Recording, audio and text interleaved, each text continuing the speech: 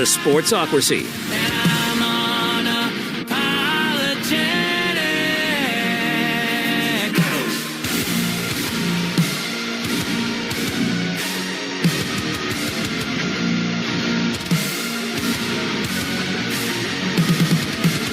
I get knocked down, I get back up. What up? We are live from Indianapolis. It is day 75 and a half. I think we've been. I don't think I even live in Asheville anymore. I think my house sold. It's They gone. just assumed I wasn't coming back. Like, he belongs to the streets now. We don't leave. This is a prison. This house is a prison, and we live here. Oh, I got to turn you up. Do that again. I said this house is a prison, and this is where we live. Is it? Your mic's turned way down.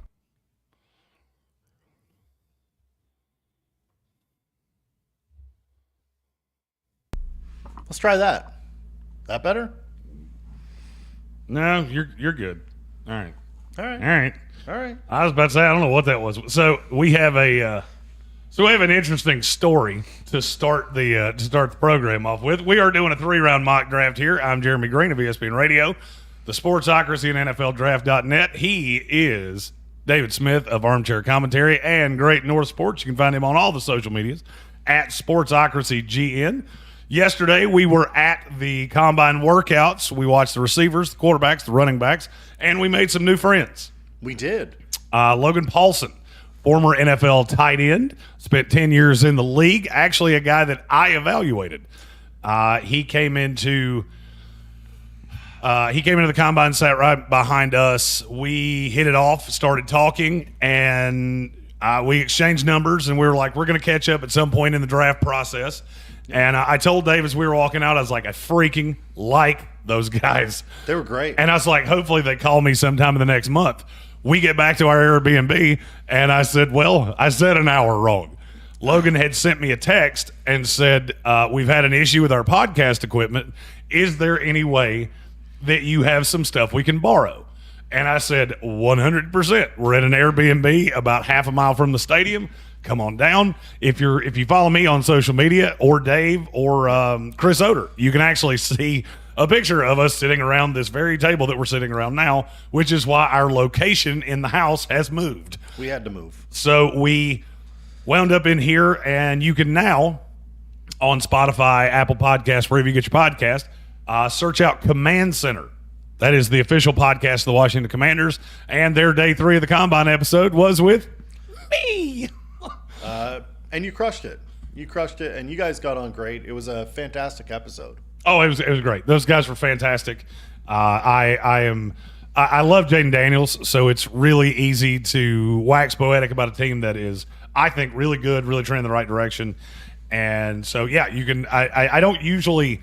It's not that I don't pub them out. I just pub them out on social media when I do things like that.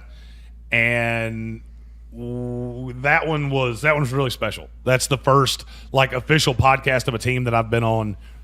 Those guys were really awesome, and it was an adventure. We were sitting in the stands. We connected with a lot of cool people here. We spent 6 hours glued to our seats. For sure. Yesterday was an aggressive day. We didn't get a drink. We didn't use the bathroom. We were parked. And to have those guys we were just chatting. You're hanging around these people for all this time, and the atmosphere at the Combine was a little bit different this year. More fans.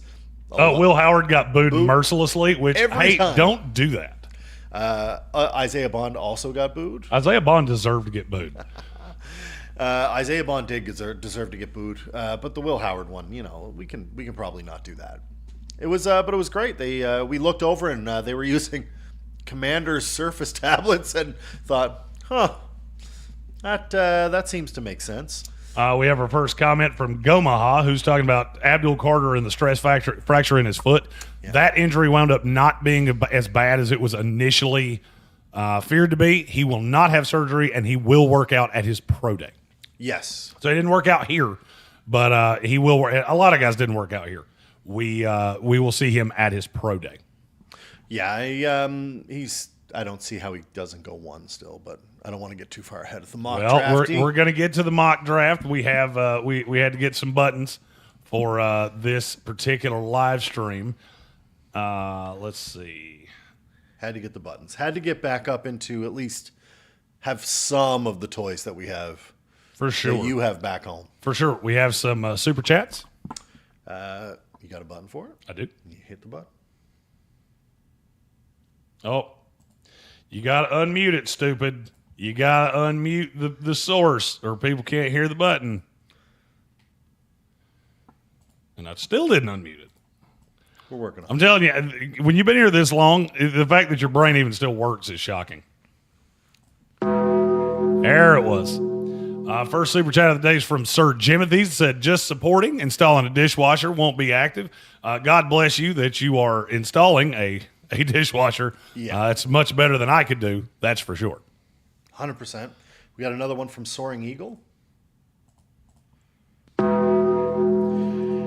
Says SF, okay, so you're telling me you didn't want to trade Brandon Ayuk a year ago when you were negotiating, but now with a dead cap charge, you're open? So that's one of those funny stories that people have kind of run with because I don't feel like some of the national guys did a good job of explaining it. They were not open to trading them both. They were trading one of them. There was a point in this week where it didn't look like they were going to get anything more than a 5, and they had to take the contract on Deebo Samuel, so keep the dead cap and all those different things. Washington agreed to take the contract on. They were willing to trade either one. Yeah. It was either Ayuk or Deebo. They did not like the way that those two were playing together. They really wanted it to be Deebo, but they were open on Ayuk. Ayuk will not be traded unless something drastic changes. Pretty cool moment having Commanders news with the Commanders. We broke it to two guys that work that work for the team. That was super sweet. Super sweet. Now, one of them did know it. Yes. Logan is a scout, so he had not quite been informed of that, and it broke, and we went, hey, new receiver for you, bro. He said, oh, what? All right, so we're going to try to keep up with the chat, so I'm just going to tell you how we're going to do this, all right? We are going to go 1 to 101. 3-round mock draft, every team. We're going to talk about every player. Then I'm going to cut these up into 3-round mock drafts that we'll put out next week. I am doing the ESPN radio show by myself next week. So the first round will be tomorrow's show. Yep. Tuesday through Friday I will be doing SoCon. No, well, that too. But I will be doing division by division free agency previews. Yes. So half of the show will be the AFC East per se, and then the second half will be the NFC East, and that'll be by myself. That will also be pre-recorded, and then a week from tomorrow, Tank and I will be back in the same building at the same time. I totally forgot he had to go to Washington. He's lobbying congressmen and shit, so He's a little busy. He's got stuff that does not involve, being with me and talking about sports.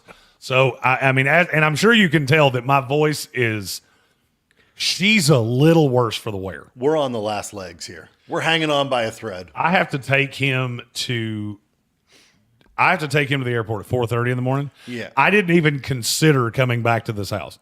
I will drop you off at the airport, and that Parks Ford mobile studio will be in 8th gear It's to gone. get back to Asheville, North Carolina. Absolutely.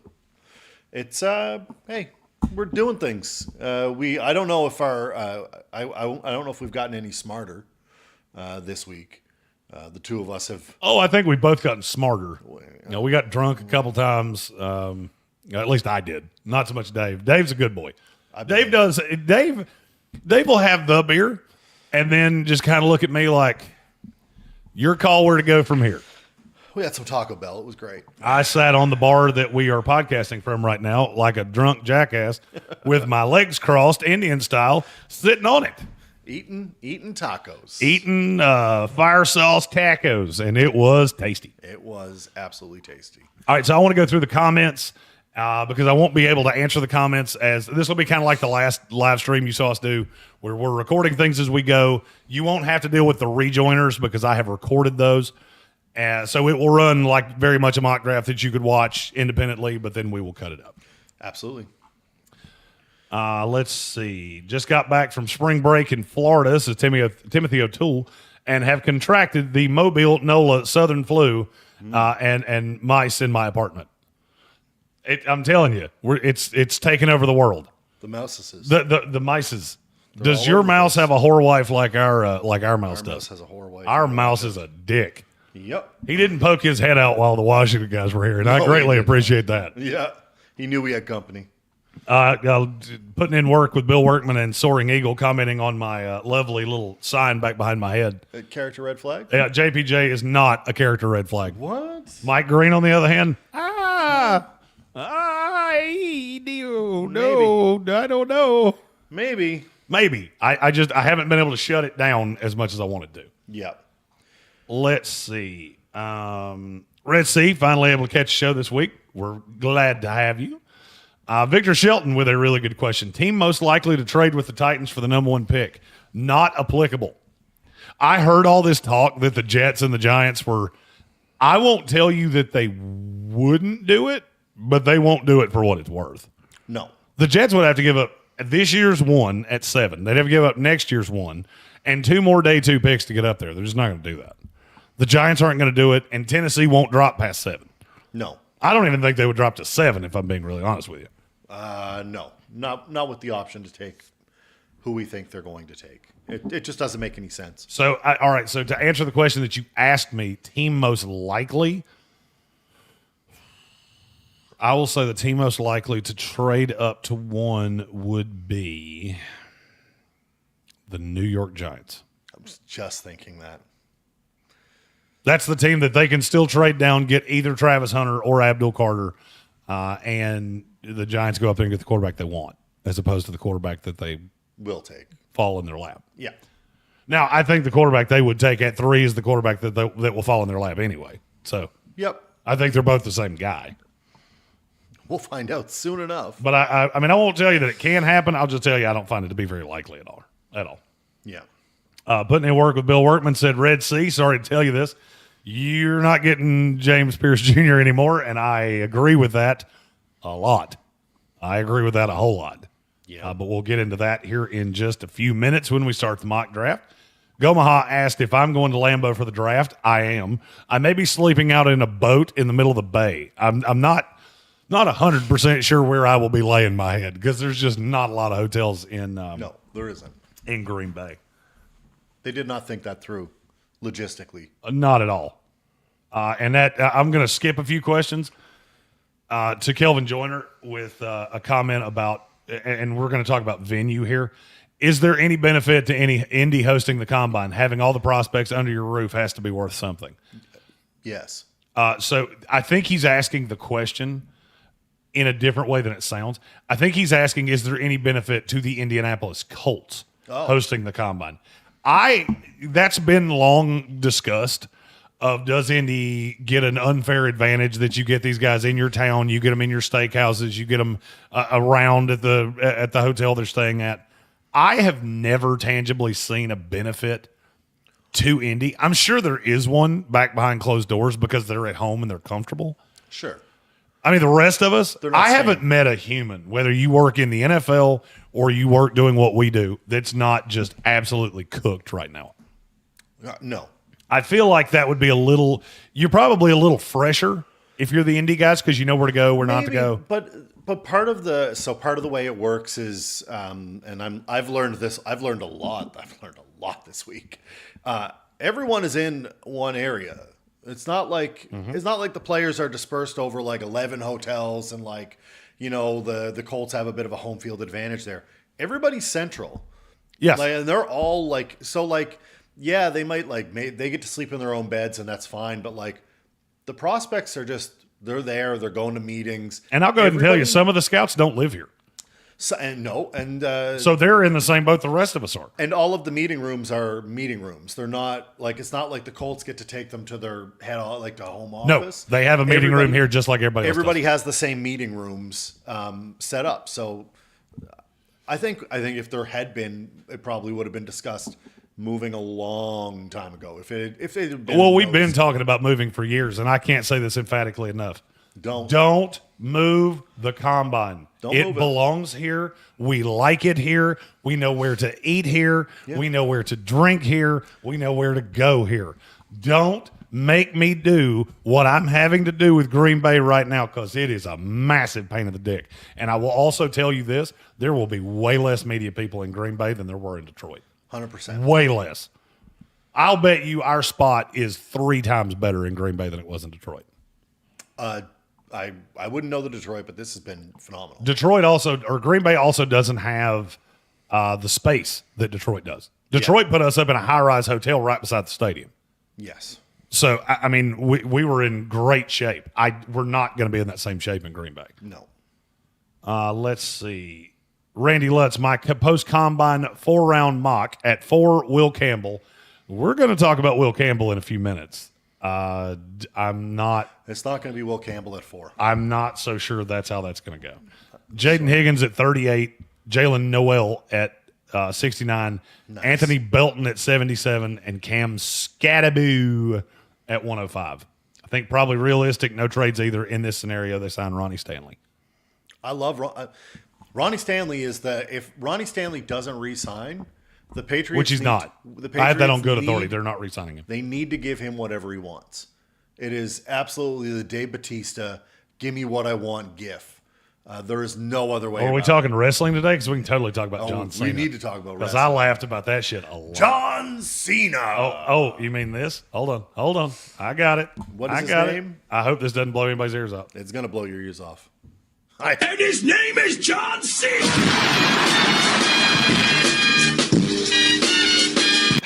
You can't see me. Unfortunately, this guy who doesn't watch wrestling 100% saw that going exactly how it went about 5 minutes before it did. Yes, we called that pretty well quickly. So. But we'll make jokes about that as we go along. Randy, I think that's a solid mock for your Patriots. I can tell you mine does not look that way, but we'll get into that here in just a few minutes. Eric Miller said, shout out to Tank and Mark doing the Lord's work, trying to talk the government into doing something. I just hope it doesn't end like the last meeting that happened in the Oval Office. That would actually, that's a lie. I kind of do. I kind of do. I kind of do hope it goes exactly that way. Tossed out. Tank winds up in a shouting match with Donald Trump. I think that would be good for the furtherance of the show. Yeah. Let's see. Timothy O'Toole said he popped his cherry yesterday. First sports bet placed ever. Tennessee to draft with the first overall pick. I'm going to assume it was Abdul Carter. I hope so. Because that's where I'm going. Let's see. Randy Lutz. Or no. Go Donnie. Apologies. My chat's jumping like crazy. Yep. Red Sea. Jeremy, did you get the chance to meet anyone from Arizona? I met a couple of their scouts on the concourse at Lucas Oil. I've had a chance to talk to somebody from practically every team since we've been here. I'm not going to tell you that I have a great idea where every team is going. I can tell you guys that each individual team likes better than I do or worse than I do. So that will play into the mock draft. This is going to be a super long live stream. Yes. We mentally prepared for 5.5 to 6 hours. Yeah. So it's buckle in, boys. It's going to be a minute. Get settled. Get a drink. Randy Lutz, who do you guys think has the best chance to be the first wide receiver drafted? Because Golden's up there now. I won't take him ahead of Titaroa McMillan. No. And I don't think anybody else will either. I will say Matthew Golden's too now.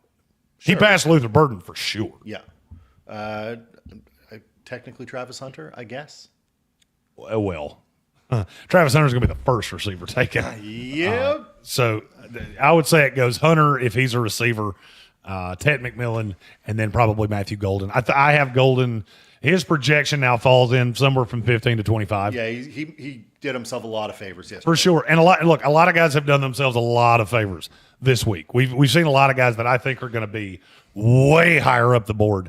This mock looks way different than the last one did, and I'm not gonna lie to you. I'm not 100% done here. No, I'm not. Like I've got places that I'm going to sound it out as we go. You're going to hear my thought process. I've never done a mock like this, but I'm pretty excited about it.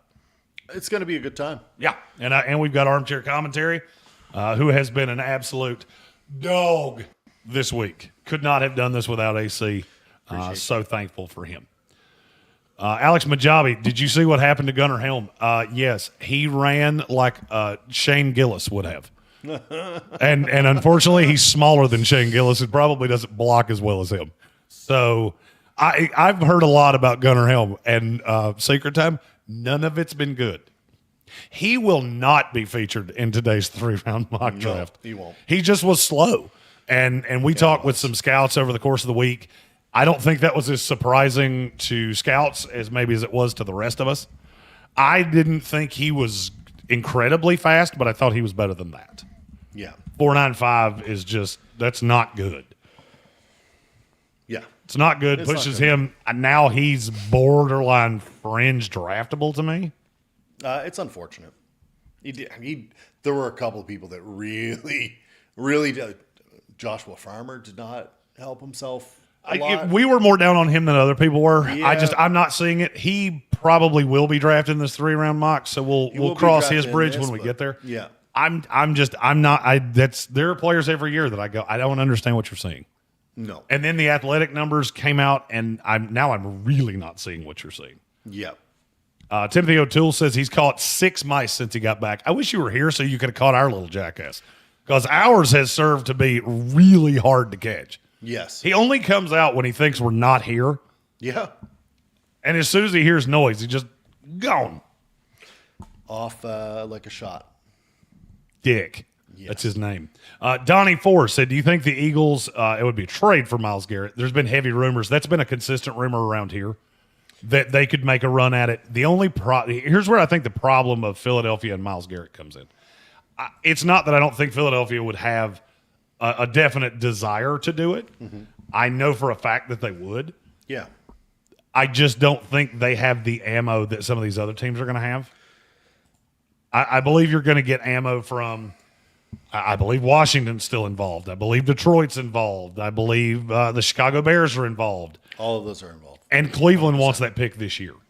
Yeah. They're really high on this draft class. So Their cap space isn't great either, and they'd have to take on some contract here. So we'll see. And yes, there is somewhere there's a connection with Armchair's camera that it kind of lapses in and out from time to time. We're doing the best we can. It has a motion sensor, and I think the sensor may have gotten scratched in transport, so Yep. it's not picking him up, and it shuts it down. Look, we're both here. As long as he can hear us both, that's the main thing. I'll be in and out, but I'm here. Yes. We weren't removing this setup. Hell no. Again. The next movement of this setup is to go into my luggage to go back to the Tar Heel state. That's right. And I'm not going to lie. AC, I love you. And this has been great. I'm very much looking forward to that. We're both in the same boat, brother. I have not seen my wife And my wife. in the 8th day. It's great lonely. Oh, almost got a spit take. Yeah. Almost got I was trying, damn it. I was trying. We almost got one. Putting in work with Bill Workman said Indy should be the home of the combine forever, for sure. Yep. I am going to have a shirt made that I will be wearing over the course of time that says keep the combine in Indy forever. This is where it should be forever. I agree. Rady Lutz, talking about Indy having a home field advantage here with the combine. I would think there's obvious home court advantage in ways of like avoiding red flags or hearing small stories just by knowing people that know people that work at these hotels or restaurants. So it's funny you should say that. There are 4. Yes. There are 4 restaurants that all of us go to. Yep. You could literally tell these people that you were the one that killed Jimmy fucking Hoffa, and it would not get out of this building. Nope. It is a beautiful thing that we see a lot of stuff, but you're never going to hear us talk about it. Mm-mm. That's how you get excommunicated. That's how you get uninvited in a hurry. For sure. That's how you next year, not so much. Yeah. I think actually before we get like really pumping, I'm going to switch the cord on your camera. I think that's the problem. Yep. All right, you answer some questions and I got to get back caught to where you are. Oh. Brad Presley, do you have any idea if the Colts plan to bring in a veteran QB or draft a QB to compete with Anthony Richardson? Yes. Yup. Yep. L.A. Knight. Yeah. Definitely. That's without question. They need to. Anthony Richardson is not the answer, or at least potentially not the answer. Do you have any faith that the new Titans front office will have a productive draft from Victor Shelton? I mean, I think they've been around a lot. they are everywhere. Anywhere we look, they are present. All right, we're gonna scoot you down. Yep. This corner. Yep. They're in the building, and we see them all the time. I've seen Mike Morganzi about 57 times. It's been impressive. It's been good to know because it means we can always find out where they're going. But they're everywhere. I have literally seen Mike Morganzi about 60 times. Yeah. I didn't know who he was at first. Yep. Then I saw him at the podium, and I went, "Oh, that's who that guy is." It's become like the old How I Met Your Mother episode where Maury Povich was everywhere. That's Yes. been Mike Morganzi this week. Yeah. It's been an adventure, that's for sure. Matthew Golden is the number 2 receiver behind Tet without question from Bill Workman. I can't say without question because I had a lot of questions about the tape on him before we were here. Yeah. I like what I've seen. I can't tell you I like that he ran fast. That's helpful. I do. I like that he ran fast. Gunner has hurt himself this combine, also from Bill Workman. Okay, now your camera has gone away entirely. It's disappeared. I'm not even white light here, so. Randy Lutz said some local Pats podcast said they heard rumors Tet's 40 may have been more like a 4.7. Did you hear that? It's obviously bad if he's not running at all. He didn't run. So no, I wouldn't judge the guys that didn't run as hard as I'm seeing a lot of people doing it on social media. You got to understand, this track was not good. It was incredibly slick. very slick, very slow. Oh, I have another one of those. Stand by. Take over again. All right. They said Gunnar Helms had an ankle injury. Bullshit. Not great. Randy asked, is Pierce hard to coach at all? I did notice that he was one of the few that needed multiple redirections on drills, including the 40. But when he got it right, he was fast. Is that his deal? Could be. Part of what it was the Ravens D-line coach? Yes. That mentioned one of the things they're looking for in the combine is not specifically the number. Like, it's great if you can run real fast and jump real high and go real long and do 3 cones well. All of that is important. But what's most important is how well do you take direction? Do you listen? Are you listening when I tell you this is what you have to do? And that's what they're looking for in a lot of the drills, like almost exclusively. Can you be coached? Can you understand what I'm telling you? It was a big deal. Look, there's a report about James Pierce that's out there right now that, they wouldn't let him play more than 3 or 4 plays in a row because they didn't trust him to be able to keep his head in the game that long. Tennessee does that with every defensive lineman they have. Yeah. And the number of people that did not know that were talking like they were super informed was enough to wholesale piss me off. All right, we have Dave back. Dave, you will have to tilt your camera down. That's probably about right. And then go to that way. There you are. All right. There we go. It changed your settings, so I will recalibrate to continue to read questions.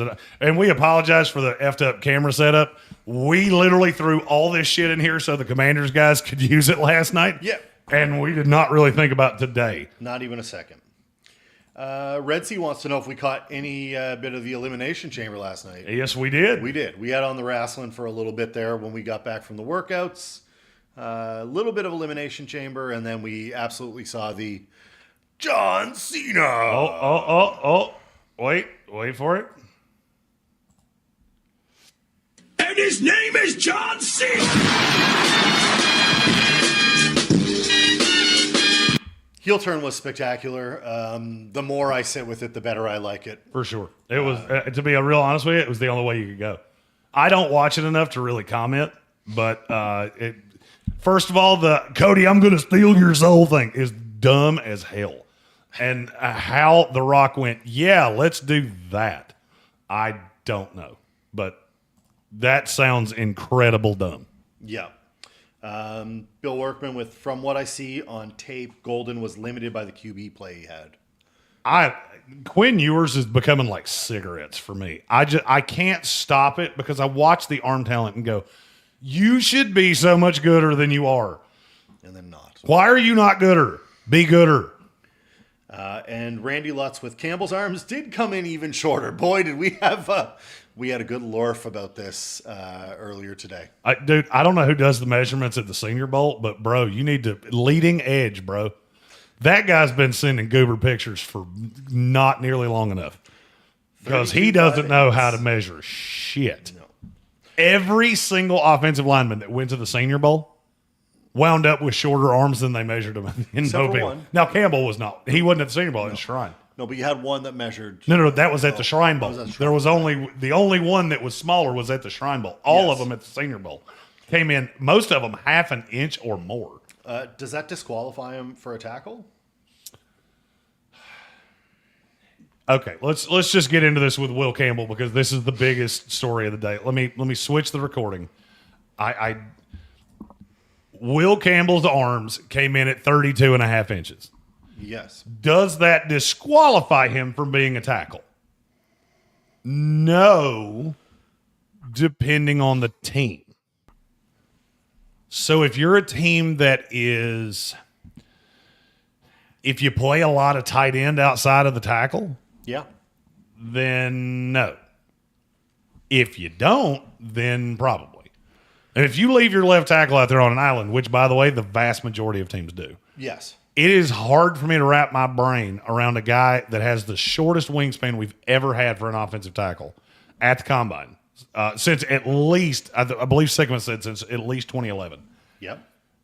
It is hard for me to believe that you're going to get there. Now, that's one side of this coin. The other side of this coin is Rashawn Slater was half an inch. Yes. He had 33 flat. Yep. So is there a possibility the team falls in love with him? You would have to have your scheme would have to be really out in front. I think he's athletic enough that teams will try him at tackle. Yeah. But I mean, none of that really changes anything for me. I know I'm going to start him at tackle. If it doesn't go well, I'm going to move him to guard, and he'll be an all-pro guard. Because I'm going to give him a year at tackle regardless. He did all right with the rest of the combine. For sure. Athletic numbers were all perfect. Yeah, he did what he had to do, knowing full well that his arms came in way under what he was probably projected to. So here's my qualm with what I keep hearing about. Well, Will Campbell can't play tackle. Okay, so we're about to have a draft with 256 players. Yes. That go. We have 32 NFL teams that have to have 2 starting tackles per team. Yes. When I did my free agency previews, I had 11 teams that needed at least one offensive tackle as one of the 3 biggest needs. You starting to see where this math don't math? Yeah. It's not like you can, this is what I told Armchair earlier. It's not like New England can go, oh, well, fuck it all. Well, there's no tackles in the draft. So this year we're going to play 3 offensive linemen and you're just going to have to agree to only rush 3 guys.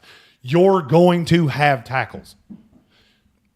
At some point, what I can't wrap my brain around is even a short arm Will Campbell is exponentially better than what you're getting in some of these other tackles.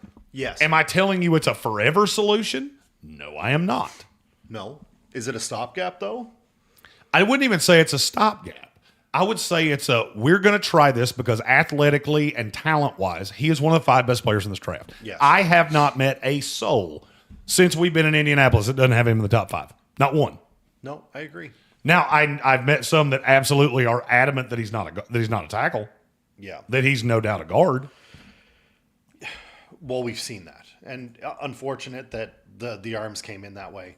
But there just aren't tackles. There just aren't. There aren't, like, you need tackles. There aren't a ton of people that you're looking at and you go, oh, we've got to have Like you're talking about the Patriots. They need a tackle. For sure. Oh, they don't grow on trees. They usually are quite large. That'd be For sure. That'd be a big tree. Well, I mean, and that's the thing. I've got to have a tackle. If I'm the New England Patriots, I got to have a tackle. Okay, so you tell me. I'm going to go up and down the measurements from today. Hey, Armin Membu. Yeah. He's not a left tackle. Nope.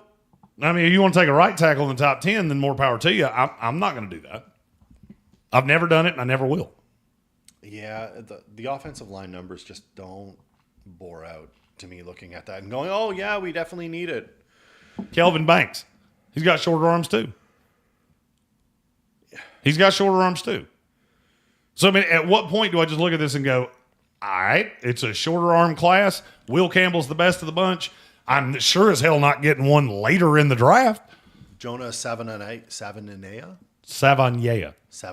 33 and 7/8 arms. He's a guard for me anyway, though. I prefer him at guard, I should say. He can play tackle. Which is just funny because they have him pegged as a tackle.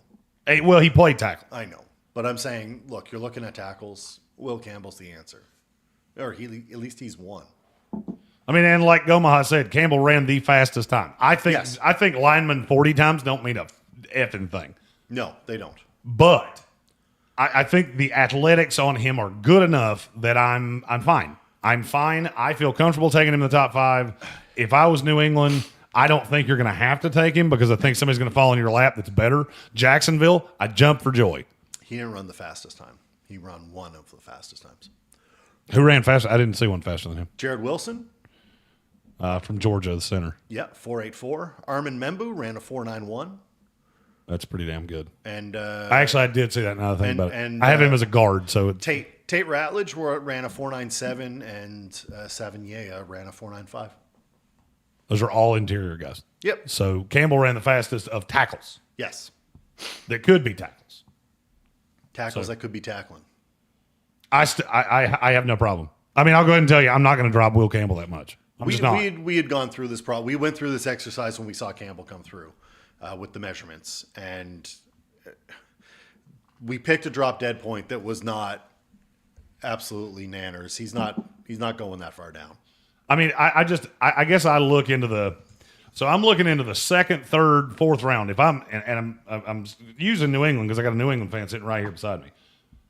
You have to have 2 offensive tackles, fact or fiction. Fact. All right, you get Ronnie Stanley for the left. Who the hell are you planning on playing on the right? Membu will be gone. Banks will be gone. Campbell will be gone. Simmons will be gone. Now you're getting Connerly will be gone. I wouldn't want to play him on the right anyway. Now you're getting into Wyatt Millum, which I don't mind him on the right side. I think he could be a guard too. Ariante Ursery, who I think is really raw. Yep. But, okay, and he may end up being a guard too. Ozzie Trapillo, Anthony Belton, and that's if you're willing to use your second-round pick. If you're not willing to use your second-round pick, it gets ugly in a hurry. It gets real ugly. This tackle class is not as good as we thought it was. No. Because so many of these guys could end up being guards. I'm looking at so I haven't updated all of my rankings yet. I'm looking at the top 10 players, according to Draft Tech, that are offensive tackles. Yep. 1, 2, 3, 4, 6 of them would be better as guards. Yeah. So at what point does the talent outweigh? I mean, I get them having to take them in the top 5, but still. They'll end up spending money on someone they don't want to, who won't be a better solution. And that's where all of this is. We talked about that on Command Central last night with the Washington Commanders. Yeah. You have to fill slot, and you have to use all of your assets, whether it's your money, your draft picks, whatever the case may be. Yeah. You have to find the best way to make the best team possible. Will Campbell, for me, is going to be the best solution at tackle for one of these teams. Yeah. Because there's too many guys that I don't believe in to a very high level that are free agents. No. All right, Ronnie Stanley, that's the best of the bunch. Yeah. He's had injury issues for years. Yes. By far. Cam Robinson. Really? Yeah, you're telling me you would rather play Cam Robinson on the left side than Will Campbell? No. Joseph Noteboom. Tyron Smith, that I dealt with last year with the Jets. Jedrick Wills. Dan Moore. Who's been a guard. Hell, Dan Moore's probably the best example of this there is. Dan Moore's been a guard for 4 fucking years. Yep. And guess what? He's played left tackle in the NFL. Has he done it particularly well? Morgan Moses. Morgan Moses is a right tackle, but I like Morgan. Morgan, please that's come good. back. Please come back to the Jets. Morgan Moses would be a great fit at the Patriots if they sign Ronnie Stanley. For sure. I mean, I'll tell you this as a fan of a team that I think is going to have a really young quarterback and we have to fix the offensive line. Yeah. If you're telling me that the worst case scenario for the Jets is at 7, we take Will Campbell, play him at guard, and slide out Elijah Vera Tucker, I'm fine. Yeah, in a good spot. I won't lose 1 minute of sleep over that. No, and you shouldn't. All right, so let's churn through the questions here with the plan of starting the mock draft at 4. Okay, you go start on the questions. Okay, I gotta figure out where we were. I saw Myles Garrett. A lot of people talking about your camera. Yeah, we're trying to figure out his camera. It's possessed by the devil. I'm gonna have to Google it here in a minute. I don't know why it keeps stopping. We run a 2-camera setup every single day, so I don't know why that's. I don't know why it's doing that.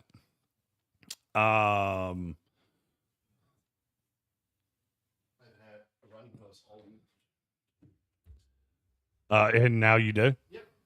Now we're recording. For sure. That's the way it goes. All right.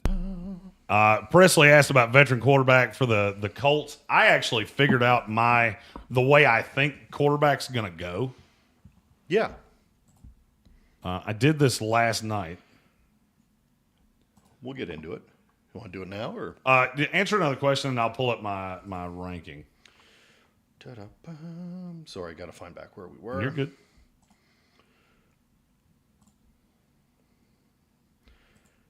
I'm actually going to go to the bottom and we'll go up. Any fun trade rumors from the Combine? There's always trade rumors at the Combine. There's a lot of guys that can be had if you're willing to give compensation. Yeah. Randy Lett says, to be honest, I do think the Pats end up with Cam Robinson. He's the guy with history with their staff. Marone drafted him. He does, yep. I think he's smart bet for adding as a free agent. As somebody that's watched him for years, and for your sake, I hope that's not where this goes. Dana R says it's a good draft to need a guard. It is a great draft to need a guard. Guard got a lot better over the last 24 hours, and tackle got a lot worse. Yeah. Randy says Belton on the right, Oweni at guard, Andrews and Strange at center, Stanley at left tackle, Campbell left guard. That line is exponentially better than the 5 turnstiles we trotted out last year. Yes. Mm-hmm. Yeah, getting better is the goal here. Well, I mean, you have to fix the offensive line before anything else matters. And they will. They'll have to. I think Vrabel's after it. He's doing whatever. Tim O'Toole says sign another guard and then keep Big Mike out at right tackle. I mean, maybe. Vrabel then can go on about building from the trenches, take Hunter fourth. I think unless it's Carter, it might be Campbell, even if Hunter is an option. I don't know about that one, Randy. What do you say? That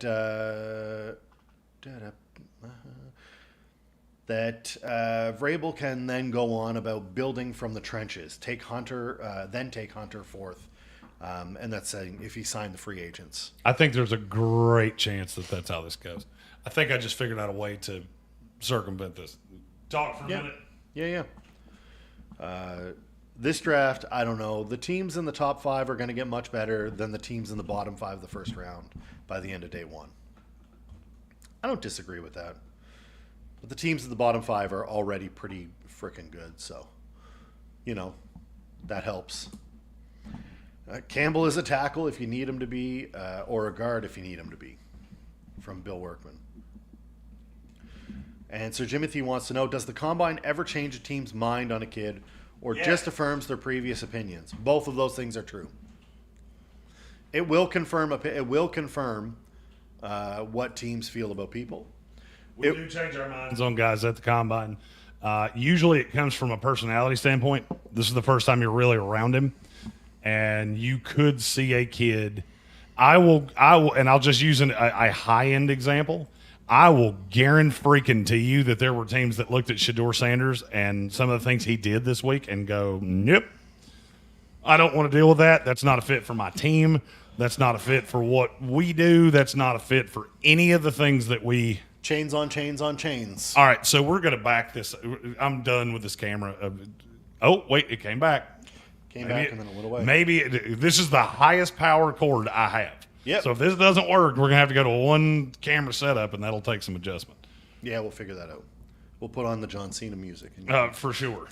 If it free, I don't know why that camera's not working. We've used that for 3 years. Yep. Well, we'll If we've learned anything over the last couple days, it's that, hey, we all deal with this shit. Everyone. That was one of my biggest takeaways of yesterday is, hey, it makes me feel better that I'm not the only one that deals with shit not working. Every single person deals with this. Okay. All right, so keep firing those questions. Eric Miller says, just let Campbell fall to Seattle. We will figure it out. For sure. Everyone. I don't think you'll fall past the Jets, if I'm being really honest with you.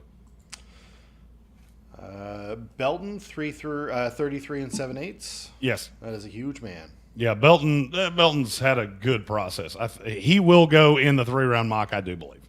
Yeah. Colts need a center fielder at safety. If Tyler Warren is gone, would you prefer Starks or Imanwari at 14? Imanwari's past Starks for me. Yep, same here. Because he's not of this earth. He absolutely is one of the people that went hard this week and way improved his draft stock. Nick Imanwari had a real problem at the combine of when they did his medical. They wanted to do a battery of tests, and when they tried to draw his blood, just this green ooze came out of him. And they don't know what it is. They sent it to the Pentagon for testing.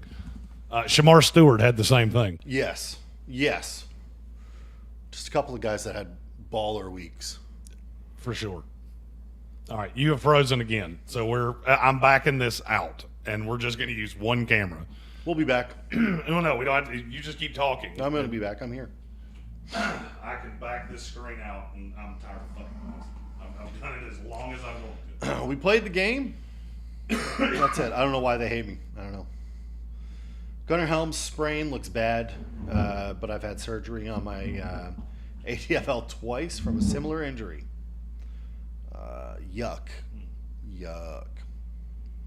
What, ACL? Yeah.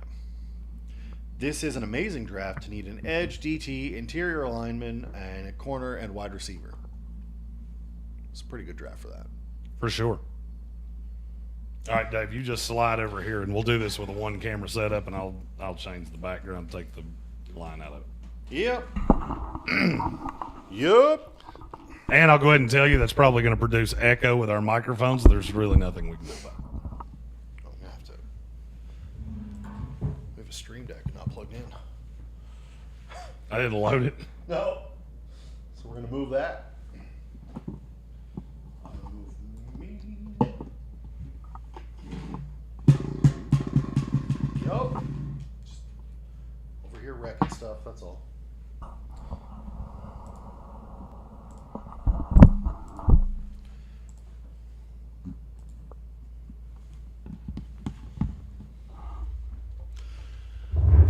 The picture on your face, that Yeah.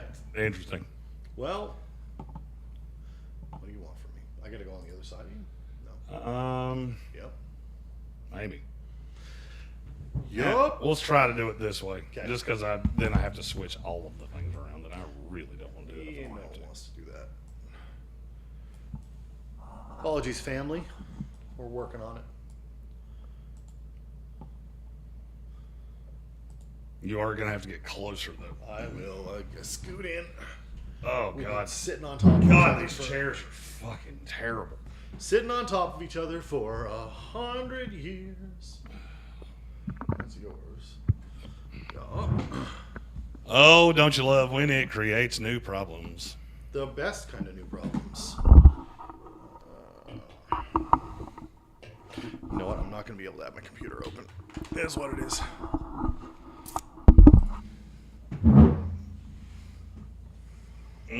You still can't be seen. No. Oh, yeah. We're going to have to back this out. All right, give us just a second. We actually are going to have to. We'll be back in just a minute. I'll play an ad right here. We're not going to play ads through this, but we'll get this reset up. Give us just a second.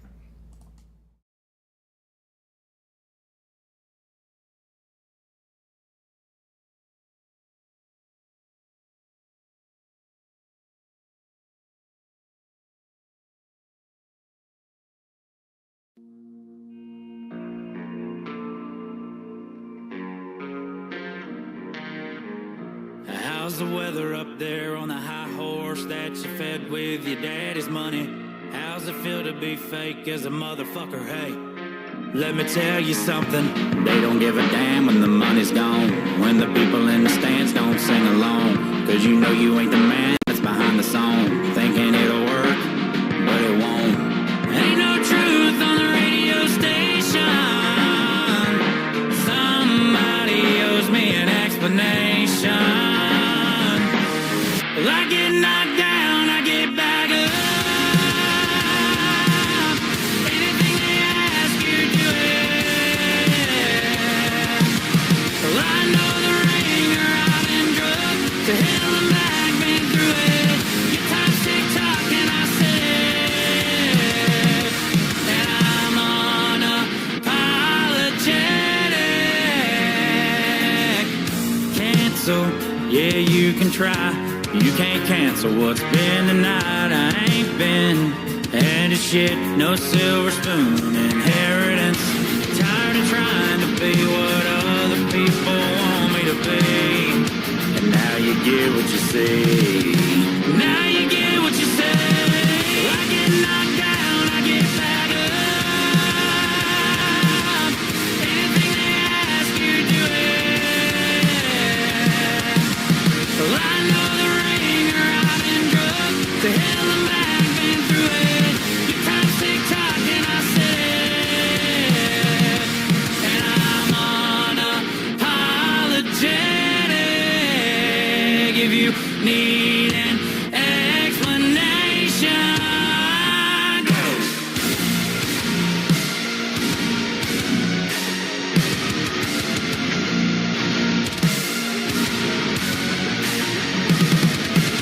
well, I get knocked down, I get back up. Anything they ask you, do it. Well, I know the ringer, I've been drugged to hell and back, been through it. Your time's tick-tock and I said and I'm unapologetic. And I'm unapologetic.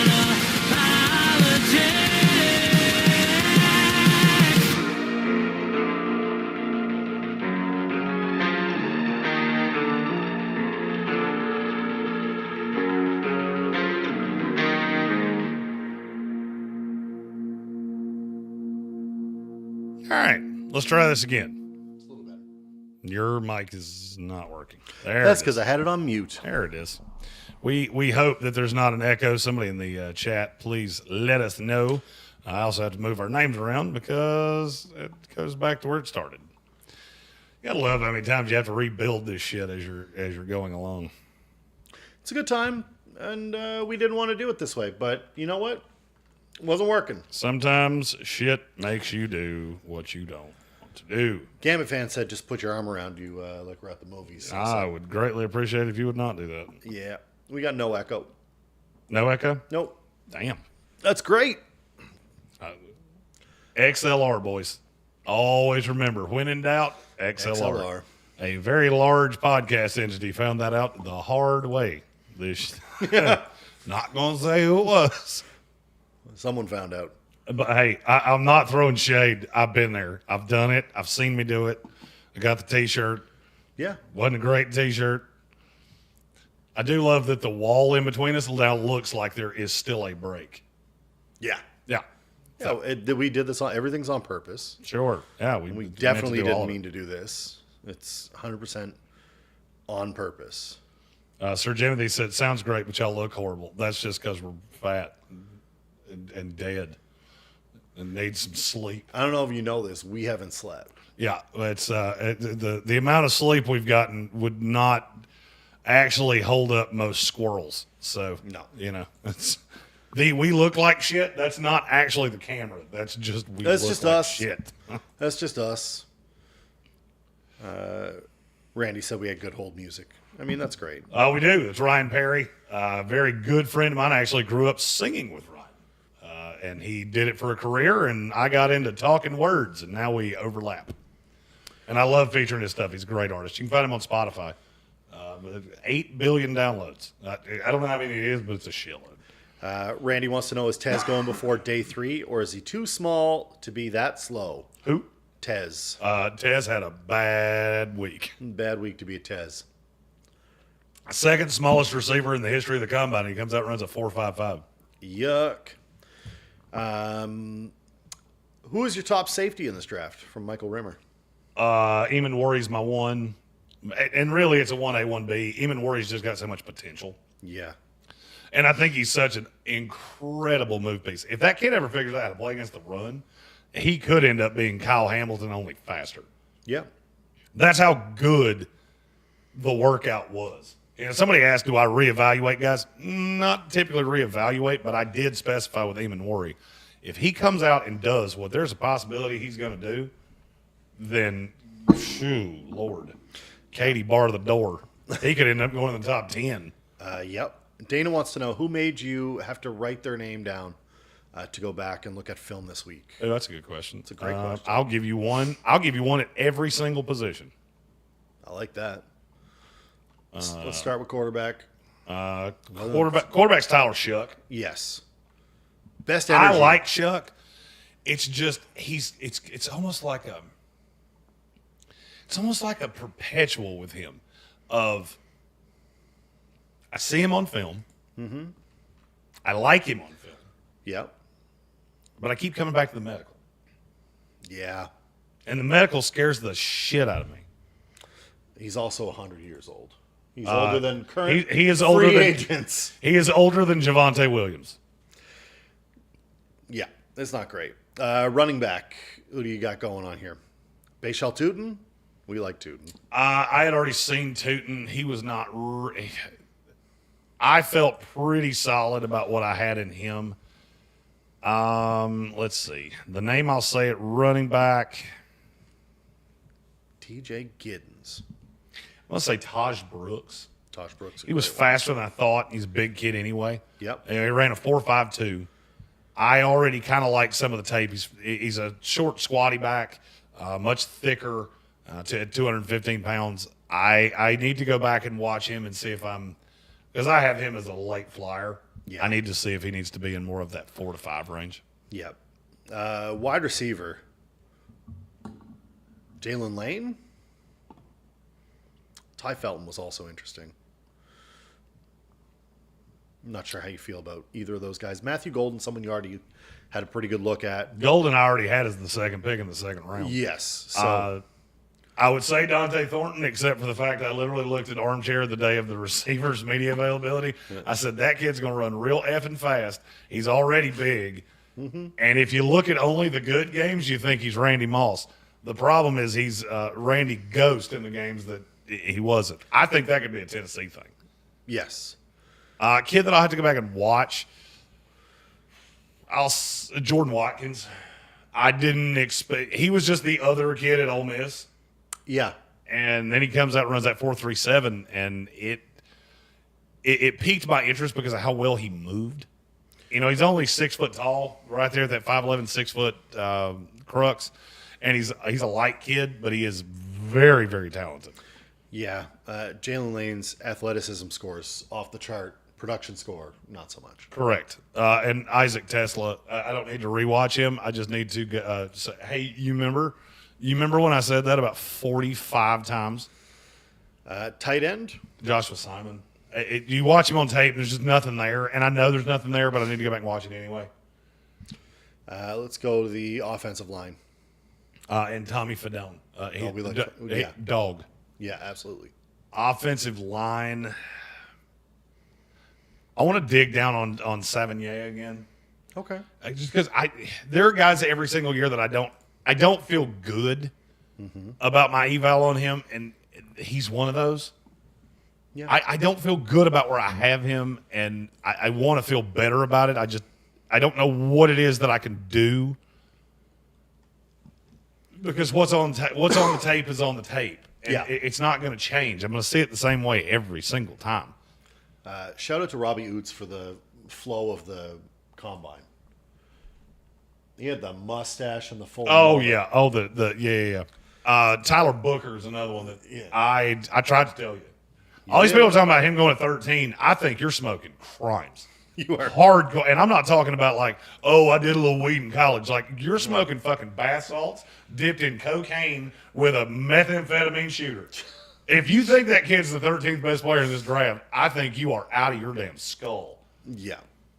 I've never seen it. Him running slow didn't surprise me. He's a dump truck. Yeah. I'm not sure I don't push him into the third round in terms of my grade. And he could be the greatest kid in the world. I might want him to marry my daughter and help my little old grandmother across the street. Yeah. But I don't want him to be my damn guard. No. What about your defensive ends, your edge, your... Defensive ends, you just got so many damn freaky talents. Tyler Barron was one that I thought he moved a lot better than I thought he was going to. Yeah, absolutely. Princely Moonmalayan on the bad side, I thought he was, I was off 2 full tenths of a second. Yeah, he might have just had a bad combine, and you'll have to take a look at the film again. Just make sure he plays fast. He could play faster.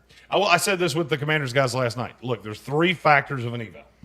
Yes. You got you have the tape itself, and Yep. that for me is probably 75% of the eval. Yes. Then you have the combine, and you have the postseason play, the Senior Bowl, the Shrine Bowl. Those probably combined for 25%. 2 of those 3 tapes are going to line up with each other. Yes. You should probably follow whichever 2 line up with each other. The thing that scares me is if what lines up is the combine and the Senior Bowl. That's a problem. Because then I go back to the tape and go, then why were you not this guy there? Shamar Stewart's a really good example of that. But his tape was really good. He just didn't finish. Yeah. So those would be my D ends. D tackle, I have to go look at Ty Robinson, even though I know what I'm going to see, which is an undersized kid that just moves well. We are getting to a place that in the league that you can do things with that. Yep. CJ West, I had a lot of people that asked me specifically about him of why were you so high on him before? So I had him, my 7? I think it's my number 7 defensive tackle. Yep. And a lot of people didn't have him in the top 10. The tape, he's good at football. There are certain guys that I look at and go, I don't know what you're looking for me to say. Why did you like him so well? Because he's good at football. We talked about that. Well, you talked about that with the Commanders guys. It's great to be an athlete. And we saw that with some of the guys at the Combine. Run real fast, do the athletic things. But you have to do this thing called playing football at the end of the day. The Commanders guys thought that was really funny. We're talking a lot about how fast these guys are. What we're not talking about is, can they play football? On a football team, it's a pretty important skill to have to play football. Usain Bolt can run real fast. Yes. He can't play football. He's probably not a good tackler. Well, he might be. I don't know. So then we get into defensive tackles, guys that CJ West. I'm going to go back and look at the tape and see if maybe I was a little under on him. Joshua Farmer, I'm still not impressed. I don't know why people are.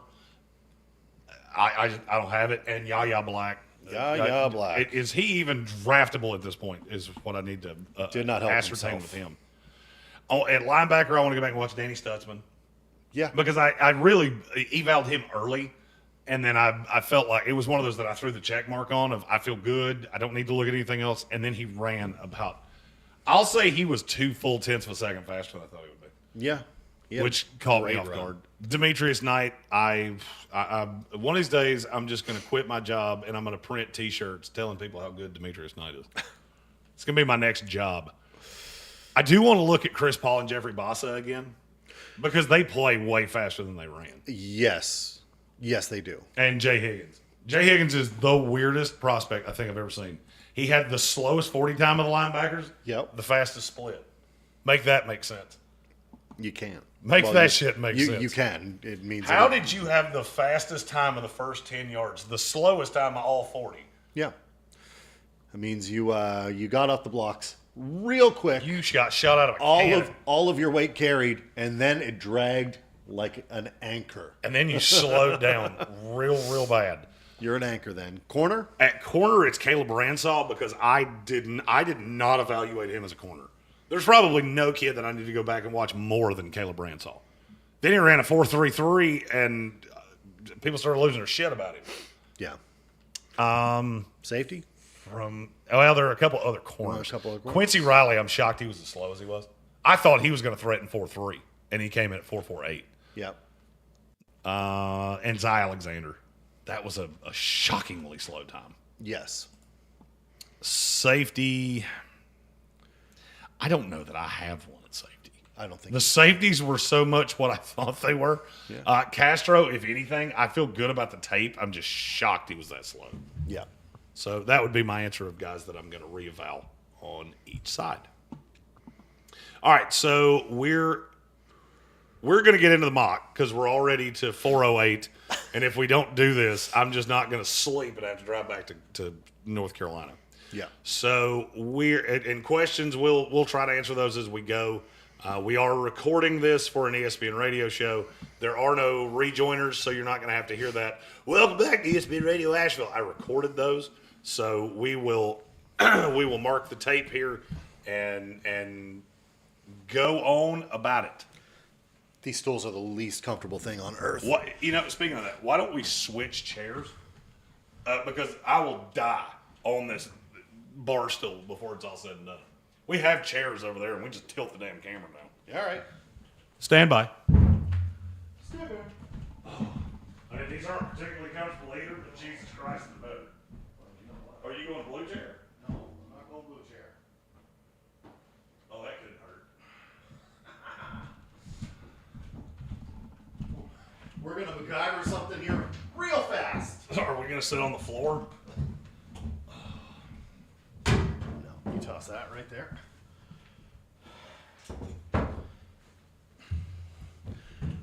Oh, that's significantly better.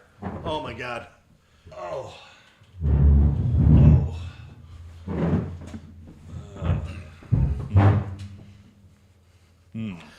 It's better. Couldn't be any worse. Could not. Why are we doing this way? I don't know. Dumb. Why don't we just switch spots? Yeah, we'll just switch spots. So I'm roping my mic across you. I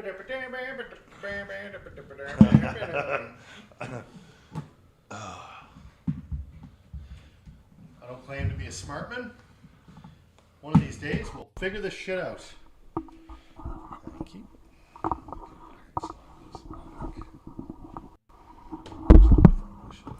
Ooh.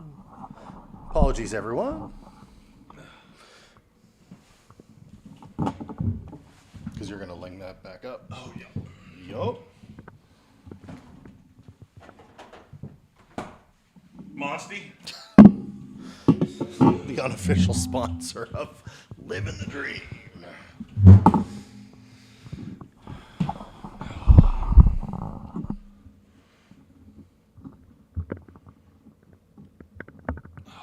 Troy Fatman says, heard a scheme is the excuse for Stewart's low stock rate, or sack rate.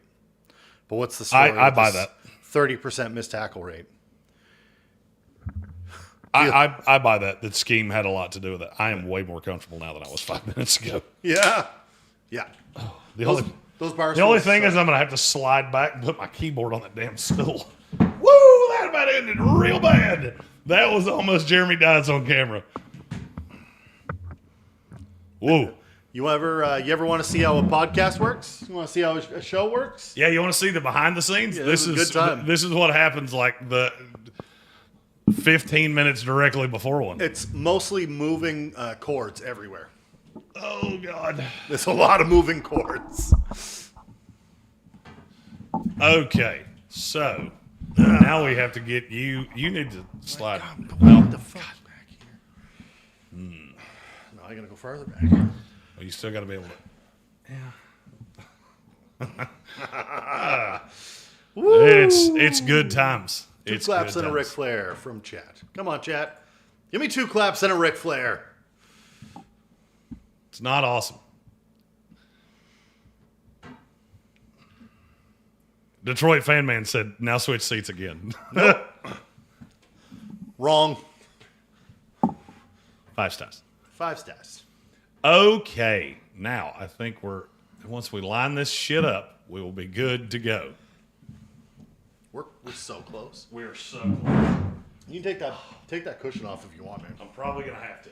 Yeah, take it off.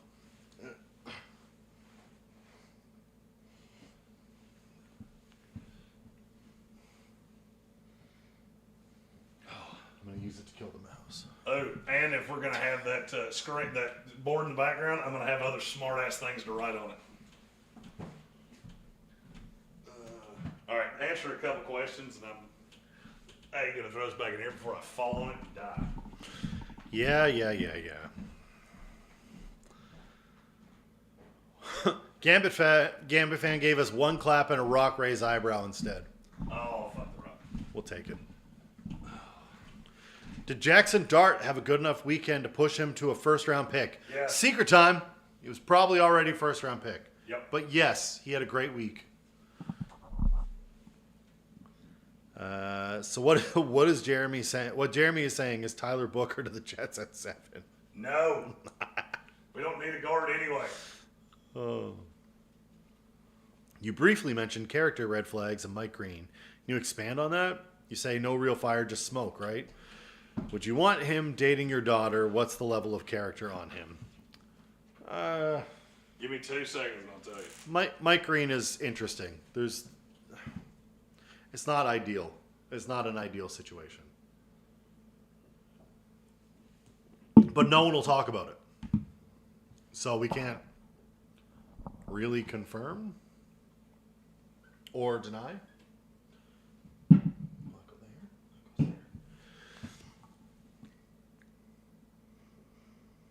Danar says, I see a little silhouette of a man. Neither of us are little. Neither. Not one little man in this place. Red Sea says, is it just me, or were the QBs outside of Jackson Dart laughably bad at the combine? Yes, they were terrible. They weren't great. I actually made the Commanders guys laugh out loud that I said there was a possibility that Will Howard found his way into the first round. They were not happy with They it. were like, I didn't, and I had to correct them I didn't say they should. I said, I see a path that it does happen. Yes. Like, you only got to convince one. There's only got to be one dum-dum. It'll be someone. Yes, this quarterback class is real bad. Okay, we're going to start the mock draft starting now. NFL mock draft coming out of the combine. A lot of things have changed and some have stayed the same. We start at number 1 with the Tennessee Titans. Team that was the most vocal all week long. I swear to God, I saw Mike Borgonzi 75 times. He was everywhere. He was almost like Waldo. It was like every room I went into, hey, there he is. I found him. You'd walk one direction down a hallway, and you'd be like, Borgonzi. Then you turn a corner, and he's there again. Got him. He shows up. He's like Beetlejuice. You say his name 3 times, and he's there. Now, through this mock where I'm going to do things a little differently than I usually do, I'm going to explain a little more about where my brain would go. Tennessee, for me, there's only 2. Yep. Because I'm going to invest the money in Sam Darnold, or if it's Aaron Rodgers, I'm going for a vet quarterback, because if this year goes as badly as last year did, Brian Callahan's getting fired anyway. Yes. You got a new GM that is not beholden to Brian Callahan. He has no investment in Brian Callahan. None. So I'm not going to draft a quarterback behind a line that I think is suspect anyway, with the intention of putting one of these young guys behind that. So then the question becomes one of 2 guys. Am I going Abdul Carter or am I going Travis Hunter? I don't think you have to think too hard about this. I think you take Abdul Carter. There has been some rumblings about Hunter maybe going first, and I can see the appeal for sure. There could be a market for it, but I think you take Abdul Carter and you say thank you very much. On to the next one. Sign your veteran quarterback and go from there. I agree with you. I believe it is Abdul Carter at 1. The foot injury is not as bad as was first thought on that day 1. And look, I think Abdul Carter is a special pass rusher. We don't see many guys like this. No. And you get into what he can give you with the pass rush win rate and just being a freak of nature. I mean, as I've previously stated, this guy basically took over a playoff game with one arm. Yes. And that was enough it was almost enough for Penn State to wind up in the national title game. So you just look at what he provides. I don't think you even really think about it all that hard. No. He is not my number one player in this draft, but he is my number one player in this draft for the Tennessee Titans. Yeah, I'm not sure how you can avoid it in this case. And he's a game breaker. He has all the skill for it. He's consistently good. And I think you don't take all too long. You won't be using the entire clock, though they'll make them sweat it out a little bit, I think. Well, I mean, we have to do that. You know, we can't make a pick quickly, even though we know exactly who we're taking. Yeah. So at number 1, it's Abdul Carter. Without question. And that opens up some things for number 2. Well, I don't really know how much it opens up. Because if I was Cleveland and I'm planning on trading Myles Garrett, of which that trade is not in this mock. I'll just go ahead and tell you. It's not in this mock because they have been so adamant all week long that they're not doing that. So for me, it comes down to, am I taking Travis Hunter or am I taking a quarterback? And I think I think they take quarterback here. I think they need quarterback. They need to build around someone. And we haven't seen, since Baker Mayfield, I guess, we've seen a lot of quarterbacks go to Cleveland, and not all of them are good. Well, Baker Mayfield, he was not a franchise quarterback for Cleveland. No, I still don't think he's a franchise quarterback. He's doing okay, but he's not Patrick Mahomes. He's not Jaden Daniels. He's not that level. No. Cam Ward will be a good fit in Cleveland, and I think that's where I would go with my number 2. Though it would be really tempting to grab Hunter. If you grab Hunter, you're giving yourself kind of an generational talent that we both agree is generational. And you're also giving yourself someone to build around completely the rest of your team. He's playing 2 sides of the ball potentially, impact receiver, impact corner. And I'd love to see him go there, but I think that they go quarterback. I'm conflicted with Cleveland. Yeah. And the reason that I'm conflicted with Cleveland is I don't love this quarterback class. Mm-hmm. I really don't like this Cleveland Brown roster as it currently sits. Nope. I also can't figure out, okay, so what are you going to do when Deshaun Watson comes back? Yeah. Are you just going to eat the $150 million, or that's the thing I can't wrap my brain around. Yeah. Is, okay, what now? It's hard because they have to make a choice there. And I don't know what the choice is. Obviously, the Watson contract is a lot of money to swallow. You would not be able to just toss it away.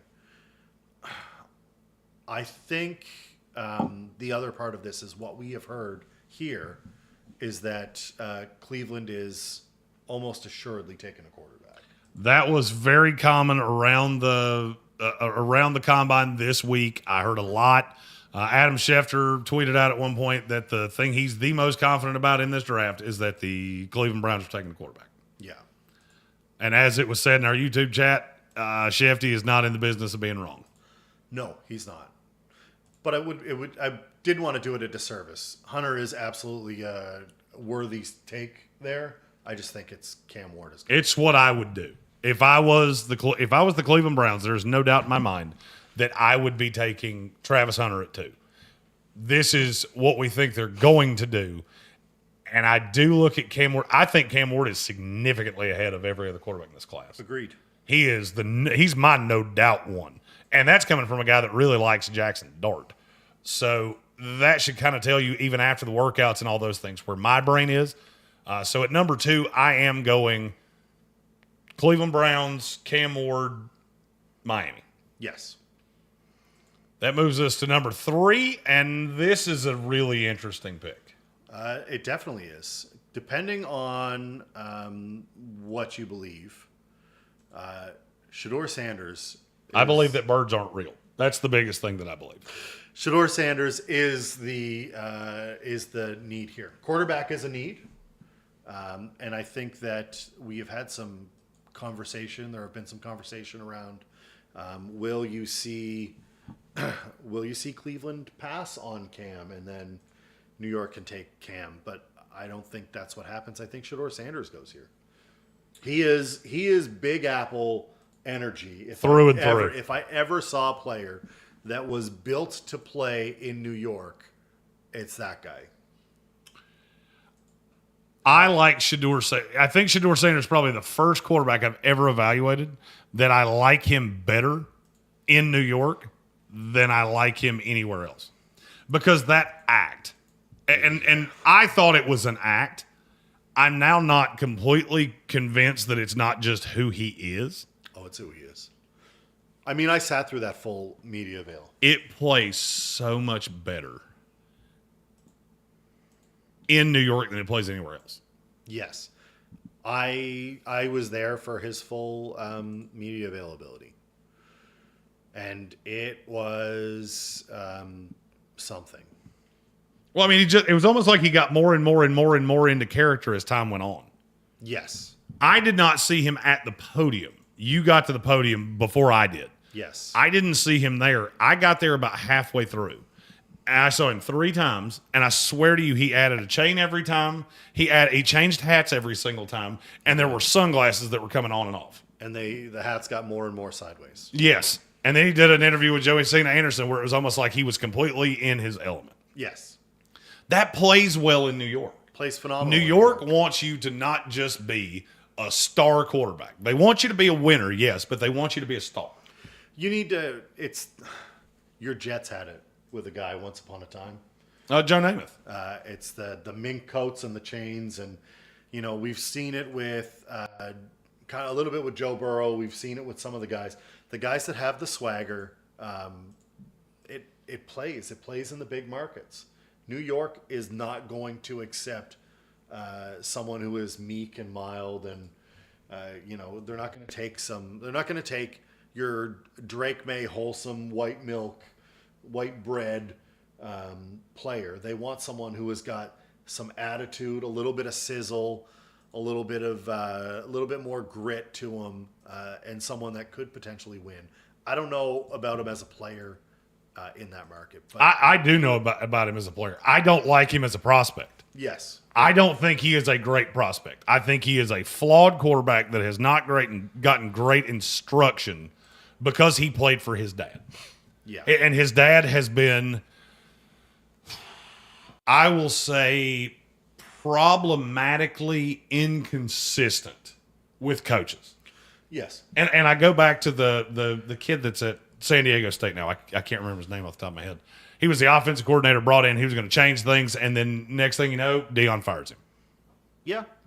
Left a MAC program as the head coach to come be the offensive coordinator at Colorado, and Deion runs him out of town in a year. I think that has made for a really incomplete prospect. And now he's coming in to be the savior of the franchise for the New York Giants, and that feels like you are already doomed before this even starts. Yeah. I agree. But I do like the fit of Shedeur. I like the fit for him way better than I do in Cleveland. Yes.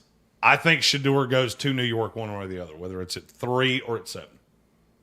Unless Las Vegas intervenes at 6. That's the only 3 locations that make sense for Shedeur Sanders. Yes. I agree completely. All right, so we're comfortable here at 3. We're going Shedeur to the New York Giants. Yes. I don't feel like we have to talk about 4 for a real long time. We don't. I don't think we do at all.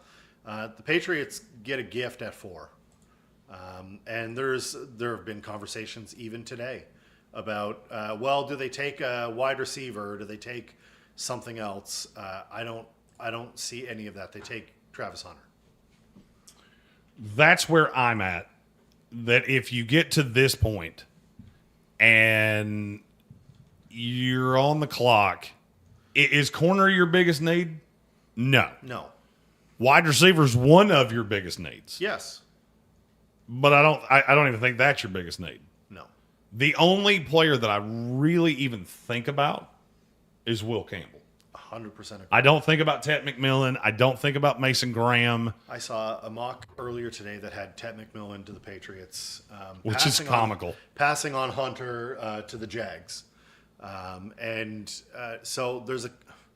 I love the idea of Hunter with Gonzo on the other side. That's nice. That's a pretty nice thing. Also, a wide receiver. The Patriots are lacking skill in so many places that it would be laughable to me to pass up someone in that kind of position. You go, why would you pass up the most talented player available in the draft just to go fit? It's a need. Well, I mean, because that's what bad teams do. Yes. You know, I've talked about this all week on every podcast, every radio show, every media availability I've done. Yep. There is a reason that you constantly see teams like the Philadelphia Eagles and the Kansas City Chiefs, the Baltimore Ravens. There's a reason that they pick in the 20s every year. Yep. And teams like the New York Jets, New York Giants, New England Patriots, there's a reason they pick in the top 10. Because you're like a dog chasing cars. You have a need, so you shoehorn a guy that doesn't fit. New England, Travis Hunter's the best player of this draft. He's my one. Yes. I know he's the best corner in this draft. I think he's the best wide receiver in this draft. And he looked me dead in the face and said, I'm playing 100% of snaps both ways. I think you let him until he can't. I think you let him start. All right, you know New England better than I do. You know Mike Vrabel better than I do. Yes. What do you think would be the snap share on each side for Travis Hunter in New England? And before you answer this, I just want to declare, I believe the answer to this is different in every potential landing spot. Yes. I think he needs to play like no less than 33% snaps on the defensive side of the ball. I will say I don't believe there is a team in the NFL outside of the Cleveland Browns who are probably the team that I feel the most certain is not going to draft him. Yep. They said they saw him as a receiver first. Yes. They're the only team I've heard say they saw him as a receiver first. Yep. I believe he would have played 85% of receiver snaps and about 40% of cornerback snaps. Yeah. I think he's playing high receiver snaps. I think you'll play no less than 75% of receiver snaps. In New England, what's the breakdown? Do you have a corner that can fill in for him defensively? This is one of the problems I've run into with this. I mean, not particularly. Okay, so that means it's 100% corner. Yeah. Because I'm looking at the Patriots roster going, there is not a soul that you put out there that's not going to be a complete sieve that teams are going to target. Yeah. I mean, it's not ideal. Now that leads you to what percentage of snaps does he play on offense? It's got to be more than 50%. I think it's right at 50. 50, I'm fine with 50. I'm good with Travis Hunter in very obvious passing situations and about half of second downs. You don't need him out there every snap. No, I don't want him out there. Look, I think the kid's in phenomenal shape. He's a little thin, but I think he's a freak athlete. Yeah. I don't want him out there in run snaps. No. And I'm not saying that I'm never going to put him out there because that's definitely a tell. Yeah. But I don't want him out there for more than a smattering of run snaps per game. Yeah. I want him out there to catch passes. Nothing else, and I'm not running behind him, ever. No. I will never run behind him. No. The corner that is lined up, Nate Brown, who used to be a co-host of mine, former North Carolina Tar Heel legend. Now he's a North Carolina Tar Heel radio legend, and he was a Philadelphia Eagle as well. Yeah. He told me a story about Deion Sanders. He was blocking Deion in a regular season game, and he went up and hit him really hard twice and really aggressively, like bulldog blocked him. Yeah. And Deion kept telling him, we don't do that here. And he had no idea what he was talking about. The third time, he just kind of shadow boxed with him and got in his way, and he patted him on the head and said, there you go, young fella. They don't pay me to tackle. Yeah. That's what I think you see out of Travis Hunter on the opposite side. Yeah, the Patriots corners are Christian Gonzalez, Marcus Jones, Marcellus Dial, Isaiah Bolden, DJ James. I think Marcellus Dial is good enough to fill in on some of those more obvious rundown. Yep. The only thing that makes me nervous is if you start pulling him off the field, I feel like that's a direct tell to quarterbacks because he's so good, especially in zone. I love Travis Hunter in zone, probably more so than anybody I've heard yet. Yep. You take him off the field, what's the quarterback going to do? You look over there and see 12's not on the field. Yeah. We're headed that way. You're not going to zero, I'll tell you that. Because I'm getting a fourth corner for most teams. Yes. Because your third corner is a slot guy. Yep. Travis Hunter's not playing the slot. No, he's not. He's playing on the outside. Yep. So I think that's going to be absolutely fascinating really early on to watch how a team treats him. Number 4 overall in this post-combine mock draft, we go New England Patriots, Travis Hunter. Now we get to where the draft really starts. The draft begins in Mobile. The draft begins in Indianapolis. No, the draft begins in Jacksonville because this is the first team that I really think there's, as of right now, there is legit gnashing of teeth of who you take. Well, they need a corner, a safety, interior lineman. Do they need? They need a lot. They need a lot. They're hurt. Jaguar fans are not going to love what I'm getting ready to say. Yep. I don't believe Mason Graham is the no doubt prospect that everybody else does. His arms came in really short. His hands are really small. Yeah. And I think he's now a more specific fit. I don't believe he's a fit for Jacksonville. I don't like the fit for Jacksonville. I'm looking at that defense and what it's going to be. And I think you have – I at one time said I thought Mason Graham could play 3-4 defensive end. Yes. I don't believe that anymore. No. I think he is a no doubt 4-3 D tackle, and I think he can be a game wrecker if he's got a stud next to him. Yep. I'm not so sure he can be the stud by himself. Right. And that's where I kind of fall into issues with him. I did the Adam Gold show on Friday of last week. Every single day is starting to run together. I'm not even sure what month is this. Purple. It's all just a big combination of tomfoolery at this point. It is. And I was asked if I thought Mason Graham was a fit for the Panthers if he fell to 8, and my answer was no. I mean, could you do it? Sure, but you still need a zero tech on the inside of him. Yeah. So I mean, if you go in to try to do the same thing you did last year, and I don't see that guy. There isn't that guy. There isn't that guy. That's part of the problem. There's a lot of guys that are game wreckers that could fit there, but I don't know if you're.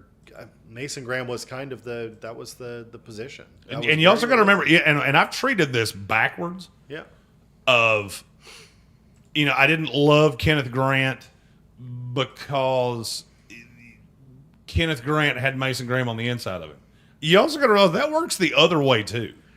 If Mason Graham had Kenny Grant on the inside of him, Jacksonville took Mason Smith in the second round last year. Was he good? No. But he's also young. You're also pretty pot committed across the board on your defensive line. I just struggle to believe that Jacksonville is going to take Mason Graham at 5. Yeah. It feels like a foregone conclusion at this point, but I wouldn't be adverse to them taking a wide receiver. Ted is interesting to me because Ted is basically a mirror image, potentially, of what you got with Mike Evans in Tampa. Yeah. For me, this comes down to 4 names. And it's the 4 highest names on the PFF big board going into this draft. I think you're about 5% Ted McMillan. Yep. I think you're about 10% Ashton Genty. Yep. I think you're about 25% Mason Graham. Yep. And then I get to the player that I think it is. What's the problem in Jacksonville? Their D-line is not great. The D-line's fine because they can rush the passer. They can't stop the run, but you invested in these 2 D tackles. So unless you're going to set it on fire. So then it's the secondary. Secondary's not good either, but that's not my answer. My answer is that your offense is so damn inconsistent that you have no identity whatsoever. They don't have an identity. Jacksonville's one of those teams that you got enough talent. I can rush the passer if I get ahead of you. Yes. Then it kind of takes away the fact that I'm not great against the run. Sure. It helps my secondary. I'm going to look to add a secondary piece later on in this 3-round mock draft. But I come back to the offense and go, I just hired an offensive coach. Yep. I just hired an offensive coach that made Bucky Irving a top 8 running back in the NFL. Yep. How did he do that?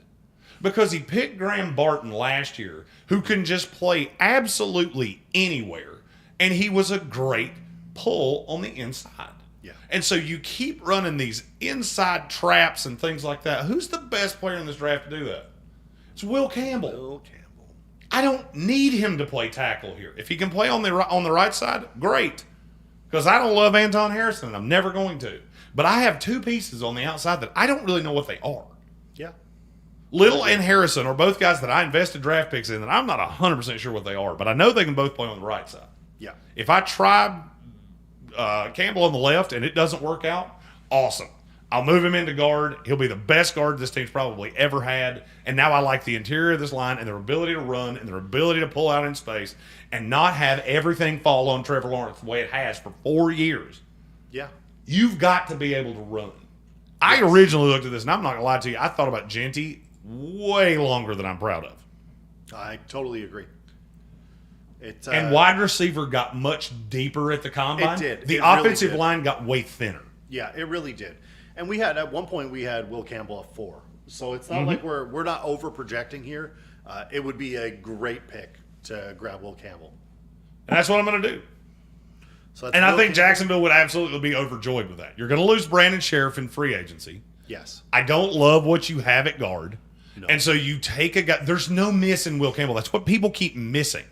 Is I'm picking at 5. The first pick of a completely new regime because I have a GM that looks like it's daddy's company and he's filling in for the week. And I got goofy Liam Cohen. Yeah. You've got to get this right. 100%. Because you're 2 bad years away from turning into the biggest dumpster fire we've seen in the NFL in a long, long time. It's a lot of talent to waste, and you got to make the most of it while you can. And look, Trayvon Walker's getting better. Josh Hines-Allen's a really good player. I like Tyson Campbell. You've still got Devin Lloyd that I believe you've got things in.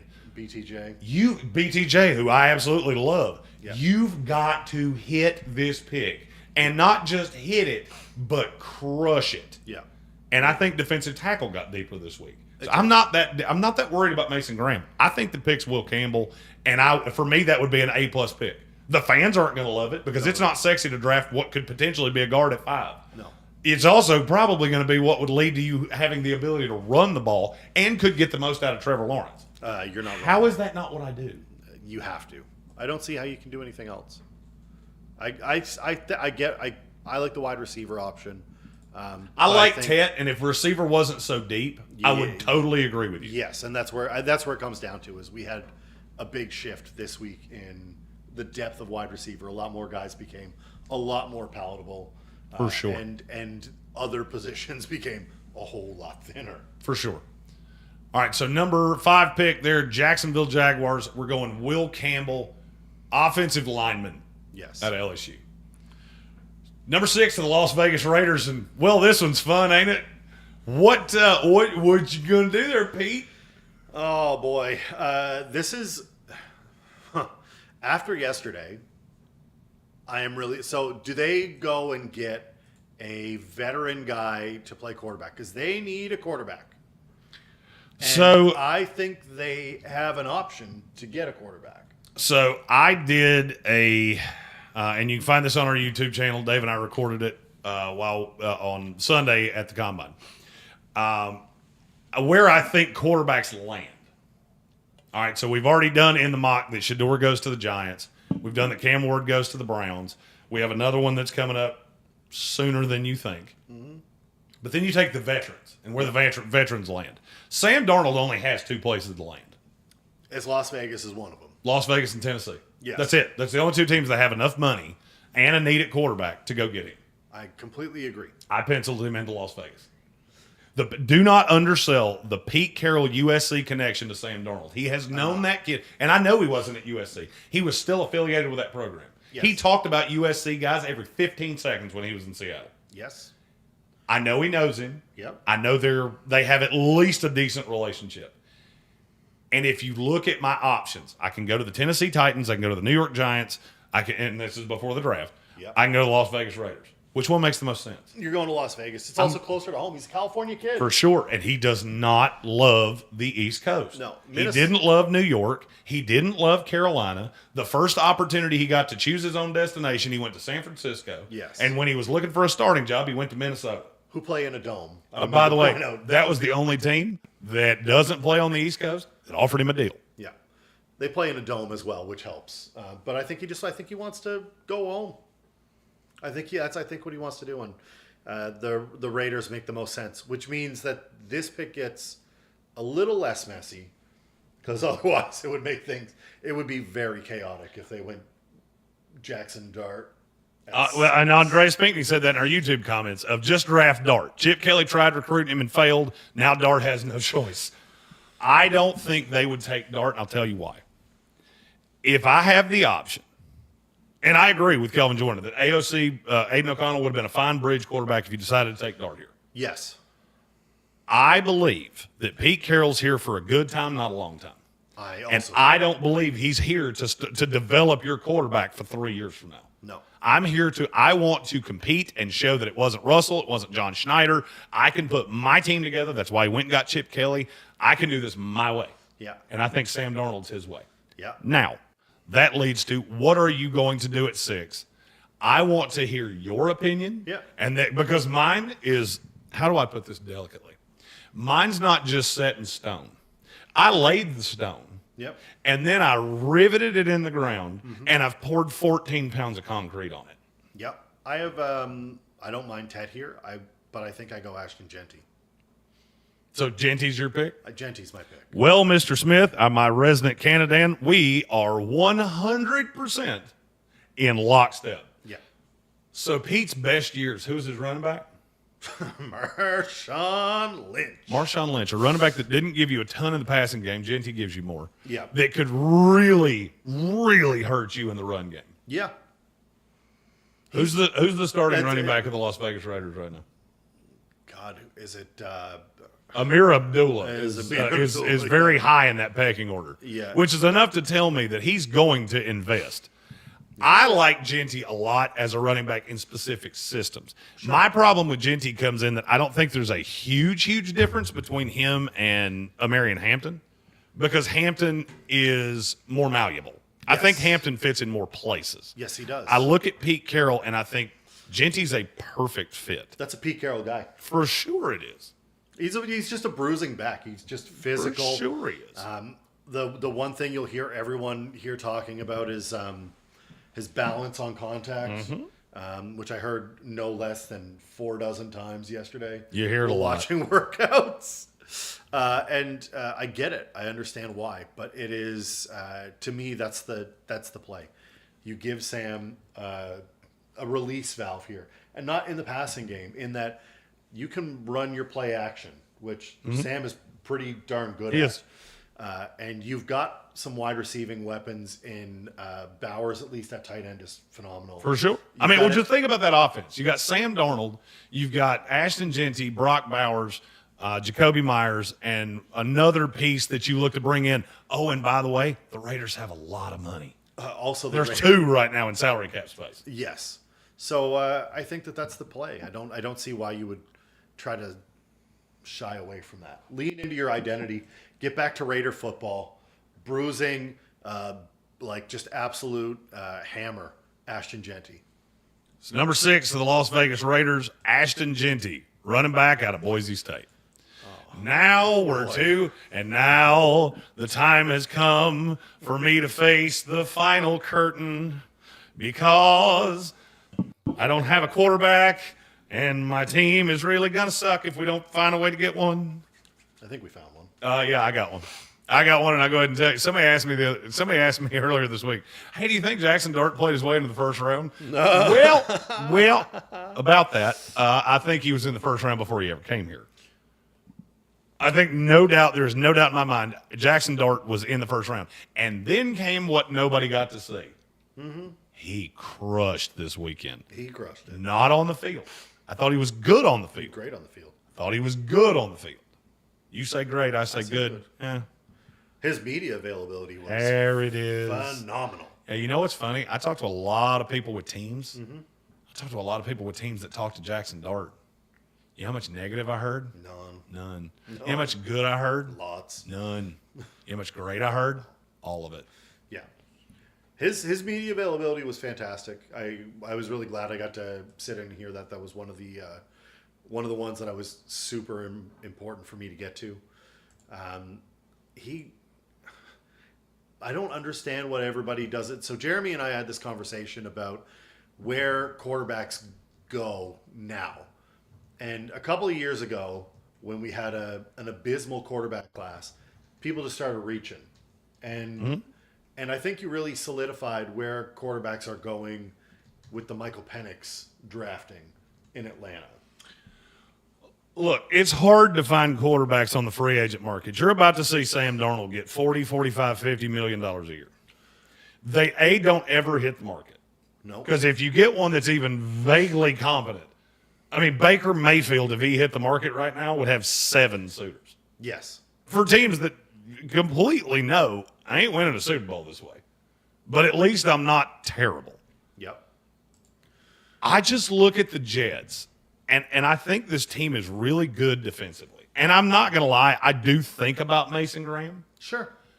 I can't, and I think Tyrod Taylor would be the starter to begin with. He is 100%. On this roster. I know they didn't want to talk about him. I know they would be angry at me for saying that, we got 53 men on the roster. I don't care. There's only a handful of them play quarterback.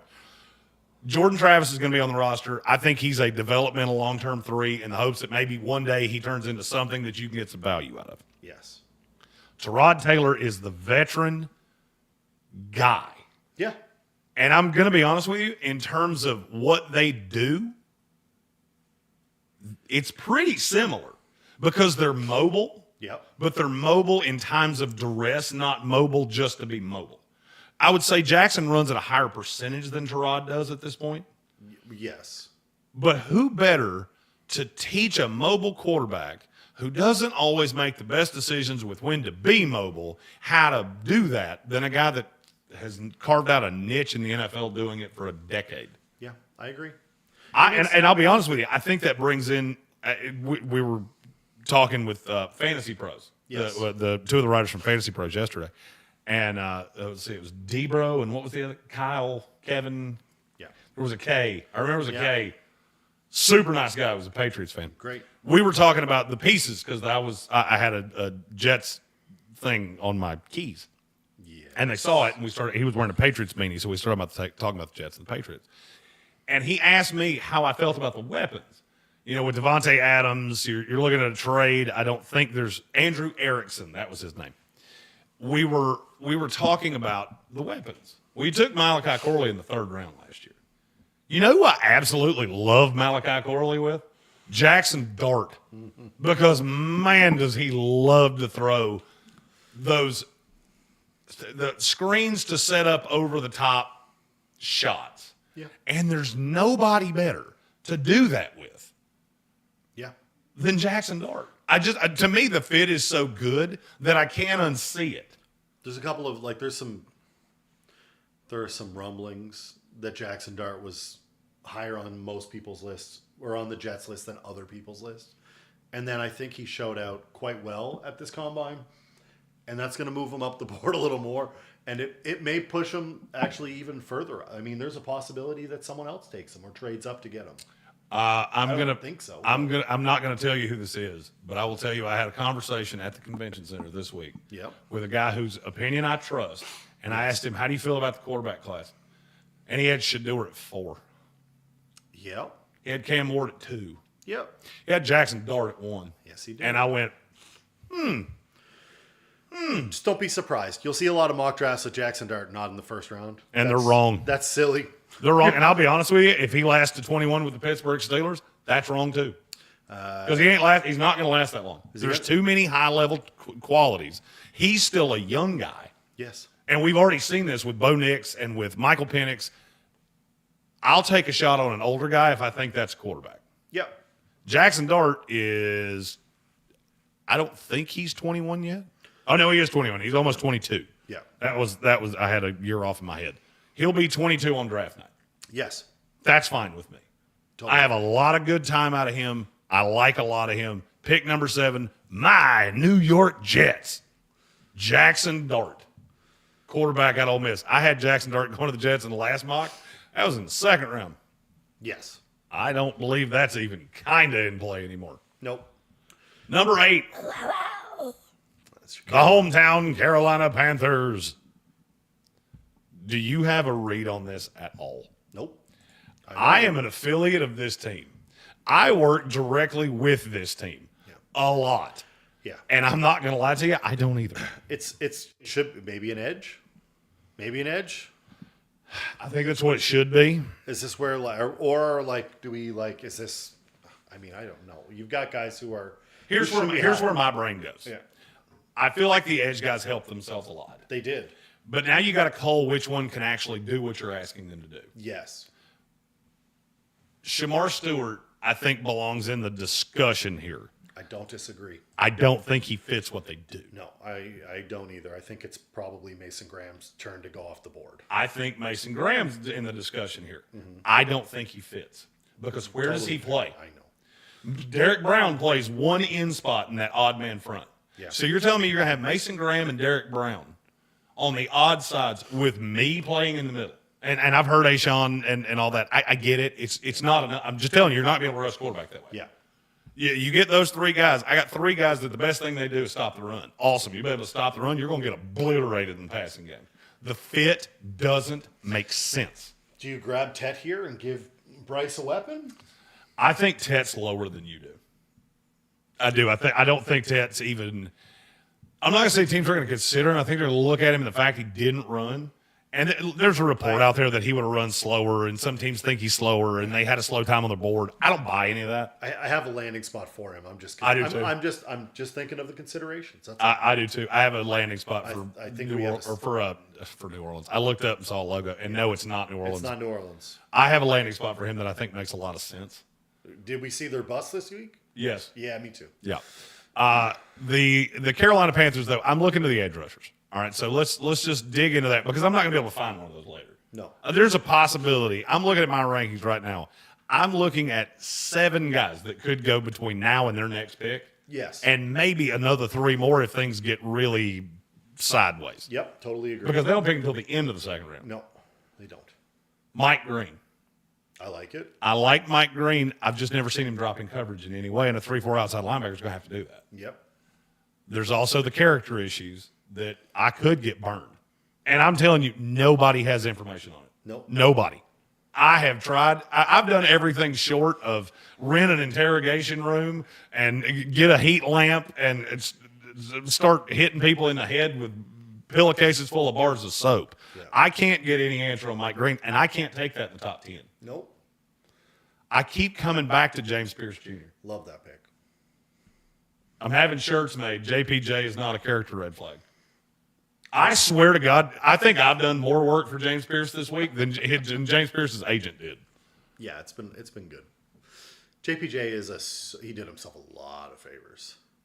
There are just very few guys that are that athletically gifted, that are this super talented. Yeah. The only really knock on him has been all of this nonsense about these character issues. I told some guys we were talking with at the workouts yesterday, I'm actually waiting to have my Jordan Schultz, Ian Rappaport fight with whoever is putting this information out about JPJ. They just won't stand up and tell me who they are. No, they won't. Which led to a really funny interaction with the Fantasy Pros guys and probably a shot that we're going to do something with them at some point in time. Yes. So I think JPJ makes the most sense because he fits your scheme better than anybody here. Yeah.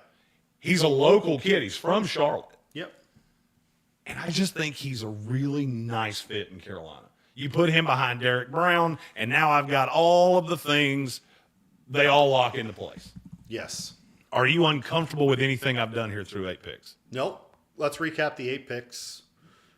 We went Abdul Carter at 1 to the Titans, Cam Ward to the Browns, Shador to New York, Travis Hunter to the Patriots, Will Campbell to the Jacksonville Jaguars, Ashton Genty to the Raiders, Jackson Dart to the Jets, And finally, JPJ, James Pierce Jr., to the hometown Carolina Panthers. Brings us to number 9. How you doing? Who dat? Look, New Orleans for me, they went from a team of, man, I don't really know if I'm going to love anything at 9. You're going to love everything at 9. This turned into a Ryan's buffet, Yep. and there's 10 players I like here. Mm-hmm. I could be convinced on Tet. It's not the spot for him, though. I agree. I don't think that's the best player on the board. Nope. I could be convinced on Tyler Warren. Yep. I don't think I have to. Nope. I don't think I have to because tight end is obnoxiously deep. I mean, when you really get into it, there are a lot of. I mean, there's only 2 stars. Yep. I think Tyler Warren is a star. Mm-hmm. I think Colson Loveland will be a star. The medical notwithstanding, I don't care. I knew he had some health issues. I just don't really care. Yep. But then I get into the pass rushers, and I do like some of them. I would rather find a way to keep Chase Young, personally. Yep. I don't Because I don't think he's done anything to deserve the great, big, grandiose, big money deal. And if I can give him another year on a prove it, maybe with a player on the inside of him that would make things a lot easier, then I'm not sure he wouldn't be inclined to do that. Yep. Also look at Cameron Jordan. I think you have those 2 things. I'm good. I don't mind the corners. I'm curious to see if they bring back Paulson Adebo or if they go get another guy. McKinstry showed me enough in year 1 that I think he can play out there. We're okay. Yep. I keep coming back to, at some point, somebody has to go, I can do it. Yeah. I can do it. Oh, he's got short arms? Don't care. Yeah. You bring me T-Rex. You bring me country strong T-Rex from L.A. By the way, Mason Graham's from L.A., and now having met him, I don't think I've ever seen anything in my life that surprised me more. I knew it, and I looked at him and went, you look and sound like you came off somewhere in Montana. Yeah. Nope, L.A. Mason Graham has to go somewhere. And I think the fit is really good with New Orleans. It's great with New Orleans. It makes a ton of sense. It also might be able to get you something out of Brian Breeze because you need somebody that's significantly more anchored. Yes. That's one of the problems I have when I watch Breeze on film is that he's not disciplined enough to be as unanchored as he is. Right. I don't dislike this at all. Mason Graham is someone that we could have had any number of picks leading up to this. The measurements didn't help. And I'm going to be honest with you, the measurements are not my issue here. No. The measurements are not my problem. The measurements are, name me the last time we had a defensive tackle go in the top 10 that was not an elite pass rusher. Yeah. It doesn't happen. It doesn't. He's so good against the run that he's going to go in the top 10. And it's not that he's bad against the pass. It's just you look at Kenneth Grant, you look at Josiah Stewart, you look at all the pieces they had. Is he really in a vacuum that good against the pass? Or is he just a really talented player that needs to be in a very specific set? I think he needs to be in a specific scheme, coached up. I'm not going to lie, I hate him with the Jaguars. Yeah. I love him with the Jets. Yeah. I love him with the Saints. Phenomenal fit with the Saints. I different levels of hate him with every other team that's not the San Francisco 49ers in the top 15. Yeah. And if he gets to the Niners, I think you're doing it wrong. I do too because I think the Bears would take him. Yes. I think the Bears would take him at 10 because there's not really an offensive lineman that I feel all that great about. Nope, there isn't. But if the Bears strike out on Myles Garrett, then, there's a possibility. Go edge rusher there. They are the next team on the board. They are. And I think you have to look at that because Myles Garrett being gone feels real. It does. The Browns didn't want to entertain it. We're going to start the next hour with talk of possibly Myles Garrett, possibly the Chicago Bears. We're going to talk about what they do at 10. That's next in the Sportsocracy. Boopity. Okay. I feel like I've been sitting on my tailbone directly for about the last 5 weeks. Yeah. All right. So do we have any questions in the YouTube chat? As if you missed the beginning of this, we're recording all of this to set into the ESPN radio show tomorrow. We're not doing the rejoiners and things. I already recorded those. Yeah. But we do have to. There's a ton, but Oh boy, rapid fire. Let's go. We're just going to start at the bottom, work our way up. Okay. Andreas Pickney loves Graham at 9 and Alec at 40. Be a happy man come Draftmas. I believe that would be a very solid start to Draftmas for New Orleans. Yeah. Who dat fam? We need hella help on the D line with Staley coming in 100%. I don't know about that. Wait a minute. Don't know what? I missed it.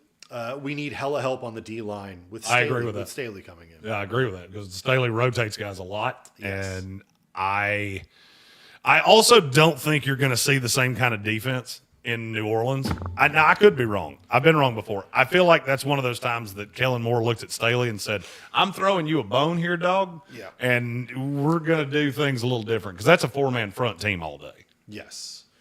Bill Butichie said I would be out on Isaiah Bond. Not only did you lie, you showed you can back up your tape. Well, I mean, you're just kind of a dumbass. Yeah. I mean, like, that's the only thing I can say about Isaiah Bond. Nobody in the history of time has ever run a 4.1940 and then stepped out there the next day and gone 4.41. It doesn't happen. You know what your times are. It's like lying to your parents. They're going to find out eventually. They pay for your shit. Yes. Like, your credit card is run through them. They know. They're going to know what you did. Red Sea mentioned that he's very uncomfortable with James Pierce going ahead of Arizona. And Dana said, I'm seeing trade back as more likely as the process goes on. For what team? Cardinals. Oh, yeah, for the Cardinals, I could see a trade back. I would love to trade back if I was the Saints. If there was somebody that was just itching to jump up and get, it would be nice if there was an offensive lineman that you wanted to jump up and get in front of the Bears. Mason Graham, if somebody wanted to get him, I'd love to trade down if I'm the Saints. Yeah. What I already thought coming in here has been confirmed. A lot of teams want to trade down. So many. Not a lot of teams want to trade up. Yeah. There's no way the Panthers don't pick JPJ or Will Johnson or Mason Graham here at 8. I agree. I like the Will Johnson fit. I'm not in love with it. Can we talk about this? We'll talk about this real quially because I know that it's important to move on. We got a lot to record today. Oh, no, we're good. We're already through it. We're already through an hour of the mock, and we can, as long as we get the ESPN show done, Yeah. it becomes all more malleable. Does New England trade Milton with all the buzz around him in the poor QB class? Go ahead. Joe Milton had one game where he played the Buffalo backups and put us in the 4 spot instead of the 1. And I think that people will really like his arm talent. I don't know if he's a starter in the NFL by any stretch. I can't say I know because I don't. I don't think he is. I kept hearing last year, oh, Joe Milton season, let's start Joe Milton, and I hated it. I thought it was dumb.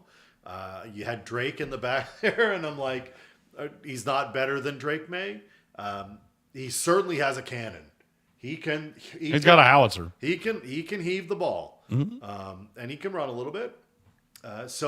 Could you trade him? Sure. I don't think you're going to get what you want for him though, because I think teams know what he is. There's no team in the NFL that valued Joe Milton as a starter 1 year ago.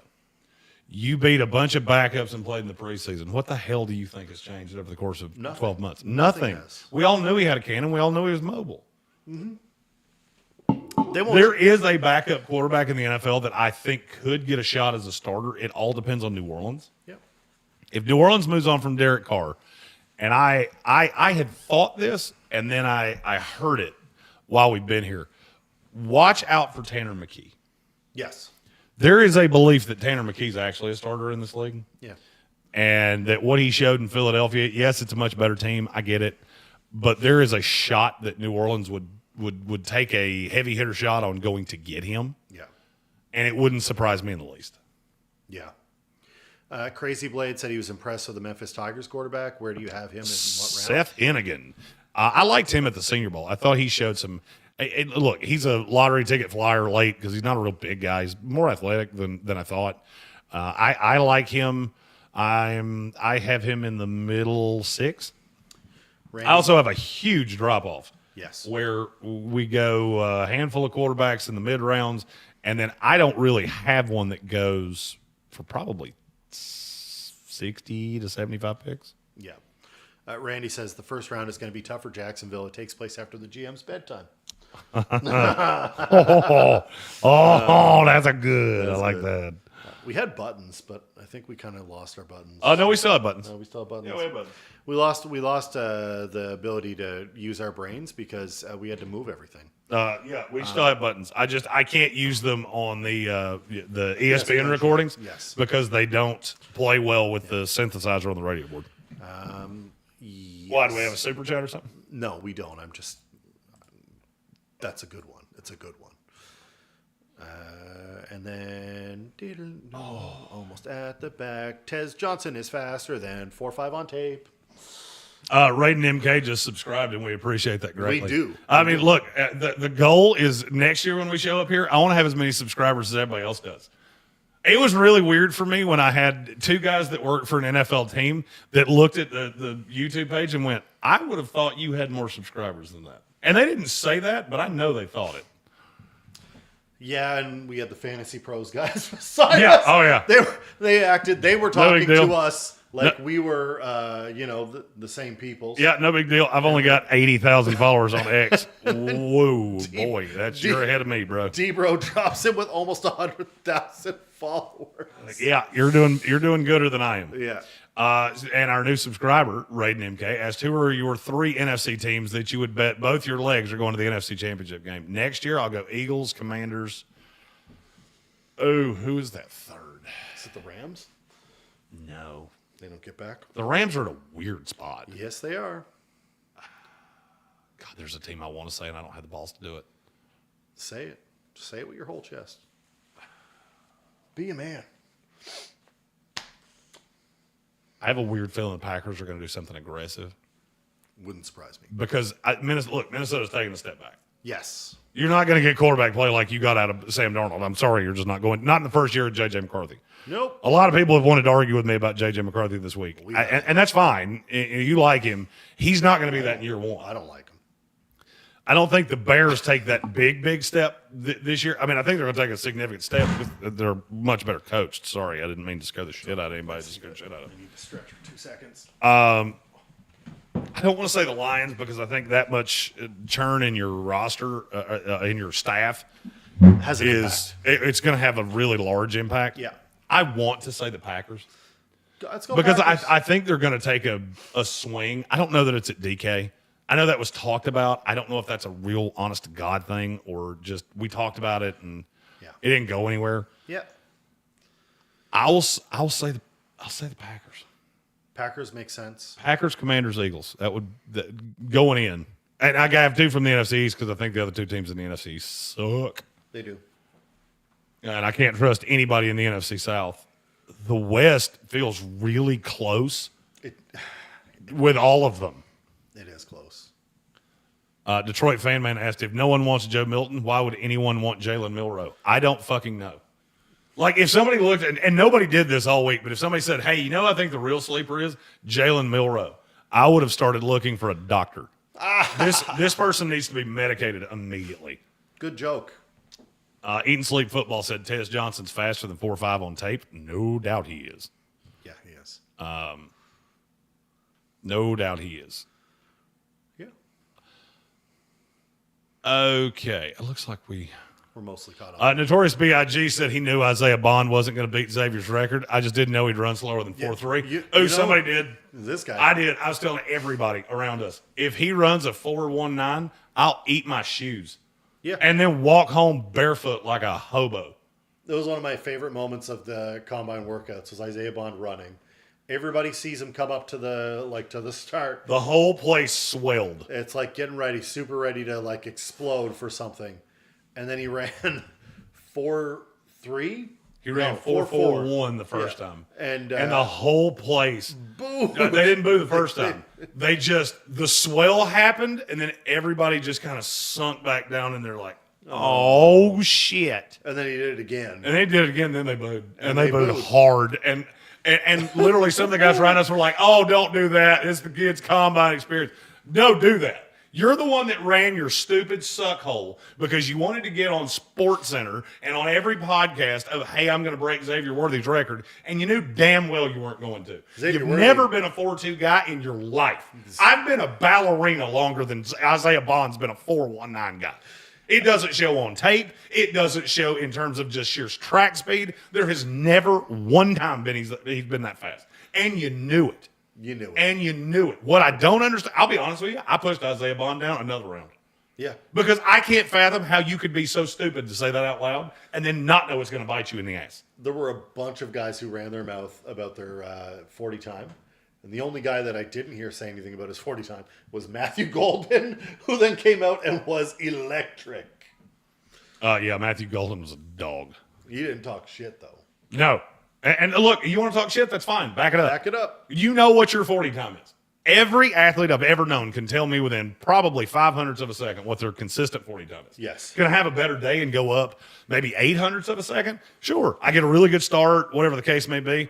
It's fine. It's fine. Yes. Why would Milrow not run?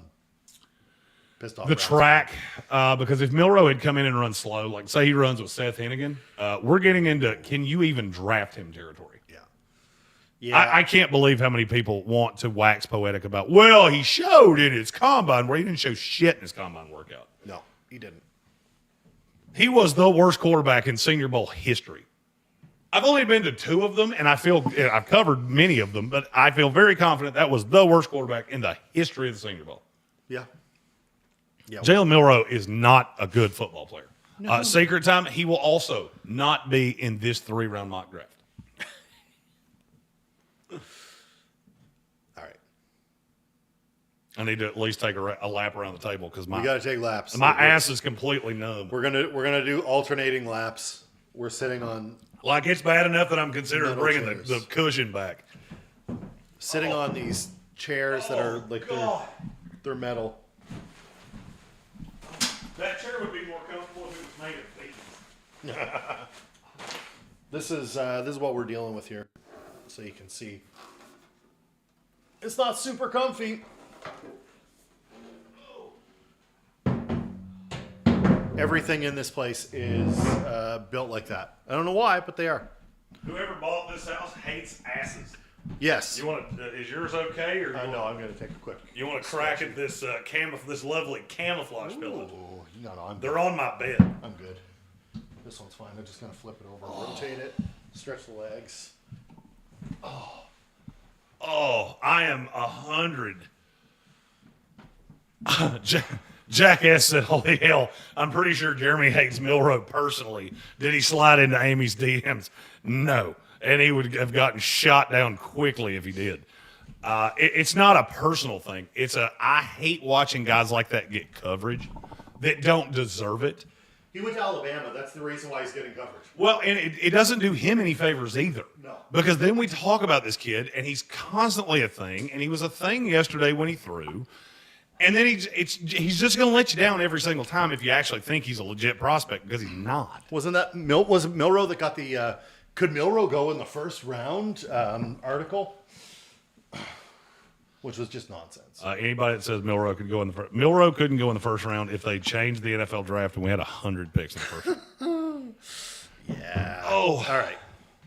We're going to get into round 2, so we'll be not reading chat back. We'll be reading it. We'll watch as it goes. But sure. We'll not be interacting as much. I'm going to try to find a way that I can sit with my feet up so that I'm not putting his. Oh, that's shit right there. Make the sunrise. Let's Jeremy, go. what's worse, Milrow or the chairs? Oh God, that's the best question I've asked yet. Well done, Jack. Let's go. Jackass. Jack. Jackass wins the chat for today. Yeah. I would say. Chairs for me. I'm sorry. I would say Milrow at least can run. Yeah. A chair has 3 functions: to be aesthetically pleasing, Yep. to be comfortable, Yeah. and to tie a room together. Yeah. These chairs are none of the 3. 0 out of 10 would not recommend. Yeah. And I mean, this has been a great house. Like, this has been a great house. Yes. I really want to know if who decorated it has like an anti-anal fetish. They don't Like, do they don't you like just sitting. I don't even think they would date a person named Alan because it has the same 4 letters as anal. Like, They, you hate people's butts. Not a fan of sitting. No. They're big fans of standing. You know what's funny? No the most sitting. comfortable seat in this entire house is in my shower. There's a bench in my shower that is way more comfortable. Now, you don't touch water and you will freeze your ass off sitting on it. Yes. But that is the most comfortable place to sit in this entire house. I love it. I love it. That was a great question. I'm a patent on the standing desk. Yeah. Gambit Finn said anti-anal fetish. How would that even work? We don't Bad ask experience. questions. We don't ask questions. Yeah, it's a bad experience. Yeah. Tried it one time with water-based lubricant, I'm going to assume. You're learning well, Gambit fan. And then Gambit immediately said, wait, I don't want to know. I showed everybody the chairs. I held it up. So they Chiefs Nation UK said those chairs look like executioner chairs. They are You should see executed the by ass. stools. The stools look like a very large milking stool. The stools look like they aren't finished. They also have a hole in the middle of them that I can't figure out. The stools are like, hey, here's a stool frame, and you can finish building the stool. And they're like, nah, we'll just take them like this. That's good enough. I feel like those chairs were made for somebody that specifically said, okay, so they're uncomfortable, but do I have to get up to shit? Like, or could you possibly build me a little mail slot to make that work? Oh, boy. Oh, yeah. I'm telling you right now, I'm really looking forward to just... We're on the listen. We're hanging on. We're living on a prayer. This show goes out at noon tomorrow, live. Ooh. Not this part. This part. This part I had to double check to make sure we weren't actively recording. The part where we're talking about anti-anal fetishes. Yeah, that- and a mail slot for your dumper. Yeah. It's not on the radio show. Yeah, that's not going into the radio show. Gambit said, you guys are tired. Bro, you have no idea. Jack says with the first overall pick, the Titans select the chairs. All right, so if you want me to give you an explanation of where we're at, I'm going to draw a comparison to Dave. Mm-hmm. So, Dave, explain to the people what you do in your daily life. I am a sales manager at the 5th or 6th largest convention center in Canada. All right, so you sell stuff every day and Every day. events, and you're doing all kinds of logistics and things like that. Yep. So, and when I say something incorrect here, you feel free to tell me. Yep. This event is a lot like going to work at 8 a.m. on Monday morning. Yep. And then you're done next Monday. Yes. And your only break is that you get to go to the bar and get drunk if you choose. But if you don't choose to go to the bar, you have to keep working. Like, you don't get to go home and go to bed. It's bar or work. Yep. And that's did I explain this week appropriately? Yes. We did not go to the bar. No, once. One. I've had less beers. And by the way, I'll go ahead and tell you, as soon as we are done with the ESPN show, beers will be consumed. We spent a lot of time here. For the first 4 days, I didn't see Indianapolis. I saw the convention center in this house. We had to get him out of the house because I was afraid he's going to go back to Canada and ask people, hey, what's Indianapolis like? And he's going to say their streets are really fucking narrow. Because the road we're on is super narrow. Yeah. Yeah. Red Sea said we're staying at the house of an OnlyFans girl. Randy said that your lap around the table was more impressive than Yaya's 40. It was quicker. It was quicker. It was Yeah, 100% it was. quicker. Yeah, it Yaya, rumor has it that Yaya Black still hasn't finished his 40. He started it when we left last night, and he's still running it. I have 1,600 miles to fly back, and he's not going to be finished. For sure. David will get back to Canada who gets there first? If Yaya Black started a 5K, Yeah. you know, the little tiny race. Yeah. If he started that right now, you would be back in Canada before he finished it. Yes. Fact. He's another one of those players that I look at and go, why did you run again? do you have a logical explanation for why you ran? Because I don't. No. That's a good call. You know, there are other people in the world that may have wanted to get a hold of me. This is what happens, guys. We have made so many videos. Oh yeah, And we did lots of radio. for sure. Yeah.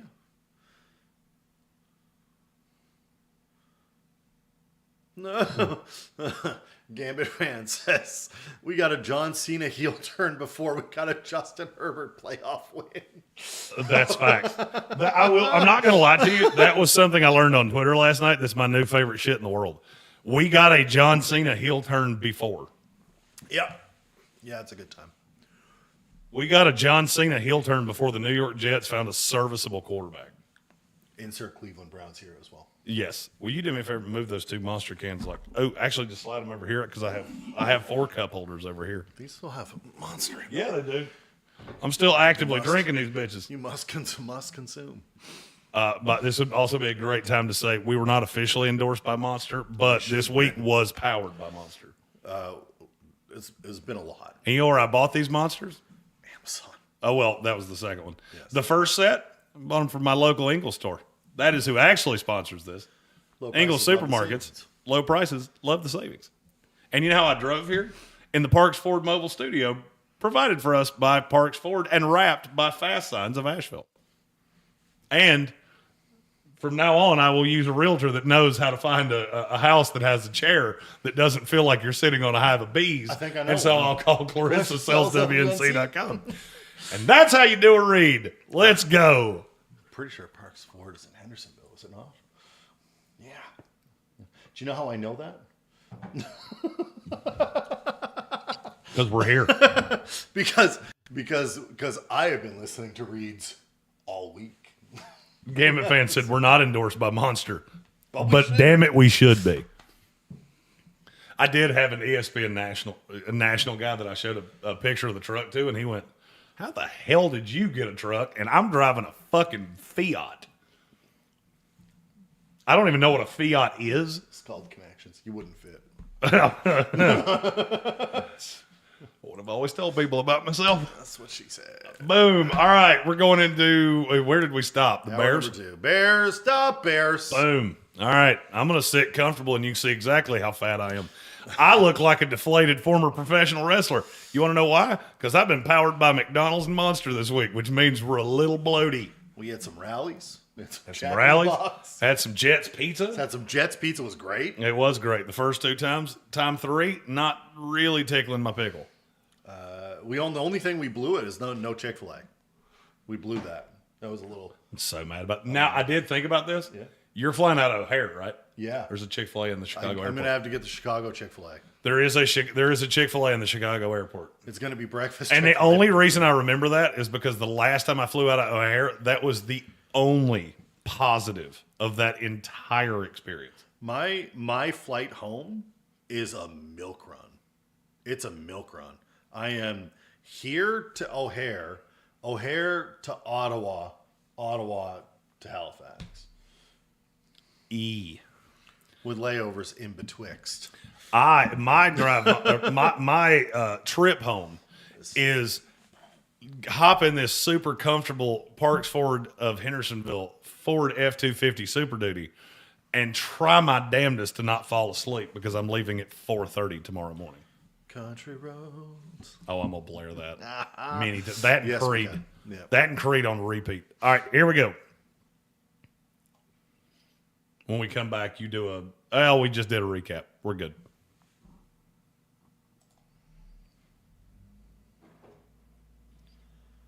Back in the Sportsocracy, talking mock draft, my combine, post-combine mock draft. We're pick number 10 with the Chicago Bears. They also are in a pretty decent position here. Everything has seemed to have shifted down. They need a running back. They need a center. They need a guard. They need an edge. And I want to hear what name you say here because there's man. one that I'm drunk on.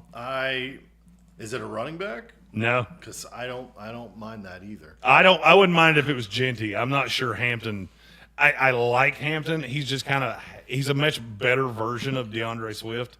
And there's another thumper that I like with Chicago that I'll probably be looking to address in round 2. I don't mind the Mike Green pick here if you're worried about the character flaws. Yeah, I've considered that one. It's not the name that I'm ultimately going to say here, though. All right, I'm going to concede the floor to you on this one because I need to hear what you're going to say. Shamar Stewart. Oh, Shamar had a heck of a combine. Shamar Stewart. Yeah, no, that's the right call.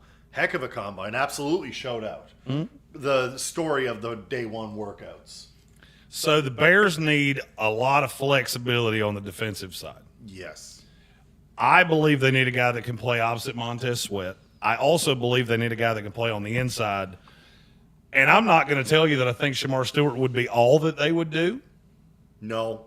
I think But Mike Green's character issues, I mean, I'm telling you, I'm not going to say I pushed him down a tremendous amount. No. I just, at this point, I can't take him over Shamar. No.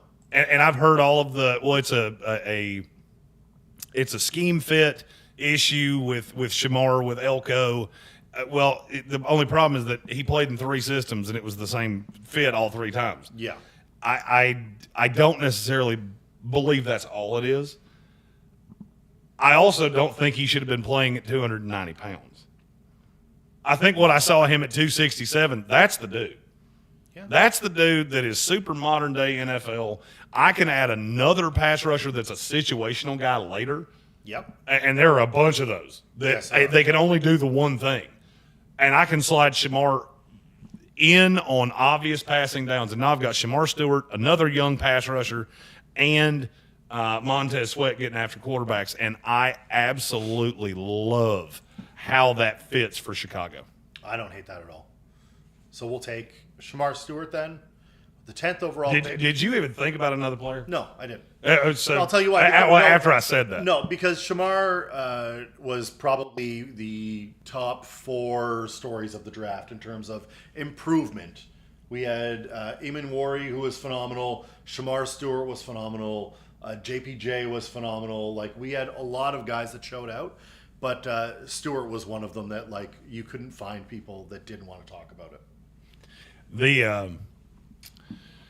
The thing with Shamar Stewart is that he is hyper raw, but we do get a lot of these guys that are they move up as we go through the process. Absolutely. Get a little closer to your mic. You're trailing off there. Okay, I'll get a little closer. All right, so after 10 with the Chicago Bears, that was what I was trying to say with that little finger thing, and I realized there's no way you had any idea what I was trying to tell you. No. All right, number 11, the San Francisco 4th and Niners. They have to go D-line here, right? Or they should go D-line here. There are so many pieces that I could give to San Francisco here. They're another one that I feel like you could be a trade-out candidate. Oh, they totally could be a trade-out candidate. If anybody is there that would be interested. I feel like you've got to have a pass rusher of some kind. Now, whether it's in round 1 or round 2, that's you call. But you got to have somebody. Is this the Mike Green fit? It's not for me. I don't like it at all. Because I love the fit. I think it's a little early with the character issues. There is a player that I'm absolutely drunk in love on, and it's because you're going to lose Charvarius Ward. We still hadn't taken Will Johnson. No, we haven't. Yeah, what kind of defense does Robert Saleh play primarily? Zone. Mm-hmm. It's exactly what Will Johnson does. Yeah. I don't know that there's a fit in this draft that I like better than Will Johnson playing for the San Francisco 49ers. Because I think it just mitigates all the issues I have with him. Yeah. He did it with DJ Reed. Yes, he did. So DJ Reed was a smaller corner that Robert Saleh found a way to mitigate the fact that he was smaller because of how he played. Yep. Sauce Gardner was elite in this. Michael Carter II was elite in this. Michael Carter II is 5'9". Robert Saleh does a great job of dealing with physical deficiencies. Okay, let's say, and we don't know because he didn't run. Yeah. Let's just say, for argument's sake, that Will Johnson ran a 4.540. Yes. That's just for argument's sake. Yep. Do you realize how many corners that would put behind him? It's not. Noel Williams that I love. Zy Alexander that I love. And then you put him in a zone scheme. What do I even care? Yeah, you don't need the flat line, the straight line speed there. No, it's a read and react. Yeah. And that's what Will Johnson does better than, I'll be honest with you, I think he does it as well as Travis Hunter. Yes. And so you put him in that system. Now I don't have to pay Charvarius Ward. And I can use my draft capital because I think that, I'm not going to say it completely fixes the secondary, but it goes a long way. I mean, a long way. A way long way. Because you got Renardo Green last year. Yep. That if everything was the same, I would probably like better in the slot. But you got Diamador Lenore I like right there in the slot. It's one of my favorite names to say. For mine too. Diamador Open the door. It was a good time. So now I fixed the secondary. I believe there are pieces that I can add later in terms of a pass rusher because pass rusher is so deep. Yep. And then I can try to address that one spot on the offensive line that I really want to address. Yeah, I'm totally fine with that. I think it sets San Francisco up in a perfect way Yeah. for the rest of the draft. I don't disagree with that. So we'll go Will Johnson, cornerback, Michigan. And we're to the Dallas Cowboys. This is where we were talking about a fit for someone not too long ago. There's a couple of options that Dallas has here, though, because they need a running back. They need a wide receiver. Mm-hmm. They need someone on the edge. They probably could use a tackle. Marion Hampton would be a fit here. Mm-hmm. Tet McMillan would be a fit here. Mm-hmm. You could take Mike Green here. So like they have options. They have options. This is where you get into but what is the position that I can address right now that I cannot address 32 picks from now? It's not wide receiver. No, because I can address wide receiver 32 picks from now. It's not running back. Nope. Because I can address running back 32 picks from now. Yeah, it's edge. I think I can address edge. So you want picks to from now. tackle? It's not a tackle. Who you taking? The Cowboys are going to have to be able to run the ball. Yep. There is one player that I think is an absolute elite replacement for Zach Martin. Yes. It's Armin Mimbu. I don't mind that at all. All right, so I mean, maybe and I would be remiss if I didn't point out that Jerry over the last couple of years has shown a real, I'm not going to say desire, but a willingness to take guys that are not necessarily locked into one position. Sure. Remember He took Tyler Smith, and they just ran him up and down the offensive line of, I will figure it out eventually. Yeah. I don't mind Membu here. He had a pretty solid combine. Well, all the measurements were good. Didn't hurt himself at all. He didn't hurt himself at all. All the measurements were good. And you just look at what he can be. I mean, he could be. We've talked about Will Campbell and how there's no miss in him. Yeah. What exactly is the miss in Armin Mimbu? There isn't one. A guy that's this strong, that can move like that, that's got, 34 and something inch arms? Yes. Where am I missing with Armin Mimbu? And the Cowboys are another team. You cannot miss here.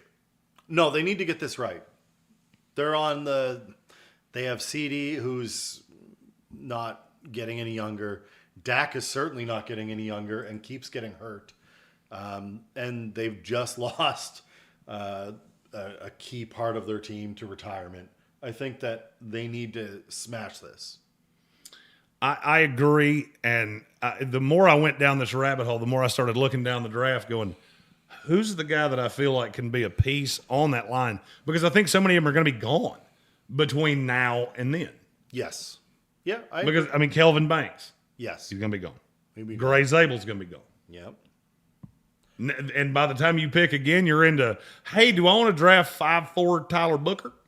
Because I don't think you do. By the way, I'd be remiss if I didn't point out, to all of you Tyler Booker truthers, my phone number hasn't changed. You feel free to send those apologies to me. We'll be standing by waiting for your call. Yeah. I don't disagree at all. Josh Simmons, Calvin Banks Jr., Mambu, Zabel. I thought about Josh. I really did think about Josh Simmons. I know you did. I got a pretty good beat on his medical Yeah. so they did a double bridge on his patellar tendon. I did not know that. So I don't know how much you know about this procedure, but the patellar tendon is second only to the Achilles tendon of things that are really hard to come back from. Yep. They were able to do a double bridge because his was not like a fraying snap. It was a clean snap. Yep. So they double bridged it on both sides to make it stronger. The doctor that did it basically said that he would put his career on it, that Josh Simmons will be ready for week 1 of next year. That's a bold take. That is a bold take. It's a risky take. So I really considered Josh Simmons. The only problem that I have with Simmons with the Cowboys is how much capital are you going to put into, I will say, guys that probably would be better at tackle? Because they've already got Tyler Guyton, who I definitively don't think can slide into guard. That's what he is. Yep. You have Terrence Steele on the other side. There might be a chance he was an undrafted free agency, not really pot committed. Nope. Yes, you added BB last year, the kid from Kansas State, to play center. But you also added Tyler Smith, who you originally took to be a tackle. Yep. You've already slid him into guard. Yep. And now you got to replace Zach Martin. But you give me those two guards, Mimbu and Smith. I feel like if you even passively address running back in the second round, you'll be able to run and take some of the pressure off Dak Prescott. There will be a running back available in the second round. For sure. One of probably 1,000 of them. Yeah. So we're going Armin Membu at the 12 spot from Missouri. Yes. So that takes us to pick number 13. Mike McDaniel, The Miami Dolphins. Mr. Miami. Well, you know, we've talked about how good we feel about all these teams, and we've added players that I feel like they really fit potentially what a team wants, and you have a ton of options. And then we get to the Miami Dolphins. Yep. I feel the exact opposite way about them. Yeah. Where do you turn here? I mean, I know what they need, Yeah. but where's the fit? There's not a great fit. There's not a great fit at all here. I mean, this may be the spot for Kenneth Grant. It may be a spot for Walter Nolan. Does Josh Simmons go here? Well, every time I mock a tackle to Miami, they feel the burning urge to tell me about Patrick Paul like I don't know he's on that team, or about Austin Jackson like I don't know he's on that team. Now, I'm well aware of that. Neither one of them is very good. Yes. But, I mean, if you want to do that, more power to you. I probably would have gone not knowing with Armstead, although I feel like giving the money back and going to men's salary and all that feels like you already know where this is headed. Mm-hmm. So you took Patrick Paul in the second round last year. All right, you chuck him out there at left tackle. Yep. You take another year of Austin Jackson because apparently you just can't quit him. I would like to have a guard, but it's a specific kind of guard. Mm-hmm. The Tyler Booker thing, I mocked it there, and then he ran 5'4", and I went, nope, not going there. He won't go that high. He'll go higher than he should, but he won't go that high. So then I get to the defensive side. All right, you're going to lose Javon Holland. Yes. I don't see a perfect fit of who you're going to replace him with. Well, is this the spot where we look at Nick Imawari? I considered him.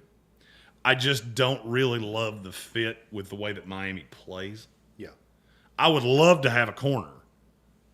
There's just not really a corner that makes any sense. At least not one that I'm just completely shoehorning into 13. No.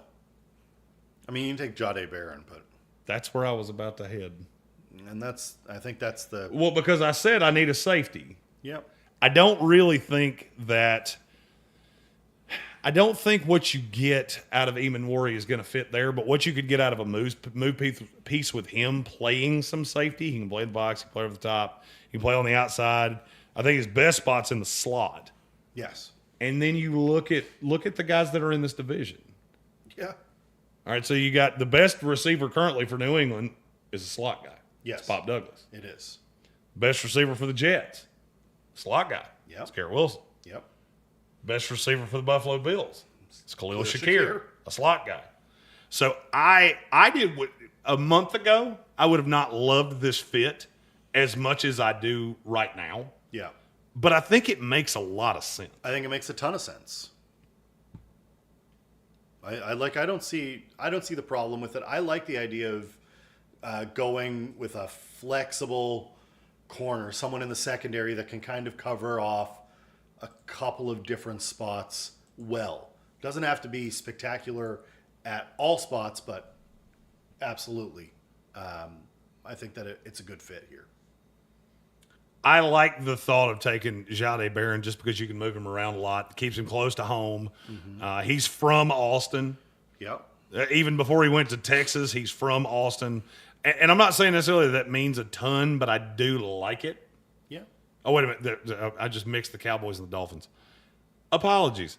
It's been a long week here. You keep him with Jalen Ramsey. You have him on the outside for when he's playing in the slot. You got Ramsey on the other side, so I don't ever have to have him on a number one receiver. That was where I was headed with that, and somehow my brain just took a hard left turn, and I don't know how I got there. I like Jahdae Barron in a specific set. Now, if you're planning on playing him outside 100% of the time, I don't love that. No. Because he's still short. And yes, his tape was good. He won the Thorpe Award, so obviously the tape was good to a point. Yep. I just think it was propped up a little bit because he had Andrew Makuba behind him. That helps. It certainly does. But I do like the fit at number 13 with Jahdae Barron, cornerback out of Texas, to the Miami Dolphins. That brings us to the hometown Colts, hometown as in the hometown of where we are having this combine. Yes, and where we're sitting right now. Indianapolis, I don't think is going to have to think. I was about to say, hard. would you sprint or would you take the risk that somebody tried to cut you off before you got there, or just at 9:59 on the clock you just send Jim Irsay? They're going tight end here. Well, the best tight end on the board is still here, so Yes. that definitely helps. So I don't think it's a huge conversation about it. They need a tight end. They need a tight end. Desperate. The best one on the board's still there, and this is one of those like best case scenarios. Yeah. I do A+ mock drafts in March, Yep. and I do another one in April. Yeah.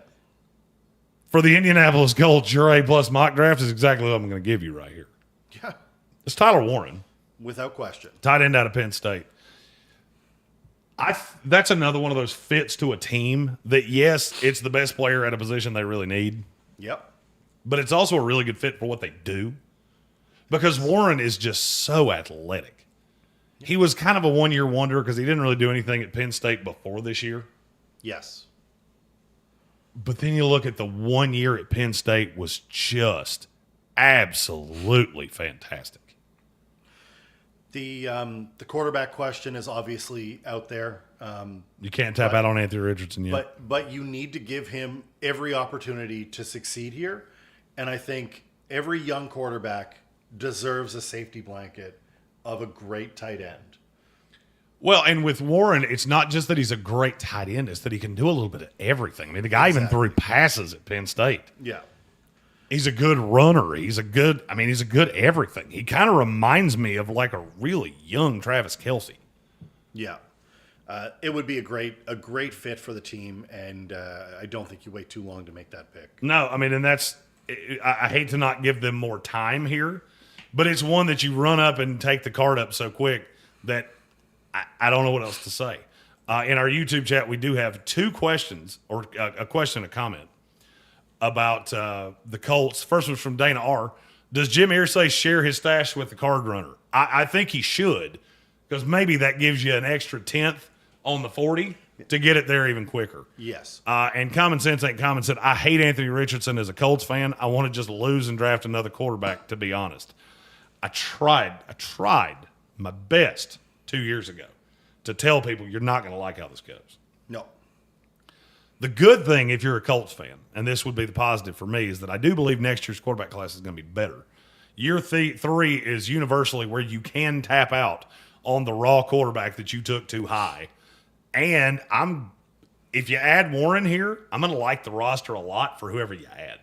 Absolutely. Like if Indianapolis was willing to move on from Anthony Richardson right now, fact or fiction, that would be the most attractive spot for Sam Darnold or Aaron Rodgers. Fact. I agree. And I'm not sure it would be all that close. No, it wouldn't be. Tyler Warren, number 14 to the Indianapolis Colts. Brings us to the Atlanta Falcons at the 15 spot. I don't think we ever thought we were going to get here with them. No. That you've just got a ton of guys here that make a lot of sense. Yeah. They need some edge. They need a linebacker. They need a corner. So some secondary help would be good. They also need a wide receiver. They need a wide receiver, but I'm not drafting Drake London's clone, Nope, we're not doing that. who is still on the board. I think this is on the defensive side of the ball. I tend to agree. I'm curious what name you're going to say. Well, I've been trying to draft. I think your safeties are definitely at least worth talking about. Because the thought of having Eamon Worry with Jesse Bates is rather intriguing. It's not where I'm going to go, but it is at least worth talking about. I don't mind the idea of Trey Amos, but I think that it's too a early. bit early. Yeah, it's too early. Malachi Starks here doesn't quite do it for me because I think Eamon Worry went past Starks, and Starks he showed I didn't push him down, but I 100% understand why people will. It's not even that you pushed him down; it's that you moved Eamon up. It's just I did push him. I to a point did even without changing the grade. Yeah. And it's just because so many people were right there, right behind him. Yeah. And then they pushed ahead, and he just kind of stood still. Yeah. So I don't mind either of those options. For me, this comes down to two names. Kenneth Grant. Kenneth Grant is not one of them. I don't hate that, but it's still just a bit too early for me. Mm-hmm. Am I comfortable with Mike Green? Yeah. I'm going to go out on a limb and say I struggle to believe that. Mm-hmm. Not because it's too high, not because it's anything like that, but Atlanta's one of those teams that really doesn't like taking character risks. No. I mean, if you go back through since Terry Fontenot's been there, name me the guy that had so much as a parking ticket. No, they don't. They don't play around, and I feel like Raheem's looking for the right people. Is this a Jahad Campbell fit? That's exactly the name I was getting ready to say. Yeah.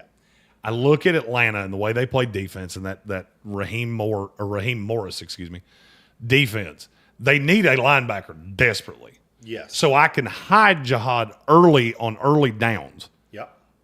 Playing off-ball linebacker. Yes. He's still a really good run defender. That's never been a problem. My problem with him was that I thought he was passive in coverage. He was fine. There were times that I looked at him and thought, yes, you were able to get, pass deflections and things like that. The good was really good. The bad was really bad. Yeah. I think he can be an elite pass rusher. And if I put him off the edge, I almost feel like I can satiate two problems at once. I have to find a better coverage linebacker in terms of playing off the ball. Yes. But I can rotate him around, and I get that edge that I feel like can set the edge. And, you got to remember, they have a lot of young guys on this team. It's Arnold Ebiketie, Troy Anderson. Yeah. There are a ton of young pieces that they have invested trying to get this right. I need one, at the end of the day, I got to have one that I know definitively can get after a quarterback. Yes. And this is that guy. I know Jahad Campbell can get after a quarterback. They can.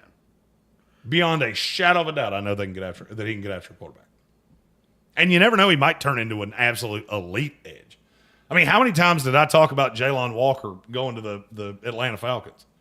Often. Well, the weird thing is I found a more productive one that is actually probably better at what you're looking for. And he better fits your physical desires. Atlanta's another one that they take a lot of height, weight, speed RAS guys. Yes. Jahad Campbell is an absolute out of this world RAS guy.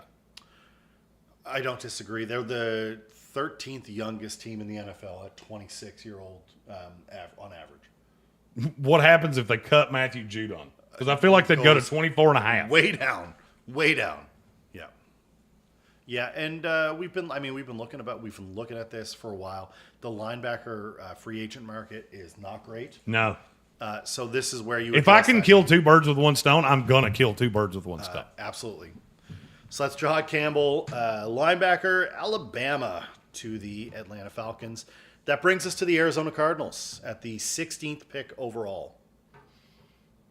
I don't know that our guy Red Sea is gonna love what we currently have for Arizona, because there is no Walter Nolan. No. Or there is not Walter Nolan. There is no James Pierce Jr. No. There is a Mike Green. There is a Mike Green. Where are you headed here? I don't mind Mike Green here at all.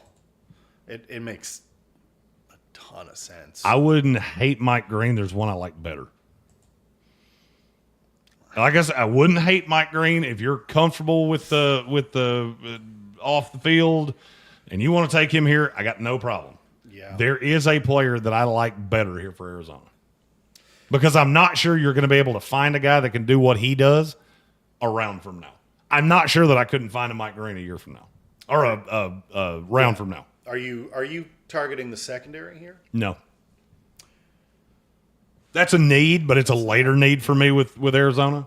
Do you go offensive side or defensive side? Defensive for sure. Kenneth Grant? Nope, but you're close. Ooh, Walter Nolan? That's the one. Yeah. I believe Walter Nolan is a top half of the first round pick. This is Walter Nolan, and I'm going to go off on a little tangent here for a second if I can. Walter Nolan is one of those prospects that is absolutely infuriating for me. And here's why I say that. I love this kid. I have loved this kid. I loved him before the Senior Bowl. I loved him more after the Senior Bowl. I loved him more after we came here. It is so hard for me to find a place that he actually makes sense. He makes sense with the Jets at 7, but it's too high. Yeah. I struggle to believe anybody would take him over Mason Graham. Not going to tell you it wouldn't happen, because it could. I struggle to believe that. And then with the Jets going quarterback, that just doesn't make sense. No, it doesn't. Mason Graham was on the board at 9 for the Saints.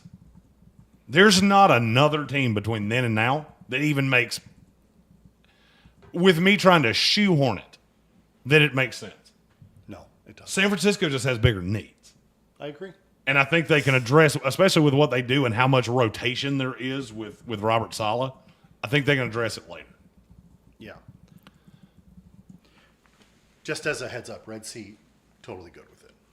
That is Red Sea being okay with the Cardinals pick that does feel like it's one of the hardest bars to clear, and it does always make me feel like I've done something right. Yeah, I love fans that are as smart about the draft as Red Sea is, and we've got a bunch of them. He's the one Cardinals guy that he keeps me very much on my toes, and he keeps me very honest. Yes, and he knows so much about that team that if there's and I don't have a specific example of this, but I draft a guy in a mock draft, and he comes back with, nope, can't do it. He keeps his fingernails 2.5 inches long. They will only draft a guy that's below 175. And I'm like, how in the world do you know that? Connected. And it's crazy. He tends to be right. That's true. He was the one on Darius Robinson last year. I couldn't figure out how in the world they were going to get there.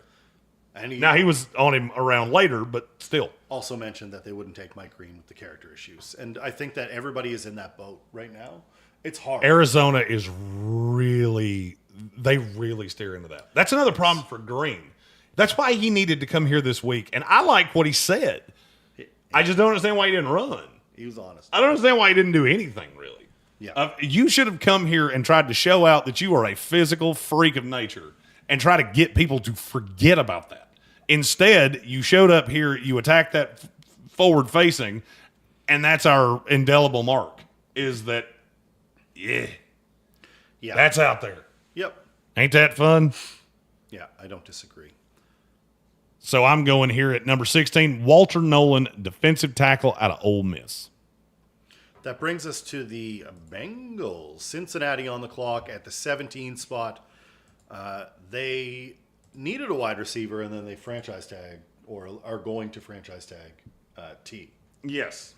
That makes wide receiver less important. I would say it makes it a non-draftable position for them. It's a not relevant. They need a guard, but again, not as important. That defense, boy, was that causing a lot of issues for them last year. They were scoring 40 points and litting up 42. Yeah, the defense is terrible. So how do we fix this problem? Is this a D-line must draft position for them?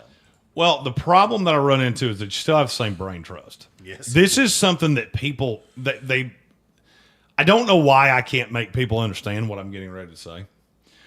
I understand that you don't like player X.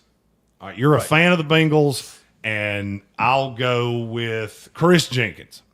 They took Chris Jenkins last year in the second round. Yep. All right, pick number 49. Big defensive tackle out of Michigan. Yep. I don't like him. He was bad last year. Mm-hmm. You get no disagreement out of me. The only problem, they just took him in the second round. Yeah. Like, just did it. Yes. Less than 365 days ago. Yes. They have McKinley Jackson. They took him in the third round last year. They did. This is the exact same brain trust. Yep. So am I telling you they're not going to add another defensive tackle? No, because that's literally the only two on the roster. Yeah. It's the only two they got. Are they taking Kenneth Grant here? No, because where does he play? I took two guys with day 2 picks last year. That's your 2 starters this year. Yes. It's one thing if you fire a GM, the new GM comes in. Nah, dog, these are your guys. Yeah, you made this choice. You miss enough of these, and that's when I start going, if Duke Tobin misses enough of these guys, that's when I start looking for your replacement. Yeah. So then it gets into what other position are you going to look to add? Well, you got to look at the secondary. You do have to look at the secondary. And I wouldn't hate on Eamon Worry. I wouldn't hate on Eamon Worry at all. No. I wouldn't hate on Malachi Starks at all. No. I wouldn't hate on – there are a couple corners that I like enough here. Feels early for some. It is early It's for some. a little early for Look, some. the problem with corner is I will be much happier being the one that starts the run than the one that ends it. Yeah. Because you end it and you're the one it's like playing musical chairs and you got to sit on the chair I'm sitting in right now, which is not particularly comfortable. That's Maxwell Harrison. Yes. You get to the end of that and just go, oh, he runs fast and doesn't do anything else. No. I've already done this. It leaves you in an interesting spot. You've got a lot you can kind of play around with because you need help in multiple positions. But as you mentioned, they've invested a lot of draft capital in some spots already. So where do you go if you're the Bengals? I believe some people are going to think I'm crazy for looking at this. But I really believe it. Mm-hmm. We did not have a good week for offensive linemen. No. The biggest need for the Cincinnati Bengals to me is somebody that can play guard legitimately. Yes. Why would I not take Kelvin Banks Jr.? I don't. know he can play guard. I have no issue with that. I had him as a top 10 player. The more I've dug into him, the more, I'm not going to say I like him less and less and less. I still think he has Jonathan Ogden upside. That's how much I believe in this kid. Yeah. I don't disagree. He's one of the best pass blockers in America. He's allowed 4 sacks in 4 years. If you give Joe Burrow a little bit more time to throw, you're going to help the team, no matter what. No doubt. The defense, I think, was horrendous. It did not go well. But there are still some talented pieces on there. They've also got money. And they've that's got some another money. thing to remember about Cincinnati. All right, so I already have young pieces. Yes. I've got Dax Hill. I've got Cam Taylor-Britt, who's still pretty young. Yeah. I've got both those 2 interior defensive linemen. Yeah. I've still got Miles Murphy. Yeah. Okay, how many young guys are you planning on adding to this defense? I don't know. And thinking it's going to get better. Spend your free agency dollars on the defense. I get it. You got to re-sign T. You got to re-sign Jamar Chase in a year. Yeah. Backload the T deal. Yeah. Get some guys in this building that are veterans. Trade him next year. And don't let what I think could be an elite prospect walk right by you. Because I got news for you. If you wait around for guard, You're going to be in that Jackson Carmen, Cordell Volson. I could do this for a minute. Yeah. Because Cincinnati's done this for a long time. Yes, they have. So on the high side, I have a guy that 2 years from now could be my left tackle. Still with 2 years on a rookie deal and an option year. And for right now, I can slide him in at guard, teach him how to be a pro. One of the biggest issues is, he has short arms. Cross-train him. Start him at guard. It takes out every objection you could possibly have. Oh, but I don't want to take a guard at 17. Well, you better take a guard at some point because yours are awful. Well, with the 17th pick, we have Cincinnati taking Kelvin Banks Jr. out of Texas. That would be one of my favorite picks of the draft. Brings us to the 18th pick overall, the Seattle Seahawks. Plenty of needs here. Plenty of needs here. Seattle's such an interesting team because they're so notorious for doing certain things in the draft and not doing other things in the draft. Yes. Oh, they don't ever draft interior offensive linemen. And you don't think about that, and you just look at the guards and go, yep, they got to have a guard. Yeah. Well, but they don't ever do that. No, they don't. Ever. And you got to be careful with, all right, so the player I just took, Kelvin Banks. Mm-hmm. Well, he could be a tackle 2 years from now. Yep. You've already got Cross on the left side, who I like a lot. Yep. Lucas, who I like if he could ever stay healthy. Yes. I need a guard that's a guard. I Yeah. think I can find that in a round. Yeah. I don't disagree at all. I really do. I think I can find that guard in a round. Yeah. So then it gets into what am I actually looking for? You can go for an edge. I think there is a merit to an edge. You need someone in the secondary. Do I, though? Well, you could. It wouldn't hurt. You need a linebacker. I mean, if I could find an outside corner to not deal with Josh Jobe anymore, that would be awesome. Yes. You need a linebacker. You need a linebacker, but this is a bad linebacker class, and I'm not gonna lie to you. Even me, who is the patron saint of the Demetrius Knight. of the Demetrius Knight train, It's a little early. it is a little early. It's just a bit early. Am I crazy to think this would be a great spot for Ted McMillan? No, you're not. It's Tyler Lockett's done like dinner. Yes, he is. If you're planning on trading DK Metcalf, which by the way I'm not against, if you're telling me that I could get 23 and any receiver, Dontavian Wicks from the Green Bay Packers, I'd do it in a heartbeat. Yep. I'd do it in a heartbeat, and then I'd take Gray Zabel at 23. Yes. I'm not going to forecast that because I don't think it's going to happen. Nope. But just think about your offense replacing Tyler Lockett with Ted McMillan. You got DK that's the over-the-top threat. Yep. You got the big body receiver. They've needed a tight end for as long as I can remember. Yes. Noah Fant is not it. I did consider Colston Loveland. Yep. I'm not going to do it because the injury issue kind of pushes him down a rung for me, not I think Ted. a crazy amount. I think Ted fits here. I do too. I think he fits here. And I'm looking at, even for the long haul, I'm looking at, all right, so regardless of what happens with DK Metcalf, at the very least, Yeah. you are considering moving on from him. Yeah. Tyler Lockett, as I said before, is done. Yep. I don't even think he's going to be on the roster. Then what do you have? JSN. You have JSN And you sometimes Kenneth Walker. and you have Jake Bobo, sometimes Kenny Walker. of which, by the way, I have to say, just because it comes up every time I talk about the Seahawks, when you have a receiver like Jake Bobo, when the team refuses to use him except when somebody's hurt, that should probably tell you something. Yeah. Because almost invariably, it means because there's a hole in the kid's game that you're not seeing. You're only seeing the passes he's catching. Yeah. I don't know. I saw this fit, and I know it's not the biggest need for Seattle. They need a guard, Yeah. for sure. They need a linebacker, for sure. I don't really see them doing it here. No. Linebacker, there's not one that makes any It's too early. even logical sense. No. And I get better ones in round two value-wise. Feel the same way about linebacker, guard, and center. Do all that later. The only edge that I feel great about right here Yeah. is Mike Green. Not a team that's notorious for doing that.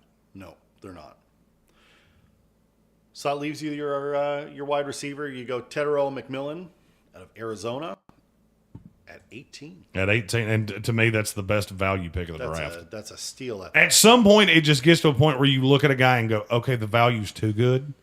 Yeah, you got to take it. The value's too good. I can't bypass him anymore. We had that earlier at 4 where it's, what do you do with Hunter?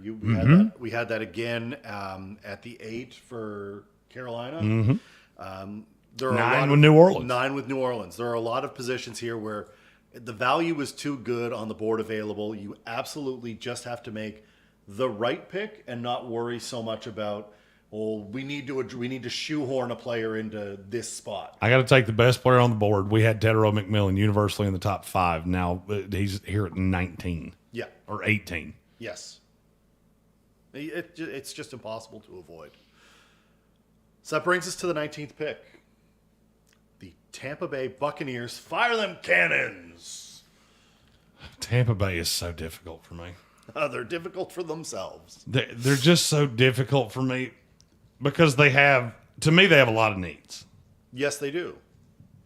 But there's not a lot of players that are on the board in this range that fit Tampa Bay. I don't disagree with that at all. They're in a very tough spot here, mostly because... I would have considered Tet, just to be clear. Yes, Tet would have been a great Mike Evans clone. He'd been a Mike Evans replacement in a year. Yeah, exactly. And for now, I'm going to let my little teeny tiny quarterback throw to 2 gigantors. Yeah. There's some decent wide receiver depth in this draft, so you don't need to go wide receiver here. For sure. And I don't think they really need one. I like the young guys. McMillan showed out last year. Yes. You got Palmer. They even Rakeem Jarrett is their 4. Yes. I think you're all good there. Is this a time to go secondary and maybe safety? I want to go. You want to go corner. I want to go corner. Badly. But I don't see one. There's not one here. You might get one at 51. I want to go edge rusher, but they just invested in Chris Braswell a year ago. Yes. So you got Braswell and Yaya Diaby. Yep. I don't really see the fit there. So you're going linebacker? I don't see a linebacker that fits right here. I'm talking this through. No, I know we are. That's what we're doing. This is the draft. Do you go tackle? Do you go Josh Simmons here? I don't, because I don't really want to play him on the right side. Look, Gedeke, he fit in there well last year. Yep. Is it Kenny Grant?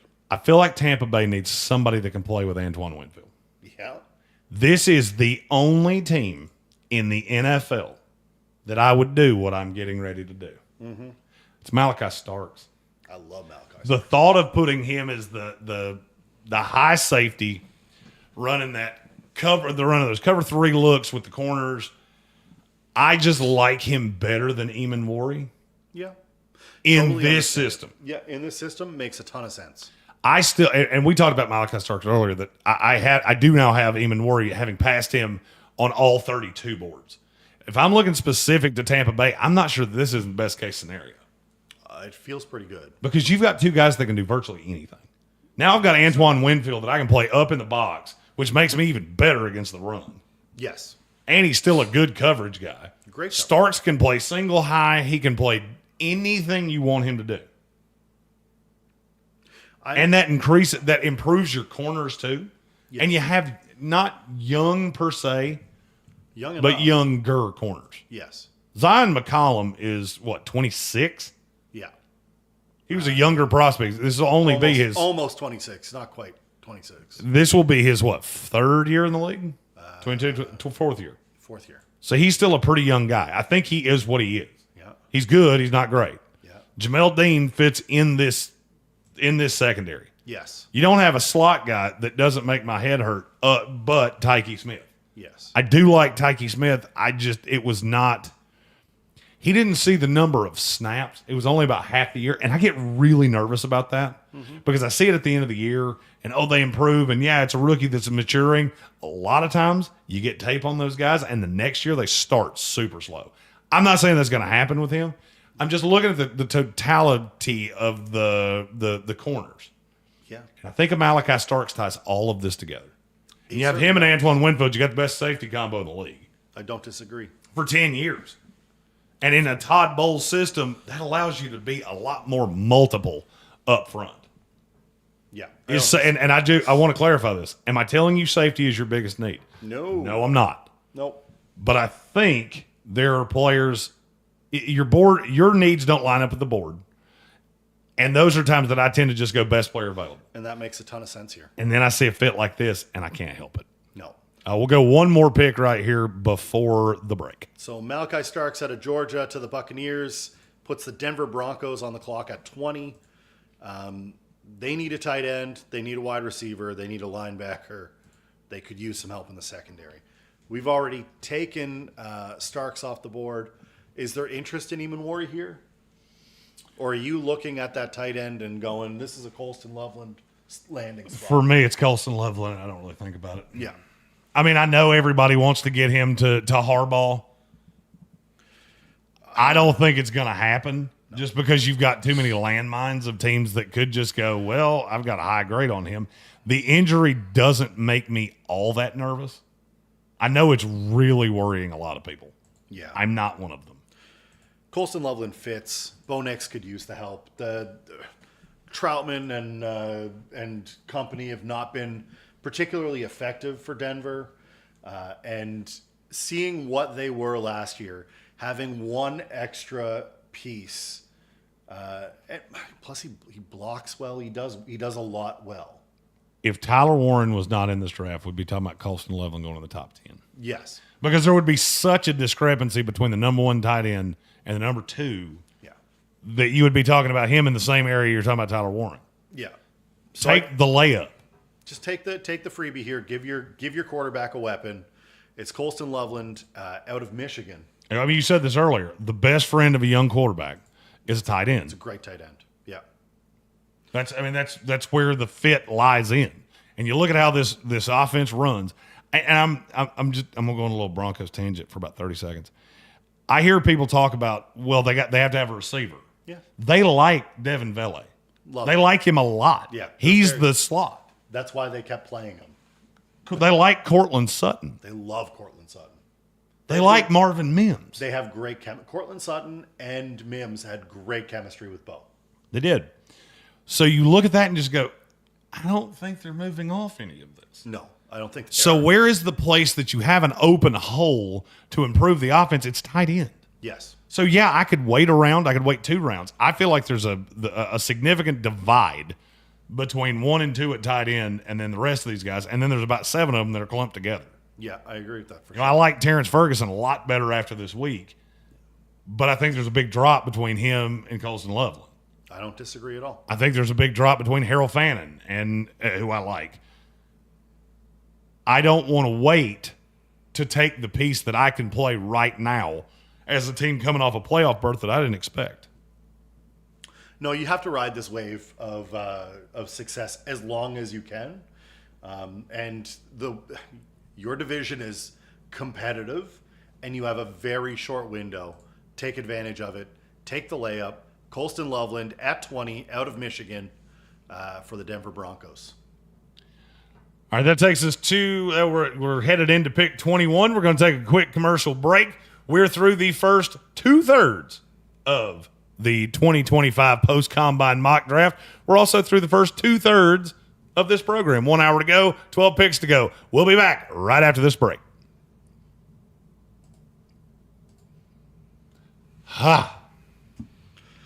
One more hour, then we're done with the ESPN show. And we can say the Dirty Birds. Then we can say... then Jeremy can have a beer. Oh, yeah, and I'm going to have several of them. That's what happens. We might order food. I don't know. Oh, yeah, we're totally going to order food. This is hour 3 of our... we are ready for 5. Feels like 6. Oh, yeah. How long this is going to be? Yeah. Oh, yeah, this is... at this point, I'm starting to worry. Could it be 8? Yeah. That's where the fear is coming in. So here's what's happening. We're going to keep going on this. We're going to probably take a lap each. And I'm gonna play a song. I'm gonna play an ad, and we're trying to keep the ads down as much as we can. Just I have to get out of this chair before my ass spot welds to it.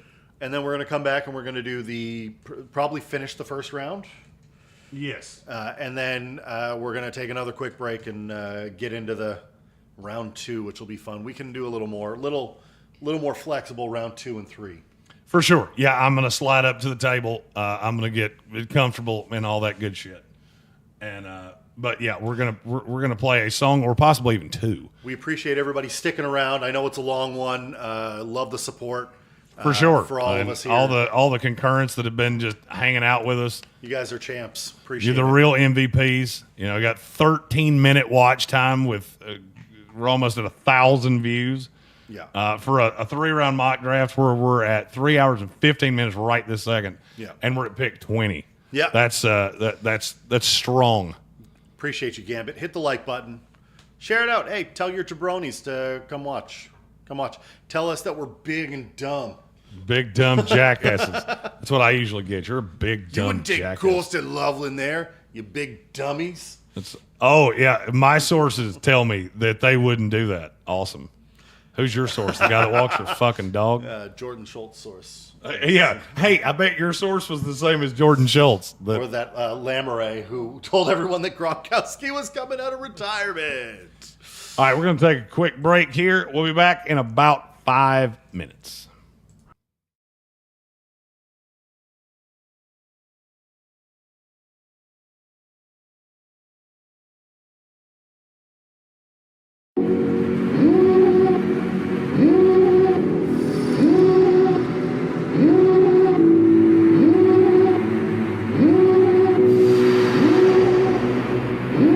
Devil in a red dress, call 911, I'm a killer.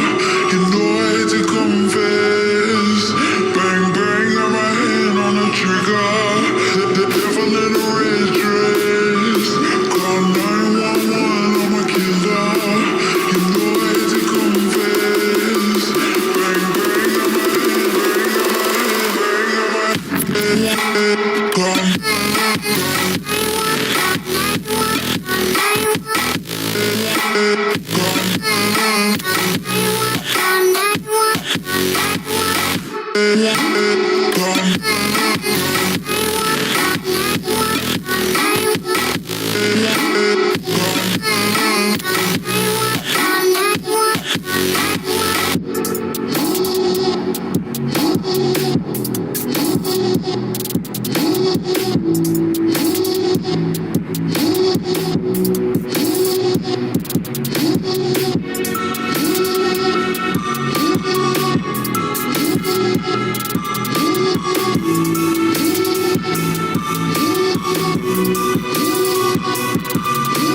Devil in a red dress, call 911, I'm a killer.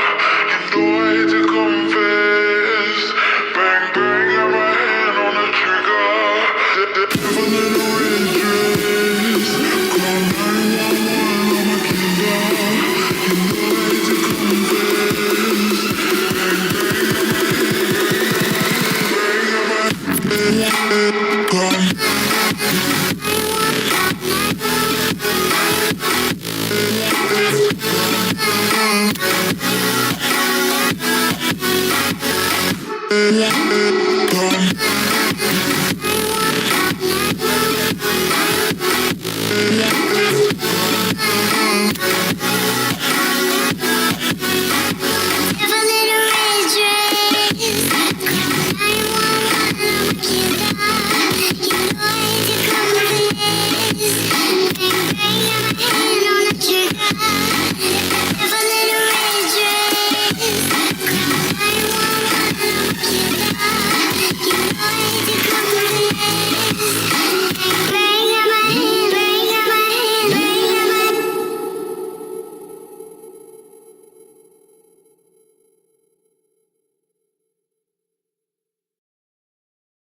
I was built to last with the webs I'm weaving. I could change the past with all I'm achieving. Got my foot on the gas, never stop competing. If you break my glass, then this life's gonna end. I wanna be the best in the game, invest in my name. Check no restraints, I'm obsessed with the pain. I ingest, I retain, assess and I change. Possessed by the thought I'll be free one day from society's restraints. Money, clout and fame, mud, disease, a plague. We all love to hate, have to play the game, have to make a name. All our insecurities are on display. This is war with the enemy, think that it was meant to be. Living in a time where disease is on every screen. I won't let them fester me, I know most are festering. Negativity is a plague for the mentally weak. No mercy, all I got is working. Never stop searching, never quench the thirsty. I'm toxic and psychotic, with this logic you can't stop it. It's been chronic since I was a boy, so neurotic and chaotic. Go! To last with the webs I'm weaving, I could change the past with all I'm achieving. Got my foot on gas, never stop competing. If you break like glass, then this life's gonna eat 'em. Make mistakes real fast, then you learn how to beat 'em. If you take off the cast, you can see all the healing. If the pain's in the past, move on from the grieving. Put your foot on the gas, no, never stop competing, yeah. I've been doing this, I'm on it, I just wanna be iconic. Sipping on a gin and tonic, got me going off when I'm on this topic, yeah. If I ever play, I want it, you know that I'm always honest. Stay away from those who are toxic, keep them out your face, no way, you don't want it, yeah. Don't try to drain my energy, the enemy is everything. It's mentally, unhealthily, spreading like a rare disease. But I won't let it get to me, I don't need your therapy. I can leave a legacy of leading by intensity. Come on, we can fight this, freedom is priceless. Spread just like a virus, living in a crisis. Do you feel courageous? Do you seek greatness? Trust me, you can take it, go on and take your aim. Built to last with the webs I'm weaving. I could change the past with all I'm achieving. Got my foot on gas, never stop competing. If you break like glass, then this life's gonna eat 'em. Make mistakes real fast, then you learn how to beat 'em. If you take off the cast, you can see all the healing. If the pain's in the past, move on from the grieving. Put your foot on the gas, no, never stop competing, yeah.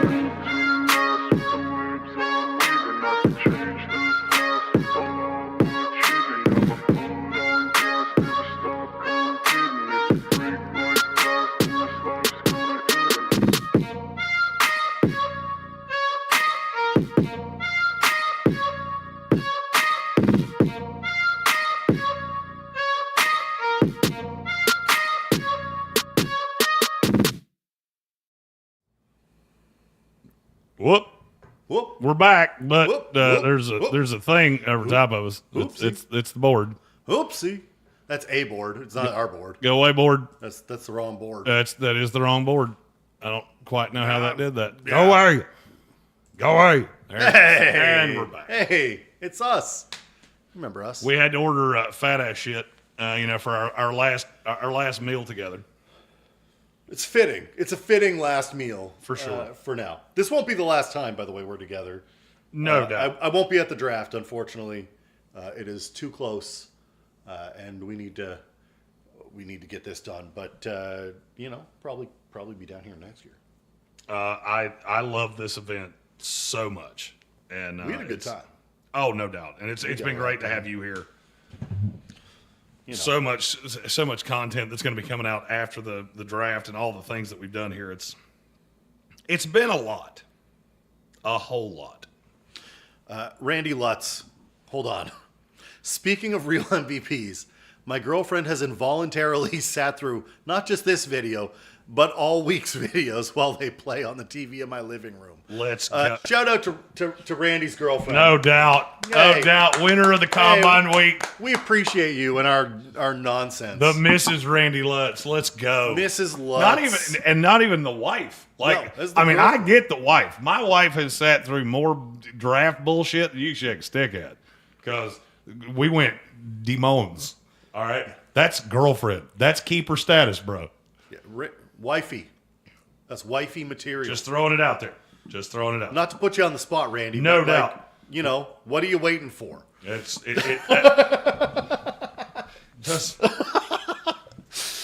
This is what you get. You shouldn't have you put that in there, and you get two dumb bears talking about it. Sure did. Now you understand why you don't put things you don't want talked about in the chat. it's like, shit. Yeah, this is a problem solved. We got to get this scheduled. Otherwise, we will perish We'll die. Yeah. We will die, and we need this. I've got my hydration fluid. Jeremy's got his hydration fluid. It's Monster. Yeah, mine's Monster. Yours is not. Mine's Monster. Mine's liquid IV stuff. We got to get hydrated. It's dry here. It's dry. My lips are chapped. I don't know why. Yeah, and the second and third round of these are going to be, it'll be much shorter. Like, Yeah. we'll do, I would say it'll probably take roughly 45 minutes each side. So, we just got to get this. Let's get this third hour wrapped up. third hour de of la the program. ESPN radio show, which first of all, lifelong dream to have any sport credential at an NFL event. So I appreciate you for that. 100%. Second of all, I never thought in a billion years that I would be on terrestrial radio. Never once. You did a good job, too. And now I've been on for basically a week straight. Hey, you want to do another week? Because I'm getting ready to do 15 hours by myself. Yeah, well, if I didn't have, I think my job might have something to say about it. The guys last night, I told them that I had Tank and I have not been on air for more than a segment in. It's been a while. We did the 2 days after the Super Bowl. Yes. That's it. Yep. Other than that, I have been on by myself. I did a live stream that I don't remember how long it was. It was really long by myself. And they looked at me and went, how does anybody have that much to say about the draft? And I went, because I'm crazy. They were also enamored with Jeremy's depth of work. They were like, we have 5 guys, one of whom actively works as a scout in the NFL, and we're trying to get to 250, and you're at 700. Like, Yes, sir. let's go. Yeah. It's also, I won't have a good night's sleep until May. So. Yeah. We appreciate everybody staying on. For We're sure. gonna get back on with pick 21 and the Steelers. Although I got to hit record. I know I'm not starting here. sorry, I'm just letting the sorry. chat know. All right, we're going into pick Steelers. Steelers. Okay. We're back, third hour of the program, and it's the third Yeah. of the mock draft. We're at pick number 21, the Pittsburgh Steelers, and I'm going Jalen Milroe. No, I'm kidding. Just kidding. Shoo, you got me. Just joshing with you. We're not doing that. They do need a quarterback. but They it's need a not- quarterback. but it's not here. Unfortunately, there's not one here because we've already had Jackson Dart. I would say 21 is the drop dead on Jackson Dart. Yes. I also think Pittsburgh will bring back Justin Fields.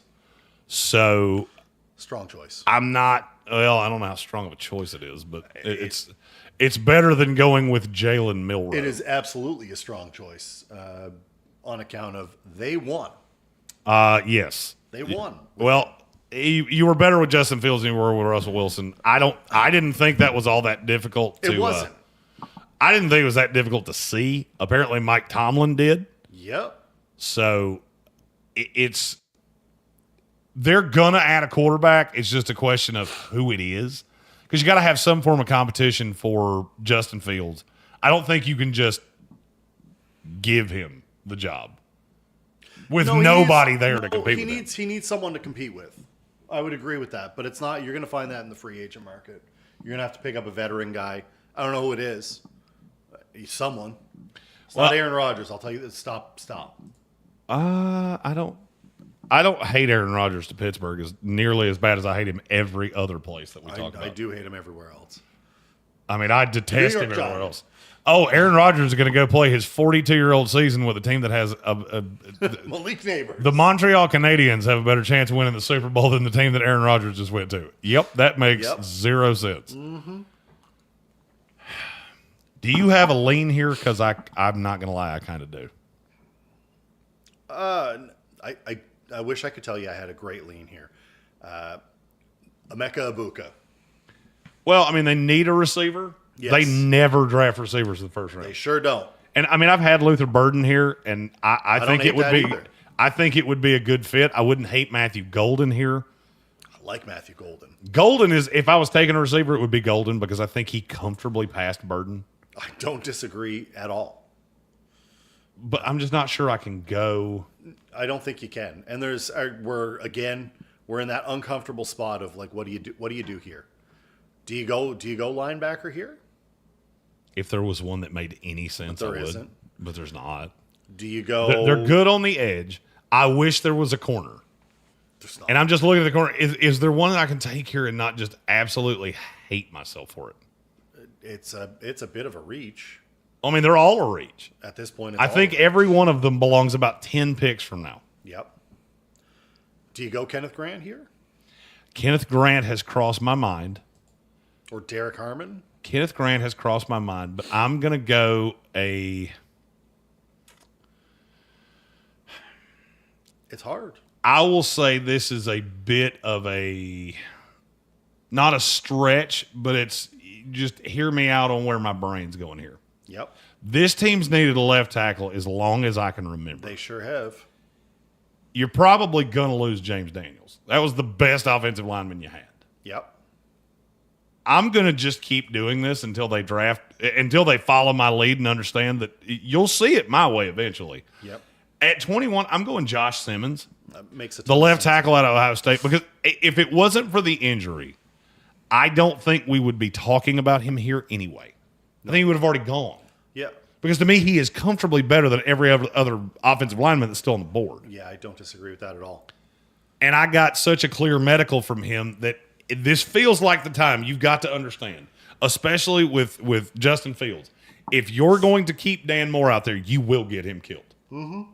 Dan Moore's been mediocre at best for as long as I can remember.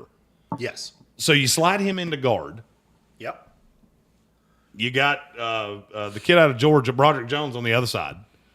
Now you've got two bookend tackles, hopefully, for the next 10 years. Yep.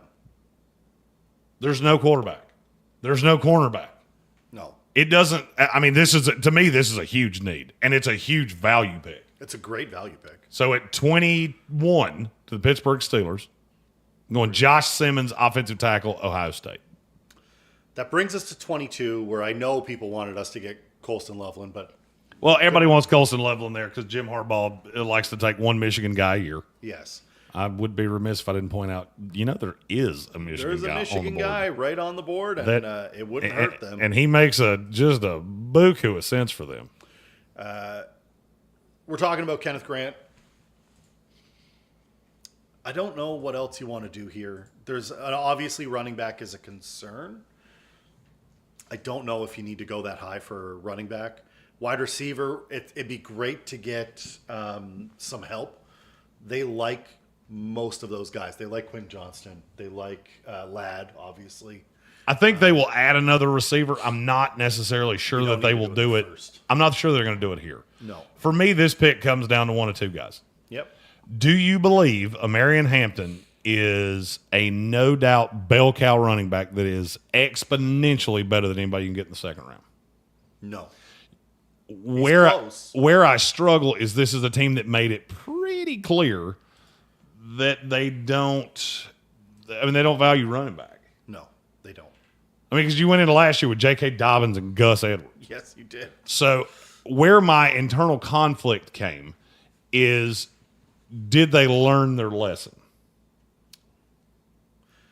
I couldn't tell you if they did, to be honest with you. My lean would be you take a Marion Hampton because that makes sense from a weapon perspective. It's what I'm going to do. But think look, you should. I I think think you Kenneth. should. I try not. How do I say this appropriately? I try to give credit where credit is due. Yes. I think Jim Harbaugh is a smart guy, Yes. and he can separate I recruited Kenneth Grant. I need him on my NFL team. I think he can separate that. Sure.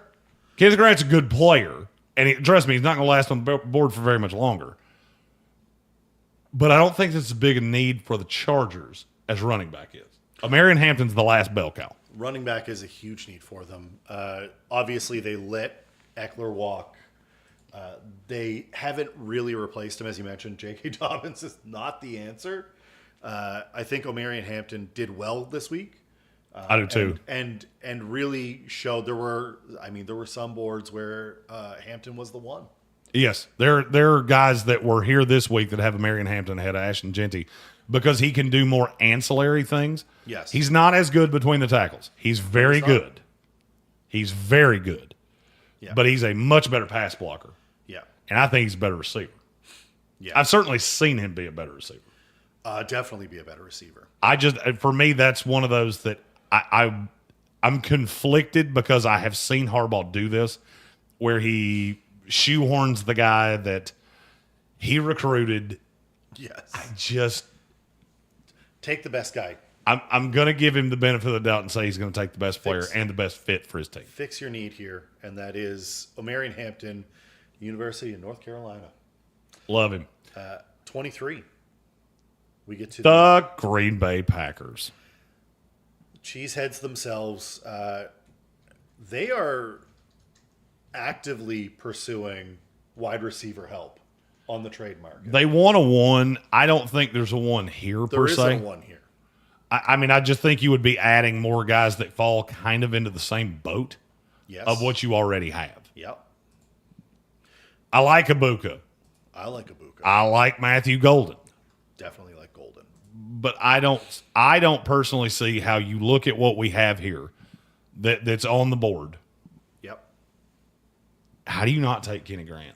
I think you have to. Well, I mean, Green Bay's also notorious for they take offensive and defensive linemen early. They build the trenches early.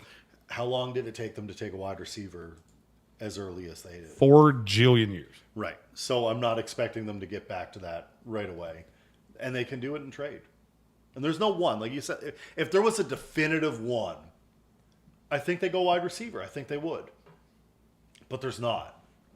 So they end up with absolutely steal at Kenny Grant. Kenny Grant, to me, he's raw. I think he's rawer than I believe you do. Yeah. He's got all the physical tools. I don't see him put it together Right. as often as I would like him to. Yeah. Where I think I'm going to like that is with Kenny Clark beside him. That's. Kenny Clark's going to be 30 years old Yes. not long after we start this next year. Yep. And you have Clark and you have Grant.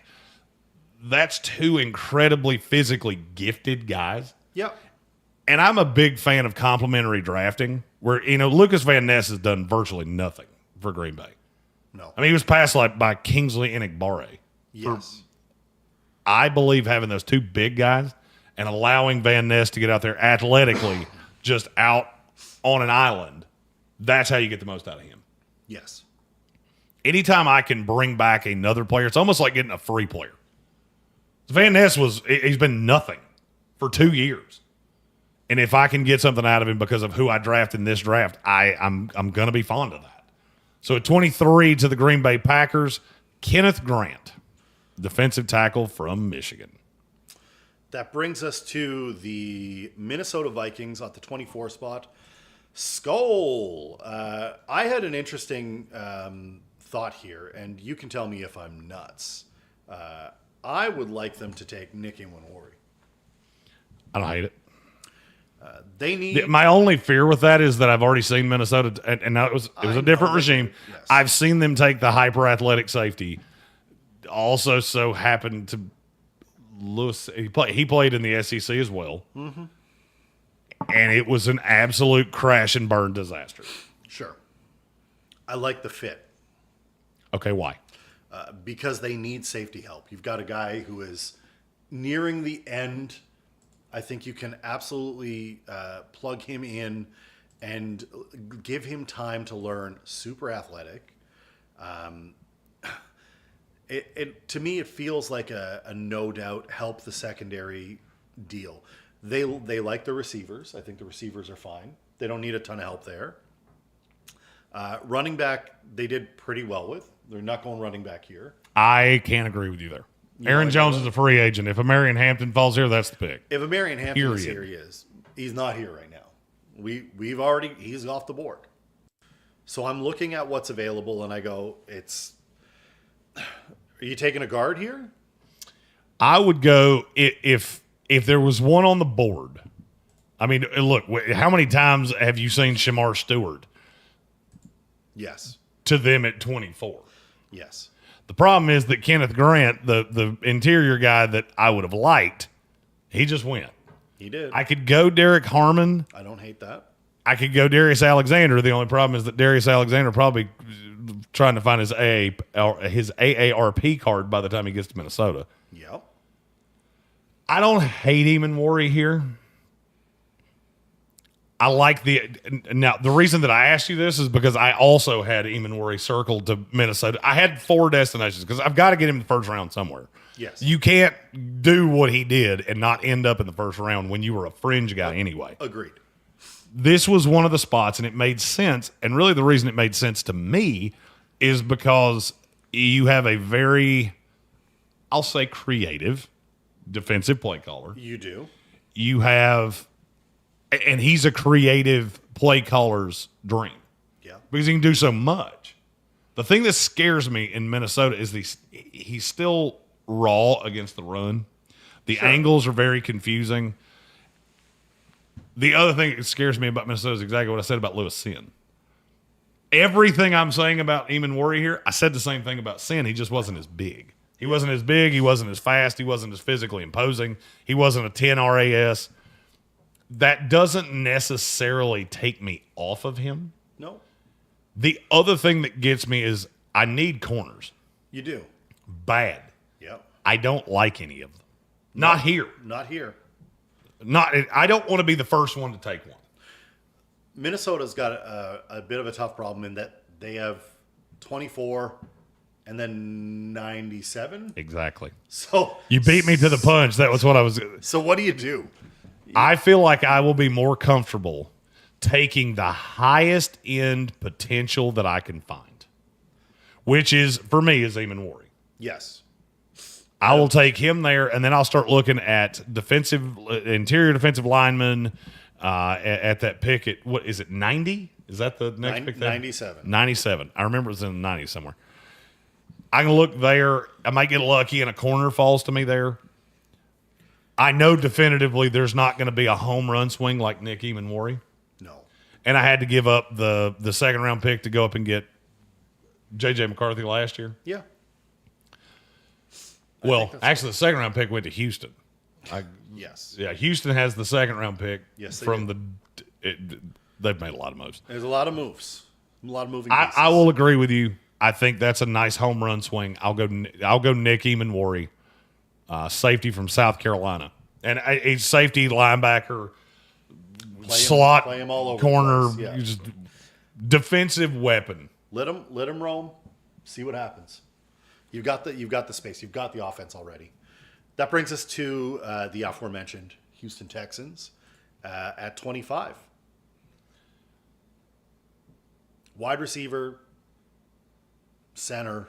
They probably need someone on the defensive side of the ball. I'm curious if this pick goes in as quick for you as it did for me. Is it Derek Harmon? Nope. Then it won't be as quick for me. Matthew Golden? That's the one. Yeah. Hey, last year we went and got Stephon Diggs. That didn't go particularly well. It did not. He got hurt at the end of the year. Offense wasn't as impressive. So why don't I go get a faster version of that? And younger. And on a better contract. I feel like Houston is in need of that I don't hate that. boost of talent. Don't hate And it I at all. can move him around places. I like Gray Zabel. That was another. I see Ches Johnson said that in the chat. I like Gray Zabel. Gray Zabel did not get as high as I thought he did. No. So I had Gray Zabel back in the first round. I was told specifically, no, he's a 2. Yeah. He's a 2, and we're comfortable at 2. And it was basically pointed out to me, look at how many of these guys have gone to the Senior Bowl. Yep. And somehow it's been the Senior Bowl every single time. These North Dakota State type guys that they go in there, they show flexibility. We all lose our minds. We all put them in the back end of a first round mock, and then they go in the second round. Yeah. So, Ches, put a pin in that. Your Gray Zabel take has not gone unheard, and I think you'll like things that are coming. Notorious B.I.G. also said, Jeremy, I think you were higher on Zabel than everyone else. Basically, what I was told was it's not that I was higher, it's the media was higher. Yeah. Because he was given so much love at the Senior Bowl. The problem is that I wasn't as high on him to begin with. So then I saw, and a lot of the media guys weren't either because I don't cover North Dakota State. So I see the tape when I get the raw tape, and then I'm catching up to what the scouts have already done. So I see him at the Senior Bowl. I haven't even finished the eval on him. He was one of the only players at the Senior Bowl that I hadn't finished the eval on. Yeah. Then I see him. He's out of this world. He dominated every single drill. And I freak out and go, maybe I was behind the curve.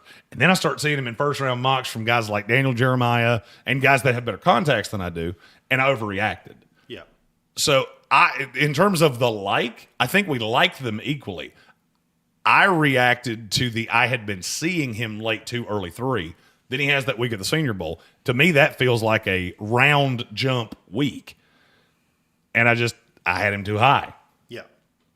But I do really like Matthew Golden. Speed burner, 4.3 40, fastest receiver here, considerably faster than Isaiah Bond. 4.29 40.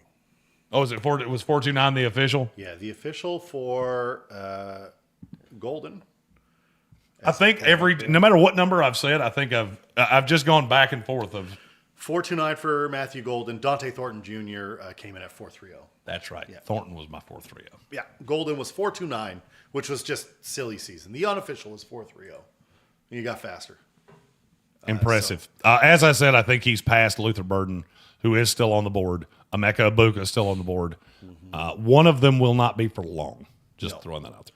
So it's Matthew Golden, wide receiver out of Texas, to the Houston Texans. Brings up the Los Angeles Rams in the 26th spot. You remember that thing I did with the Atlanta Falcons? Yes. I'm about to do it again. Yep.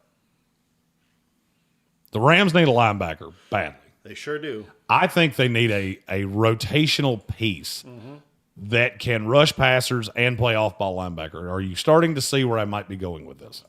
I'm getting a clue. I want a corner. Yep. The Rams do not have a second-round pick. No. I honestly feel if you try to get a linebacker, and that's to me the biggest need on this team. Yep. If you try to get a linebacker at the end of 3, you'll be lucky if Poop Hall is there with his little tiny 29-inch T-Rex arms. Yes. It gets so bleak down there that it's pathetic. Yep. I'm going to go Jalon Walker. I don't hate that at all. He's raw. Yes, he's raw. He does not hold up well against the run as we sit now. I think and I talked with a scout specifically about Walker this week at the Combine. And one of the things he kept kind of hammering home to me was you're crushing this kid on coverage. Yep. You have to remember what he was asked to do. That's a good point. Because you had Malachi Starks back behind him. You had all this talent around him. Georgia is a very specialized defense. Yes. And the point that I've been making about Jalon Walker and Mykel Williams and all of these guys is it's hard for me to believe they're going to go into the NFL, be coached by anybody that is so much significantly better as a defensive coach than Kirby Smart, that they're just going to be exponentially better than they were at Georgia. Yeah. Well, they don't have to be exponentially better. They have to be used a different way. It's not, and it's just a different way to look at it that I hadn't really thought about. I like this fit a lot, and it's the same thing that I said with Minnesota. You don't have another pick for a long period of time. 59. No, sorry. That's Baltimore. They're like 90s. They have 2 in the 90s, if I remember correctly. And this Might is be totally 90. off the top of my head. Maybe 90 and 127. I can look. I think they have 3. I think you take that shot. I don't disagree. And you take that shot on a guy that, in all reality, I don't think he should be here.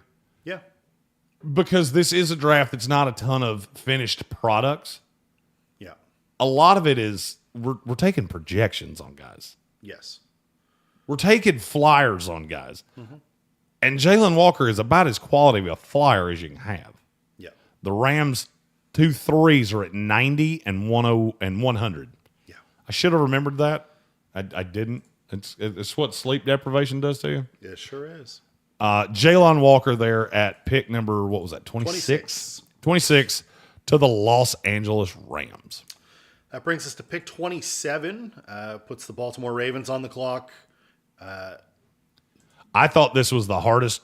I believe this was the hardest spot in the entire mock Yeah. to put a player. Yeah. Because there's so many guys that would fit into what Baltimore does, which is they let the board come to them. This is what happens when you win. When you play well and you draft at the end.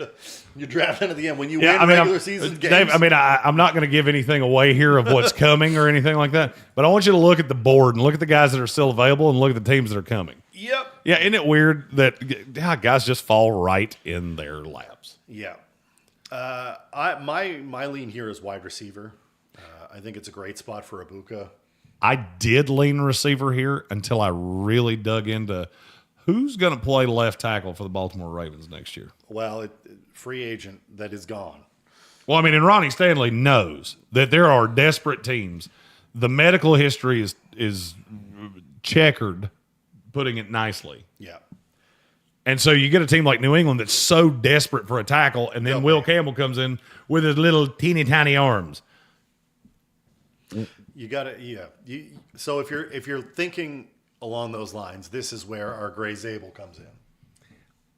Not for me because I don't have him as a left tackle. I think he can play any position on the offensive line. For left tackle. Except for left tackle. Yeah. It's also, as I stated earlier, this is too high. That's been universal this week is he belongs more in the 40 to 60 than the 20 to 30.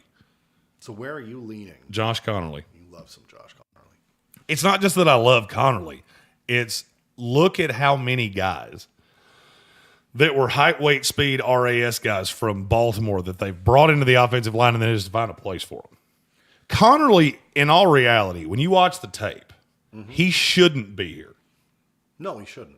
When you look at the age and the depth of experience and the lack of tackles in this class, he should be being pushed up.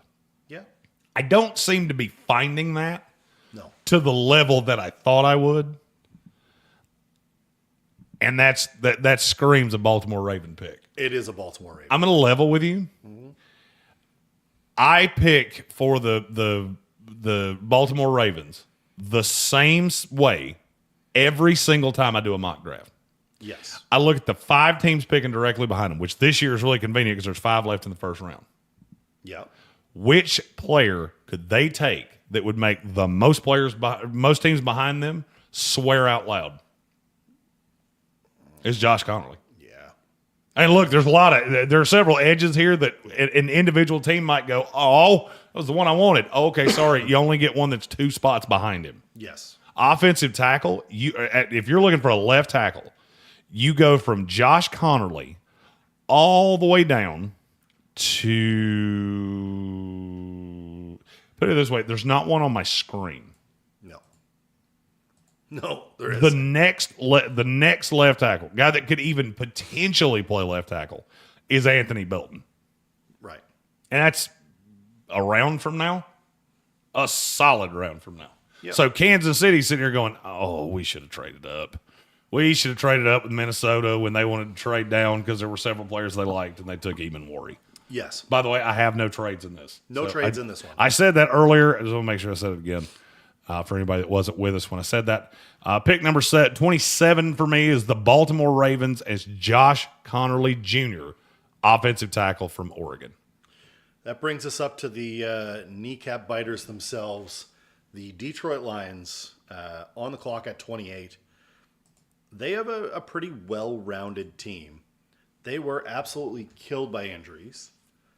And here we are on the clock again at 28. Dreams dashed last season. Big coaching turnover. Big coaching turnover. Where do you have the Lions' needs as of right now? Can Ben Johnson coming back? Can that be a need filled? Yes. No, he can't.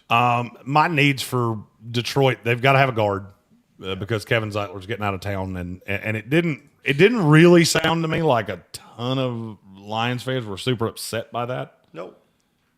If I hadn't been specifically told I was too high on Gray Zabel, this is where he was going to go. Yeah. It was either Houston or here. Yep. I'm going to bypass that for a round because we had so many.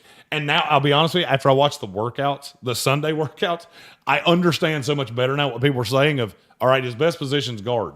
We have like 17 of those guys. Yes. It's tackle that's going to be what gets pushed up. Yep. So for me, the biggest need for the Detroit Lions just so happens to be a position that, well, we've got a lot of them. You got to have an edge rusher. You got to have an edge rusher on the other side of Aiden Hutchinson.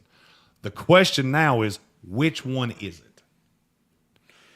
Is it Ezraku? It's not for me. Is it I love Ezraku. Don't get me wrong. Are you going Michael Williams? It's not. Is this the Mike Green? This is Mike Green. This is Finally the get spot to where the I spot. honestly and here's exactly how I think this would go. All right, so he's got character issues in his past. There's no confirmation on it. We've been searching for months. I don't know. Dan Campbell is going to lock the door and go, all right, boys, let's talk. You know that big boy that just that just went one pick ago? This kid just absolutely Mortal Kombat Hayukened his soul out of his body. Now, is that biased because he was playing right tackle on the play? Sure. It doesn't matter. No. Mike Green is too good to still be here at 28. He's been pushed down by the character. If there is anybody that is going to say, I don't give a damn about your character, I can coach that out of a guy. If he's a bad guy, we're going to make him a good guy. It's Dan Campbell. Where he just looks at the GM and goes, trust me.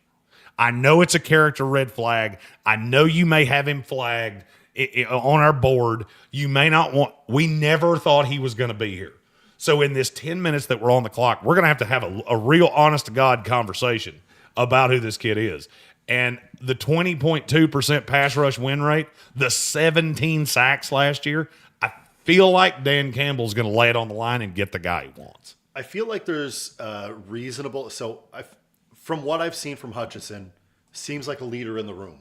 For sure. He's growing up, and I know he's a younger guy, but he feels like he is an accountability partner that could be leveraged here. Oh, you think he's going to be the accountability buddy for Mike Green? I think that Dan Campbell will take him into the room, and they will play good cop, bad cop until they figure out what they need to figure out. When everybody walks out of the room, they'll say, "All right, let's go eat some kneecaps."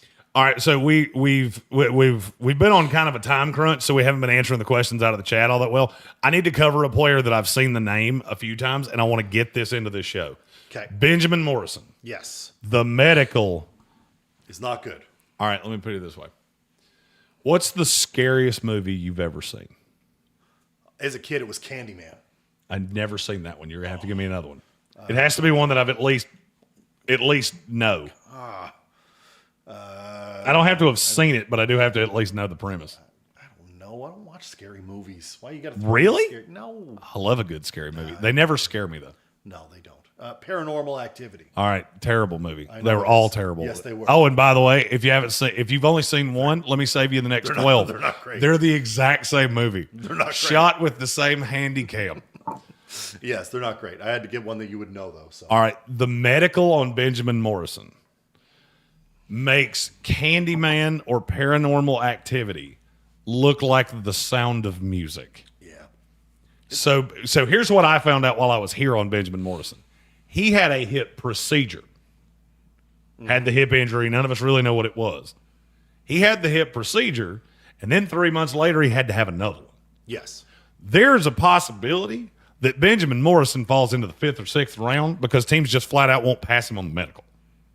There are certain body parts that you can't start having go sideways at 22 years old. And Snake in our YouTube comment said, Caleb Farley 2.0. I hate comps. That name was said to me more than once. Yes.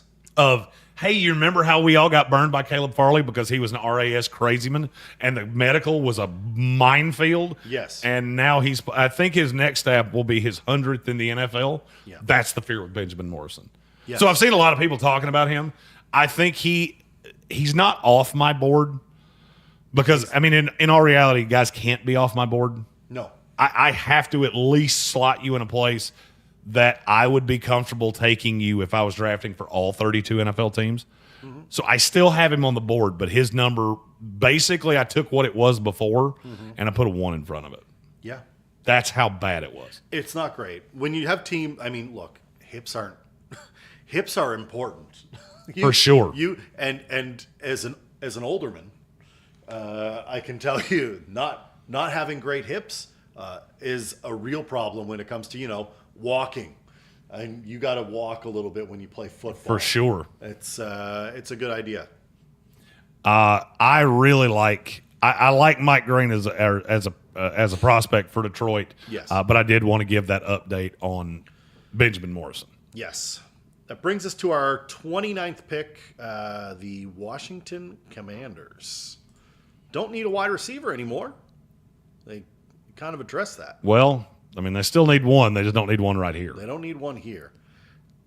Is this where we start seeing a run on corners? Are we still in the tackle and edge world? A lot of good edge. There are a lot of edges. The question is, which one are you going to take here? Well, let's take a look. I mean, is this the Ezeraku? I'll go ahead and tell you. I want you to sound this out, and then I'm going to very confidently tell you the player that I'm taking here. Ezeraku is the first name that comes to mind here. Ezeraku is a really good stand-up edge. There are a lot of stand-up edges. Michael Williams. Michael Williams does not fit here because I need a pass rusher, and he doesn't do that. Braden Swinson. Too early. Although he is one of the players that allows me to do what I'm getting ready to do. Nick Scort. Nick Scort, another player that allows me to do what I'm getting ready to do. Oh, you're making me work for it, and I love that. But I had a really funny comp of what this kid looked like that I'm not going to say here. all right. Actually, yeah, I am. No. He looks like a Bond villain. And the more I watched him, and then I saw him go absolutely freak nanners. Okay, yeah. Hey, you know how I dropped Landon Jackson? And then he went to the combine and went, hey, I'm not of this world. Cool. You're back to where you were. The Senior Bowl was a blip. I'm sorry. I didn't mean to. And I can tell you that I had a lot of talks about Landon Jackson over the weekend. Did. I'm not going to lie. He came up on the Commanders podcast last night where they asked me, hey, what do you think of this kid? And I went, love him. Love him. Want to be best friends with him. Want to go do karate in the garage with him. And he holds up against the run. And I'm not going to lie. I think Washington double dips. I think they take another actual stand-up edge at some point in day two. Yeah. I know Commander fans are not going to love that. I really do. I know they're not going to love that. Because he is, in terms of his sexy rating, is somewhere between Shane Gillis and Dame Judi Dench. Yeah. Yeah, it's sex appeal, not here. He did look like he shaved everything. Like he has alopecia. Yes. He has no hair on his head. No hair on the head. But Landon Jackson, I love him. Stud. He was ripping through those drills. He's a really good kid too. Yeah. I caught like 2 minutes with him at the Senior Bowl. He's phenomenal. And I was at his media avail this week. And he's just so dadgum likable. And then you watch the physical freak and go, I'm not sure there's anything you can't do. I did hear somebody ask what he thought, and I'm super paraphrasing here. Somebody asked what happened that week at the Senior Bowl. Uh-huh. And he didn't want to make an excuse. I've heard he had food poisoning. Yeah. Because a couple guys did. Yep. I've heard that. I can't verify it. And he basically said, no excuses. I got to be better. And I went, yep, that's my guy. That's my guy. Taking account is. Oh, and then he had a 40-inch vert at 6'7", and I went, it's also my guy if we're playing pickup basketball later. Yeah, you're gonna be my rebounder, please. Yeah, I like Power 4. Eat and Sleep Football said he's Logan Hall all over again, and dude, I'm not gonna lie, I respect your game, and I could not disagree with you more on this. Yeah, I think he is a guy that we fall out of love with for all the wrong reasons. Yep. Logan Hall played nobody, so he dominated at a super low level of competition because he played Houston. I think he was at Houston. I think so. Landon Jackson did this in the SEC on a team that was not very good. Yeah. No, I do respect Eat and Sleep is a scout that I would love to hire if the budget for me hiring people wasn't $4. Sorry, Dave. Look, I'm here on my negative. We're negative dollars. Yeah. Dave, I'm on negative dollars. Dave would have made more money this week if he had ignored my phone call 2 weeks ago. Well, we wouldn't have had as much fun. That's Facts. Landon Jackson, edge out of Arkansas to the Commanders. I think he's such a plus in terms of all the things he can do. He is a little raw. He was at Arkansas. He didn't have Kirby Smart coaching him. No. So I love Landon Jackson, and I love Washington is one of my favorite fits. We've got the Buffalo Bills at 30. Wide receiver, they need some D-line. They need something on the defensive end here. They just paid their top wide receiver in Khalil Shakir, and I say theirs because I don't understand that contract. I get it. It's a lot. It's a lot. But I mean, it's not like they could let him walk. No, they certainly couldn't let him walk. Are we finally at a point where we start looking at corners, or are we still looking at defensive line, linebacker? Is this a Derek Harmon fit? Is this a Mike L. Williams? Oh, I adamantly want to add a defensive lineman here. The question is which one, and I've got so many options. Yeah. Harmon looks good here. Is that where your lean is, or are you? Harmon was, when I first looked at this, Yep. and I got to Buffalo, Harmon was my first lean. And then I started thinking about all these different other guys. Because I've got the problem I have with Derek Harmon here is I'm not sure how he fits with what they currently have. Yep. And then I just keep looking at I want a guy that can rush a passer. Yep. But I also want a guy that holds up pretty well against the run. It's Nick Scorton. I like Nick Scorton. I love him. And I look back at the guys that Buffalo has taken and the thought process. I understand why they took A.J. Epinesa. I also understand why he didn't become what they thought he would. And I kind of look at Scorton and go, that's what you wanted A.J. Epinesa to be. You just have to get his body right, because I do think he has to lose a little bit of weight. Yep. And he came in a little leaner here. Yes. If you go back to the Purdue tape, he was a top 10 pick coming into the year. He went to Texas A&M, and everybody else has outshined him because Shamar Stewart's not of this world. Shamar Turner is just elite in certain areas. Scorton didn't have that year at A&M, and we just forget everything else ever happened. I couldn't agree more. If your hand's going to be down, and with the guys that are left, my favorite one is Nick Scorton. That's Nick Scorton to the Buffalo Bills out of A&M. That brings the former Super Bowl champions, Patrick Mahomes. Yeah. It's Kansas City is on the clock at the 31st pick. There's so many things they can do here. There are a lot of things. There's so many things they can do here. This is a great spot on the board for them because they have flexibility here. They do. They need things. They also do. I stared at Luther Burden III's name so hard, going, I make it work in your own head, and I couldn't do it. Nope.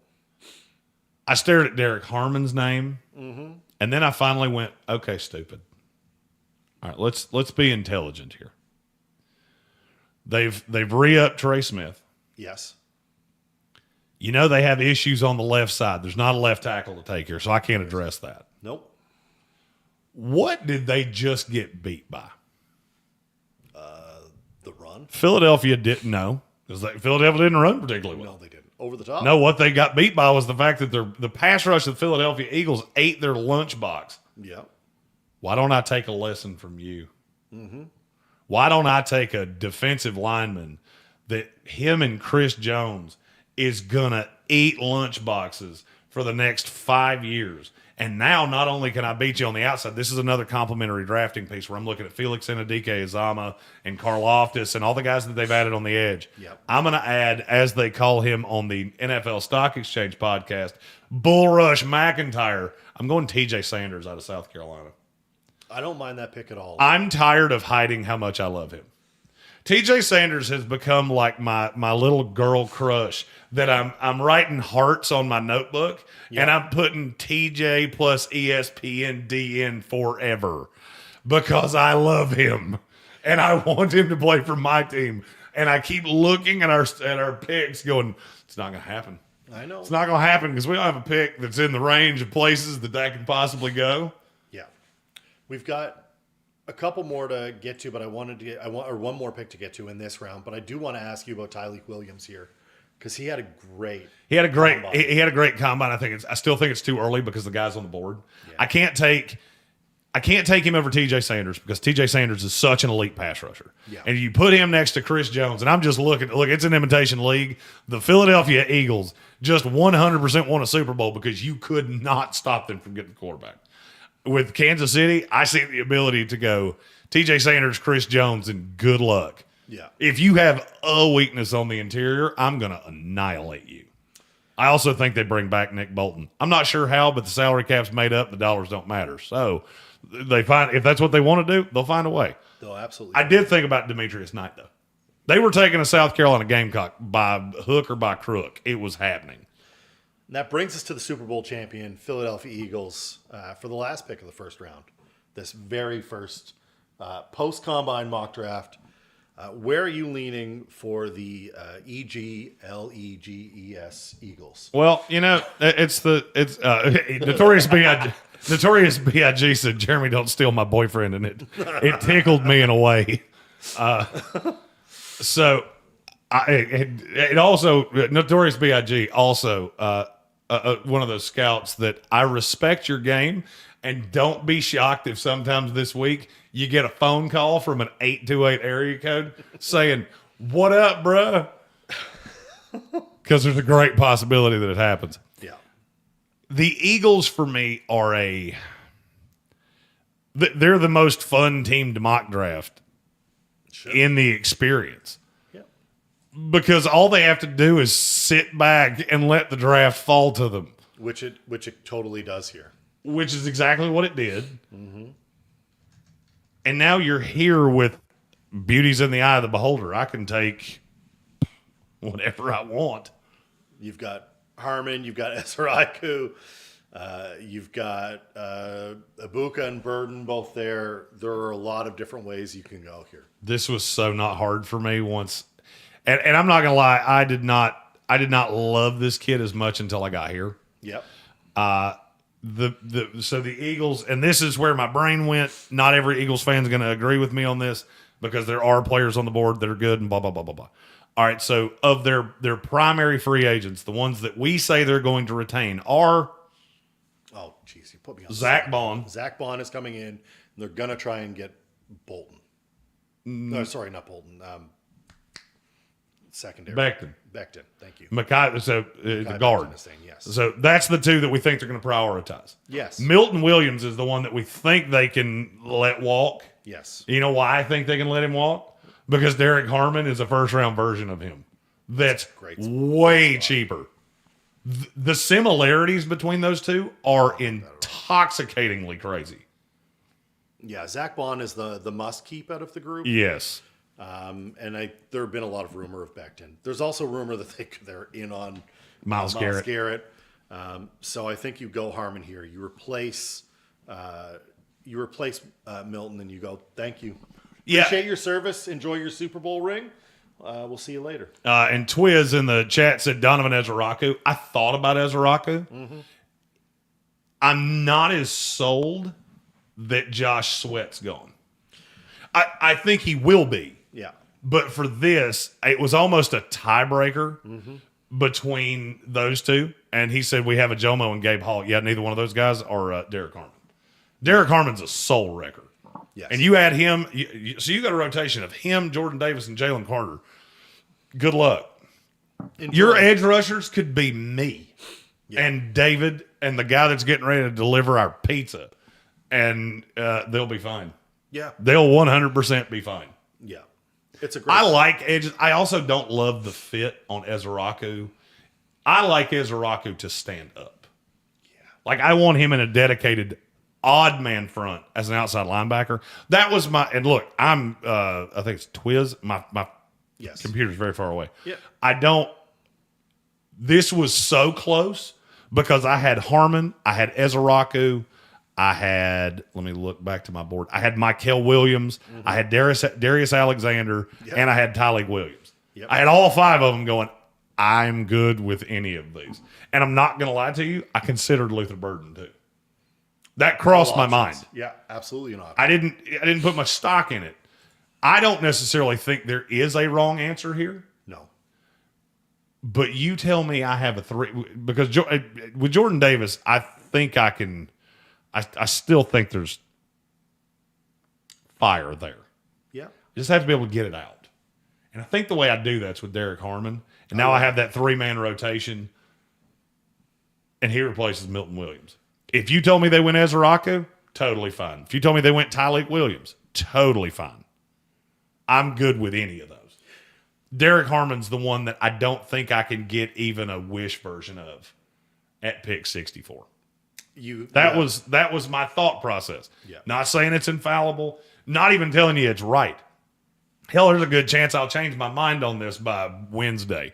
So, because this is the Philadelphia, like I said, they're the most fun team to mock draft in the league because you just sit back and go, "Ooh, what Christmas present did Drafty Claus bring me this time?" Under the draft mystery. But I will say this, and I think it was Notorious B.I.G. that said he wished he could bet money somewhere that T.J. Sanders was going to become a stud. I wish I could bet money somewhere that whoever Philadelphia takes at 32 is about to become a Pro Bowler before their rookie deal expires, because I would bet my house on it looking at the stacks of players that are going to be right there. That's it. We made it through the first round. Oh, we did. We made it through the first round. This is our last ESPN radio show from Indianapolis. Dave, it has been the pleasure of my lifetime, Goose.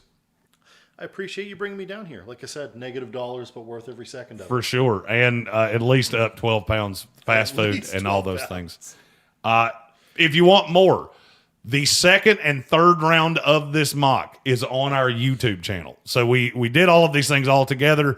We recorded the second half and put it up as a standalone video. Second and third round mock draft is on our YouTube. Find that at the Sportsocracy on YouTube, all the social medias, and we will see you tomorrow. Okay, and that is all of the ESPN things. Ba-da-da-da-da. You, Chief San UK called me leg sofa, and I can't stop laughing at it. What? Why did he call you leg sofa? Armchair. Oh, yeah. Because I said the Oh, former. yeah. Because I called him the former champion. Oh, that's good. Which Gambit loved, by the way. Oh, yeah, that's good. That's Thanks, Gambit. good. Appreciate you. I just got to get a little charge on the old laptop. Leg sofa. Dude, I'm never calling you anything else. You shall be leg sofa from here on out. Gambit, former had to get it in there at least once. By the way, do you want to take a gander at the door and see if our food's there? Yes, I will.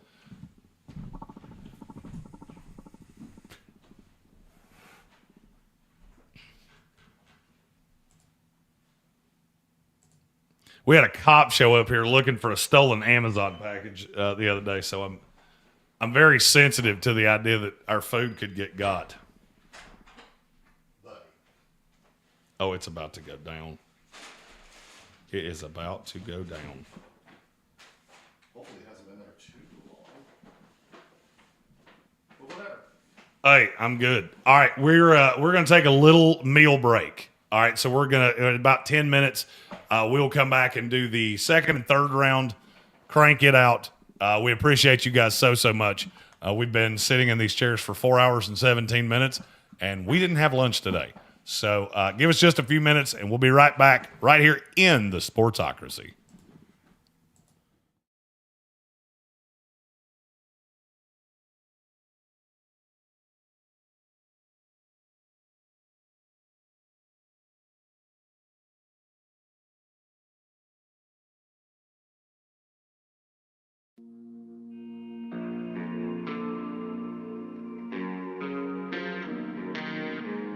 How's the weather up there on the high horse that you fed with your daddy's money?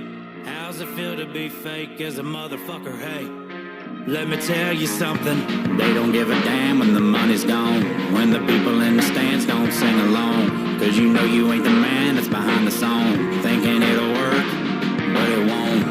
Ain't no truth on the radio station. Somebody owes me an explanation.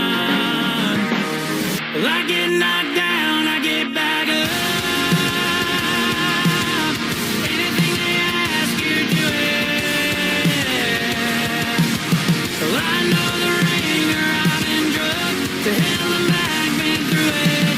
Your time's tick-tock and I said, and I'm unapologetic.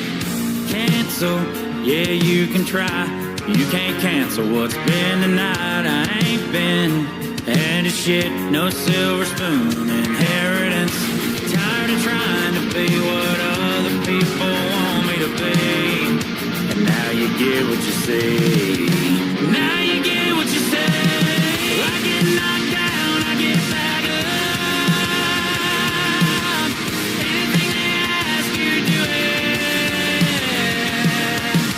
Well, I know the ringer, I've been drugged to hell and back, been through it. Your time's tick-tock and I said, and I'm unapologetic. If you need an explanation, go.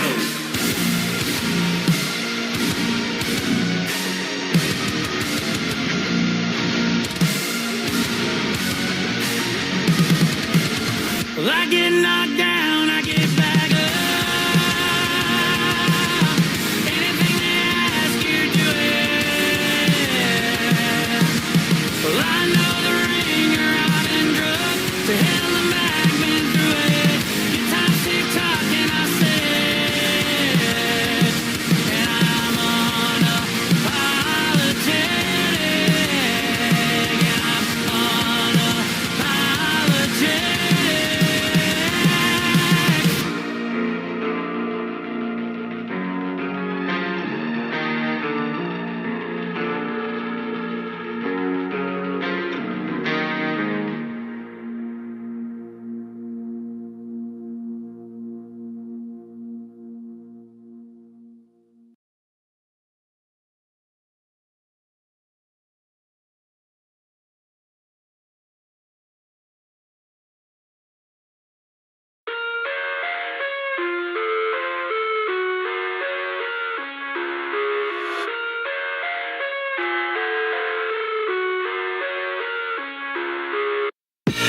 I live inside my own world of make-believe. Kids screaming in their cradles, profanities. I see the world through eyes covered in ink and bleach. Cross out the ones who heard my cries and watched me weep. I love everything. Fire spreading all around my room. My world's so bright, it's hard to breathe, but that's alright. Hush.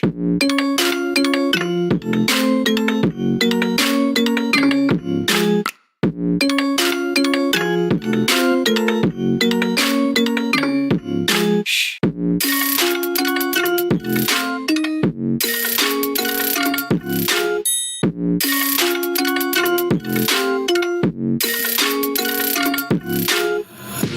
Tape my eyes open to force reality. Why can't you just let me eat my weight in glee? I live inside my own world of make-believe. Kids screaming in their cradles, profanities. Some days I feel skinnier than all the other days. Sometimes I can't tell if my body belongs to me. I love everything. Fire fire spreading all around my room. My world's so bright, it's hard to breathe, but that's alright. Hush.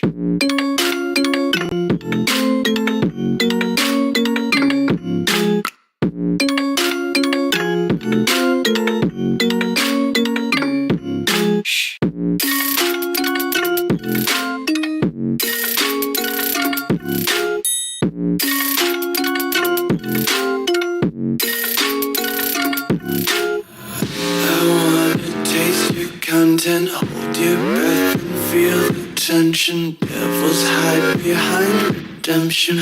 Honesty is the one-way gate to hell. I wanna taste consumption. Breathe faster to waste oxygen. Hear the children sing aloud. It's music till the wick burns out.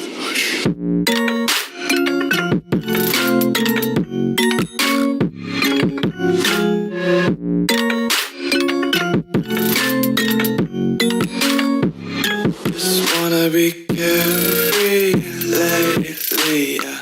Just kicking up daisies. Got one too many quarters in my pockets. Count 'em like the four-leaf clovers in my locket. Untied laces, yeah. Just tripping on daydreams. Got dirty little lullabies playing on repeat. Might as well just ride around the nursery and count sheep. Built to last with the webs I'm weaving. I could change the past with all I'm achieving. Got my foot on the gas, never stop competing. If you break like glass, then this life's gonna end. I wanna be the best in the game, invest in my name. Check no restraints, I'm obsessed with the pain. I ingest, I retain, assess and I change. Possessed by the thought I'll be free one day from society's restraints. Money, clout and fame, mud, disease, a plague. We all love to hate, have to play the game, have to make a name. All our insecurities are on display. This is war with the enemy, think that it was meant to be. Living in a time where disease is on every screen. I won't let them fester me, I know most are festering. Negativity is a plague for the mentally weak.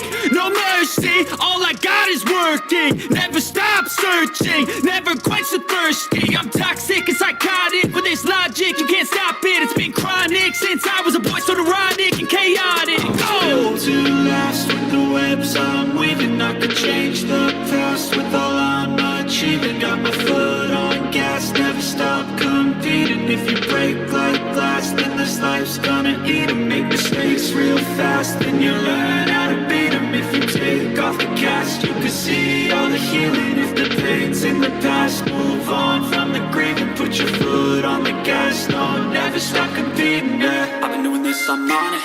I just wanna be iconic. Sipping on a gin and tonic, got me going off when I'm on this topic, yeah. If I ever play, I want it. You know that I'm always honest.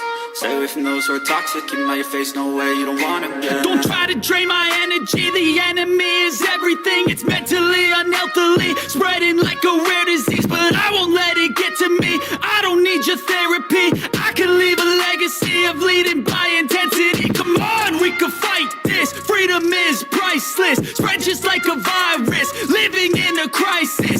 Do you feel courageous? Do you seek greatness? Trust me, you can take it. Go on and take your aim. Yeah. Built to last with the webs I'm weaving. I could change the past with all I'm achieving. Got my foot on gas, never stop competing. If you break like glass, then this life's gonna eat 'em. Make mistakes real fast, then you learn how to beat 'em. If you take off the cast, you can see all the healing. If the pain's in the past, move on from the grieving. Put your foot on the gas, no, never stop competing, yeah.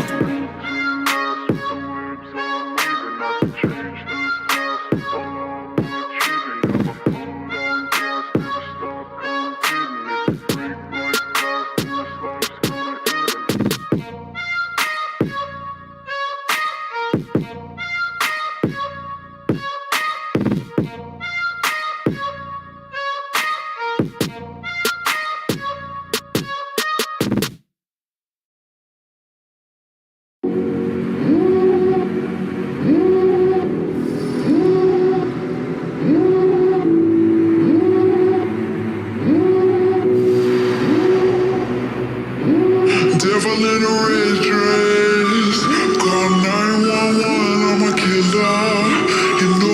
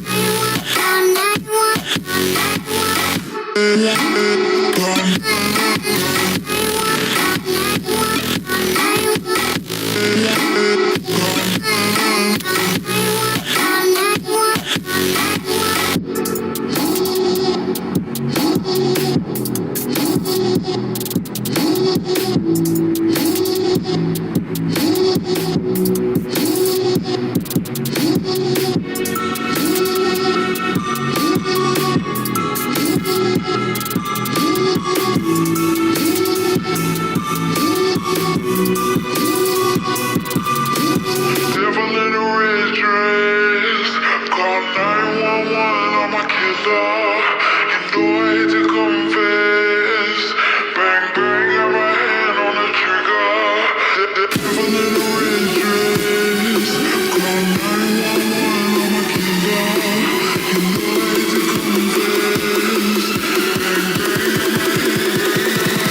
Bang, bang, got my hand. Call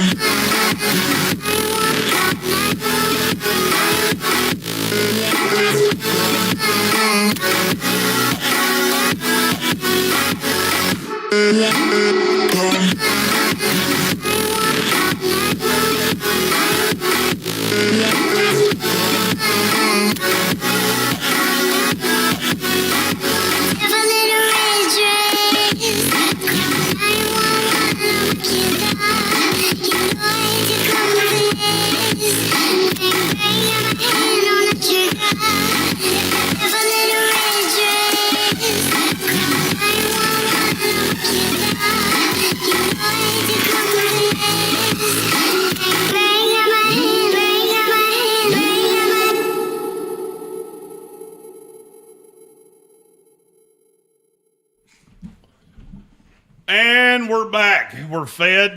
That'll be our last meal in Indianapolis, and it was equally fattening and awful for you. Dave got to see the beauty that is an American miniature taco from the Jack in the Box. Chef's kiss. Jack is, Jack in America, I don't know if you know this or not, Jack is actually an old Anglo-Saxon word for fat bastard whose food will make you feel like absolute trash. Damn, it tastes good. Oh, it's so good. The ultimate cheeseburger, man. God almighty. Yeah, it was a good one. Good one. Will you shift that screen just a hair? Which way? Turn it that way. Nope, other way. Nope. Apparently I was wrong the first time. Push me further. Yeah, more. Right there. So you want to do a podcast? Yeah.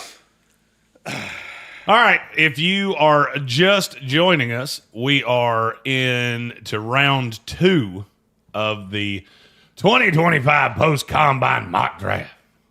Do my best, Vinnie Mac, after a great elimination chamber last night, which we got back here just in time to watch.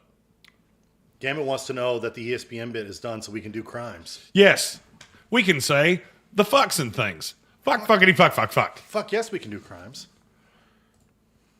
Yes, we can do crimes now. Bill Bootycheek said I need to get back home. Can't be around Americans too long. USA, USA. Oh, yeah, dude.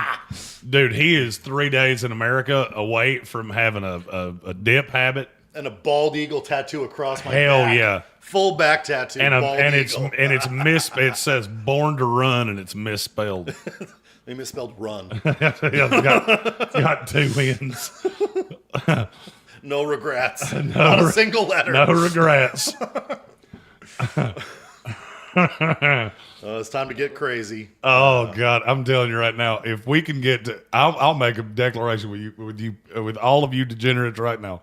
If we can get to 10,000 subs by the draft, I will get a tattoo, not on my fucking face. I will get a tattoo anywhere that is coverable of whatever the fuck you want. I mean, nothing like. Thomas J. Brady's face. Right on your I'm not tip. going to get like. I'm not going to get one on my ass. Your nipple will be his eyeball. It says Cowboys' butts drive me nuts. I will not be doing that. But within reason. We'll have some fun. That's the goal. All right, we're to the second round. If you missed the first round, You want the recap? yes, that would be phenomenal. Abdul Carter at 1 to the Titans. Cam Ward at 2 to the Browns. Shador Sanders to the New York Giants. Travis Hunter to my New England Patriots. Will Campbell to the Jacksonville Jaguars. Ashton Genty at 6 to the Raiders. Jackson Smoking Darts at 7 to New York Jets. Jackson Lung Darts. James Pierce Jr. Falls to the Carolina Panthers. Mason Graham to the Saints. Shamar Stewart to the Bears. Will Johnson at 11 to the 49ers. Armin Membu at 12 to the Cowboys. Jahdae Barron at 13 to the Dolphins. Tyler Warren at 14 to the Colts. Jahad Campbell at 15 to the Falcons. Walter Nolan, 16 to the Arizona Cardinals. Kelvin Banks Jr., 17 to the Bengals. Tet McMillan to the Seahawks. Malachi Starks to the Buccaneers. Colston Loveland comes in at 20 to the Broncos. Josh Simmons at 21 to the Steelers. Marion Hampton to the Chargers. Kenneth Grant to the Packers. Nick Imanwari to the Vikings. Matthew Golden at 25 to the Houston Texans. Jalen Walker at 26 to the Rams. Josh Connerly Jr. to the Ravens. Mike Green as a gift to the Detroit Lions. Landon Jackson to the Commanders. Nick Scorton to the Buffalo Bills. TJ Sanders to the former champions, Kansas City Chiefs. And at 32, rounding out our first round, Derek Harmon to the Eagles. Indeed. It was good work. It was good work by you. It's a lot of picks. No, it is a lot of picks. Shout out to Chiefs fan UK. I love you, buddy. Oh, yeah. Oh, he's a rock star. Leg sofa. Oh, leg sofa? That's all I'm calling him for the rest of the day. That's fantastic. All right, so now I have finally been able.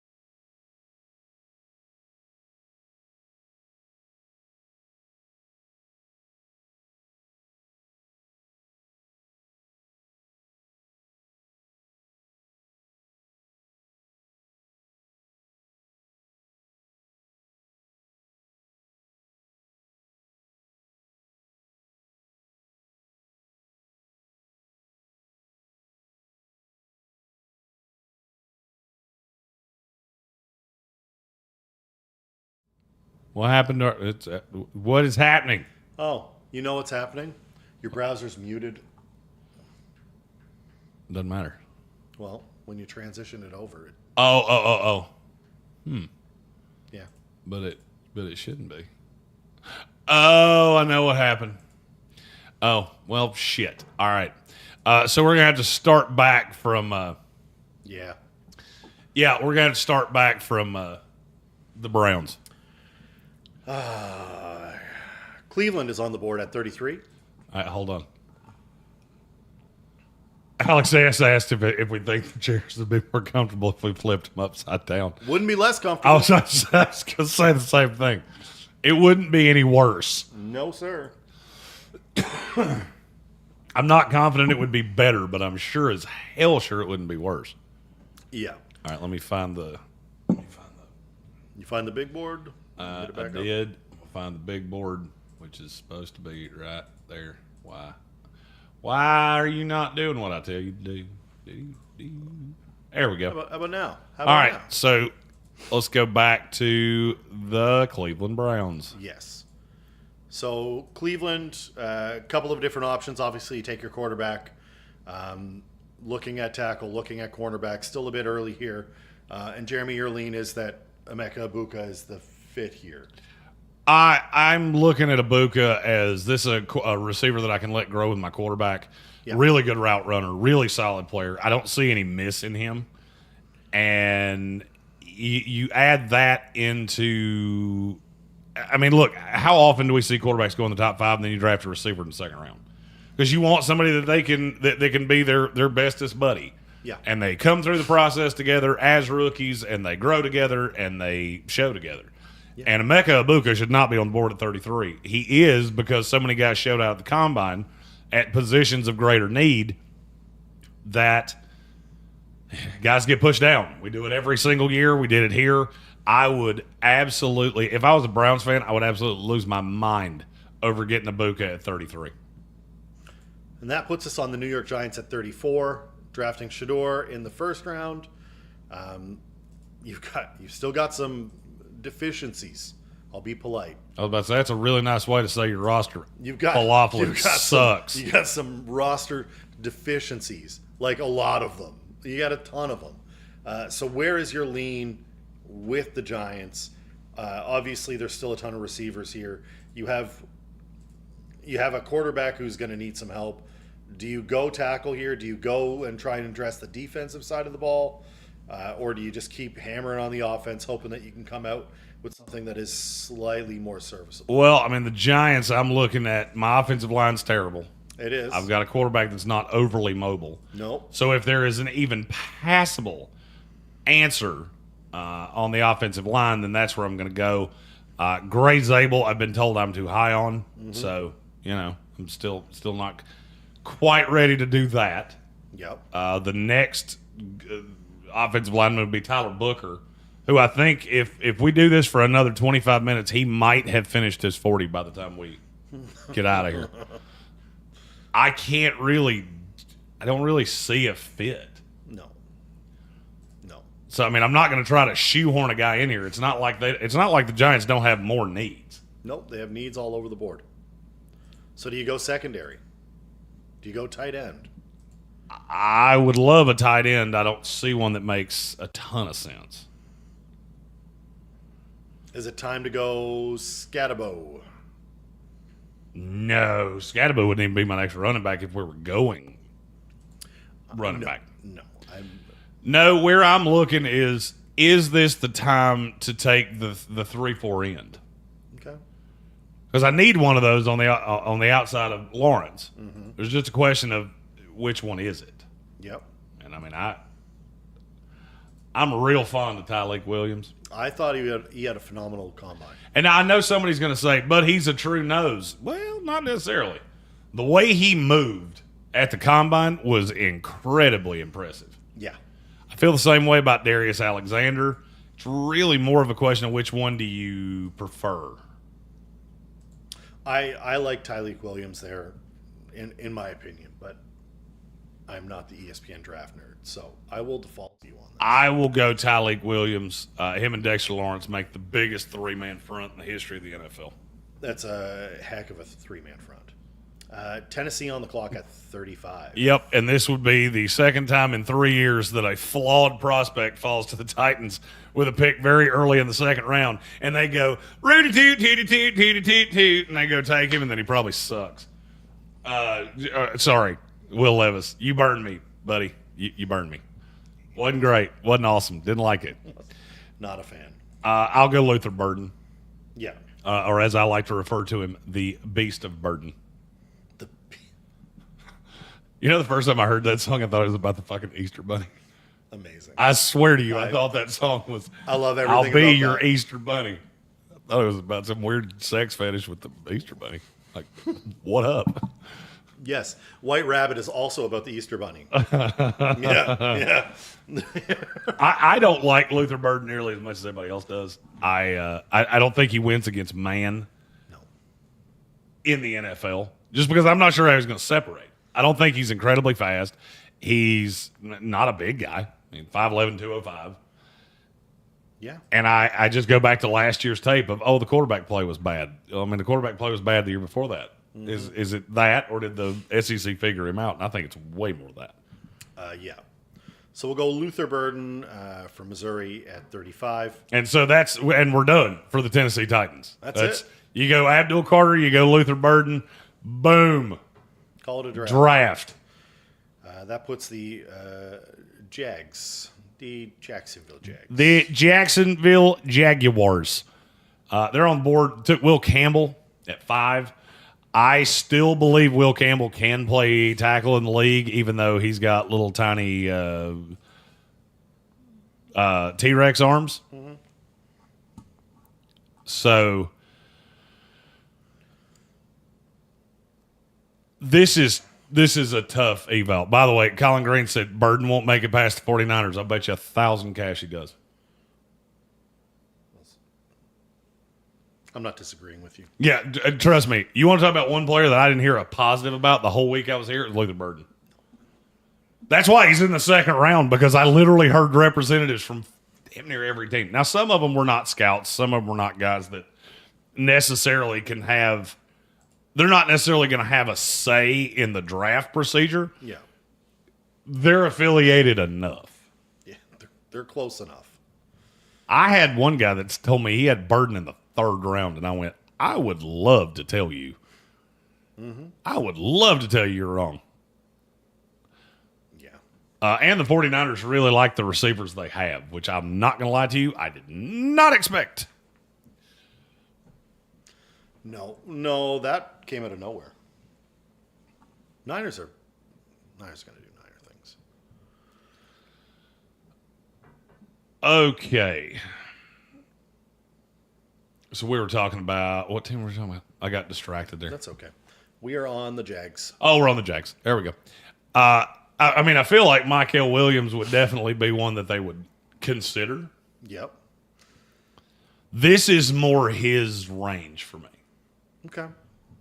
That he fits in a place like this. Now, is that the guy that I actually think they're going to take? It's not, because I think they're good at edge. I would love a defensive tackle. And I feel like there's a couple of them here. It's just which one fits best for Jacksonville. Yeah. Do you have a preference? Because I definitely do. I was looking at Ezraku originally, but that if you're talking away. Oh, don't from worry. that, Ezraku's not going to last for long.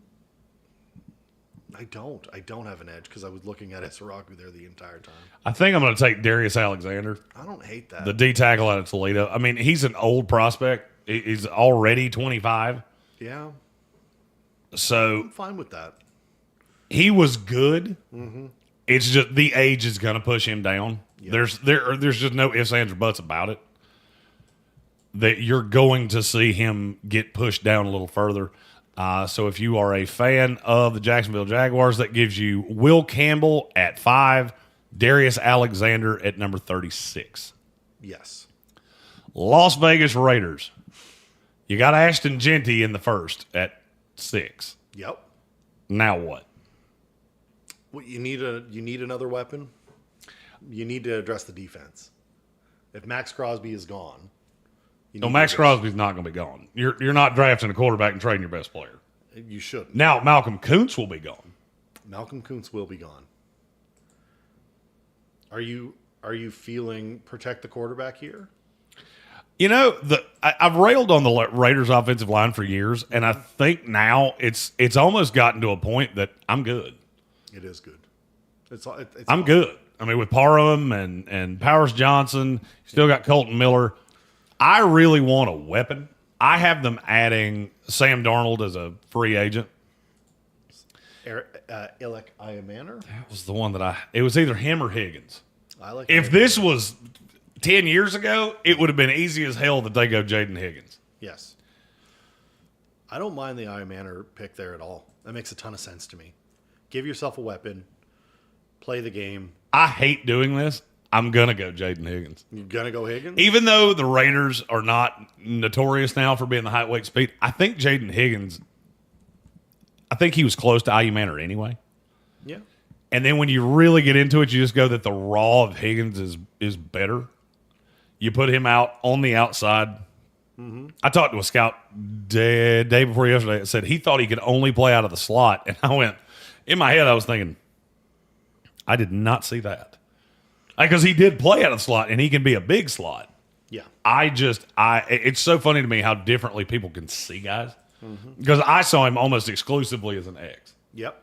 And I think he really fits in here with the Raiders. That gives you a nice over-the-top threat. And I'll tell you, this is my explanation for why I went Higgins instead of Iamaner. Yep. You have Jacoby Myers. Yes. And I don't really want two non-burner receivers. Iamaner ran a faster 40, but not by much. But his split was not as fast. No. Not as fast. They're close. It's 4.47 to 4.41 or 4.44. Yeah. It's not a huge gap there. I like Iamaner. I do. I like him a lot. I like him too. But I think Higgins is the more RAS positive. Yeah.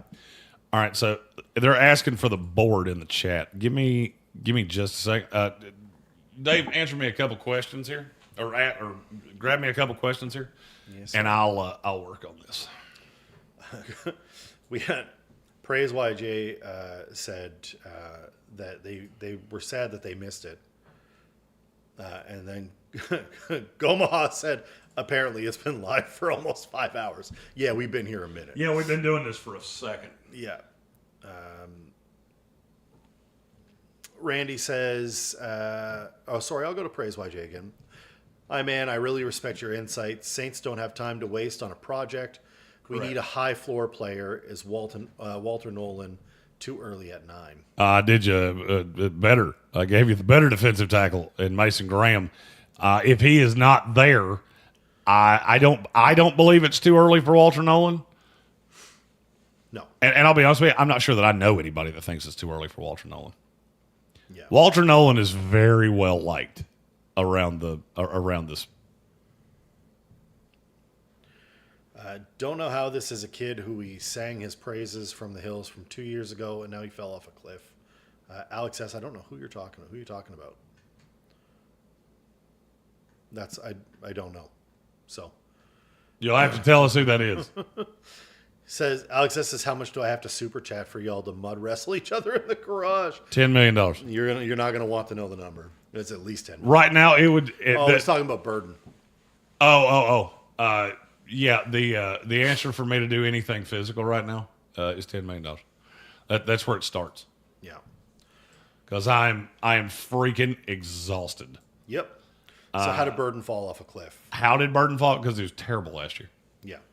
He was terrible. I mean, 700 total yards. He was never open. And it was at times, it was very painful tape to watch. I mean, very painful tape to watch. Randy had Burden as is third round worthy. Cousin Colin Green said, especially with the Deebo Samuel comp. The comp, and he was talking about with Burden not making it past the 49ers. The 49ers are comfortable with Juwan Jennings and Brandon Ayuk and Ricky Pearsall. I mean, I have three receivers. Where the hell's Luther Burden going to play? Mm-hmm. That's the problem is that, I mean, I don't play four receivers. So, And you got to remember, just because we don't like them and just because common sense doesn't like them doesn't mean that the team doesn't like them. Yeah. And that's where you kind of run into a problem. Alex has also mentioned Tyleik Williams has had 0 development as a pass rusher, as most OSU IDL get. With some coaching, he could be insane. That's He's what honestly I an IDL 3 to said. me.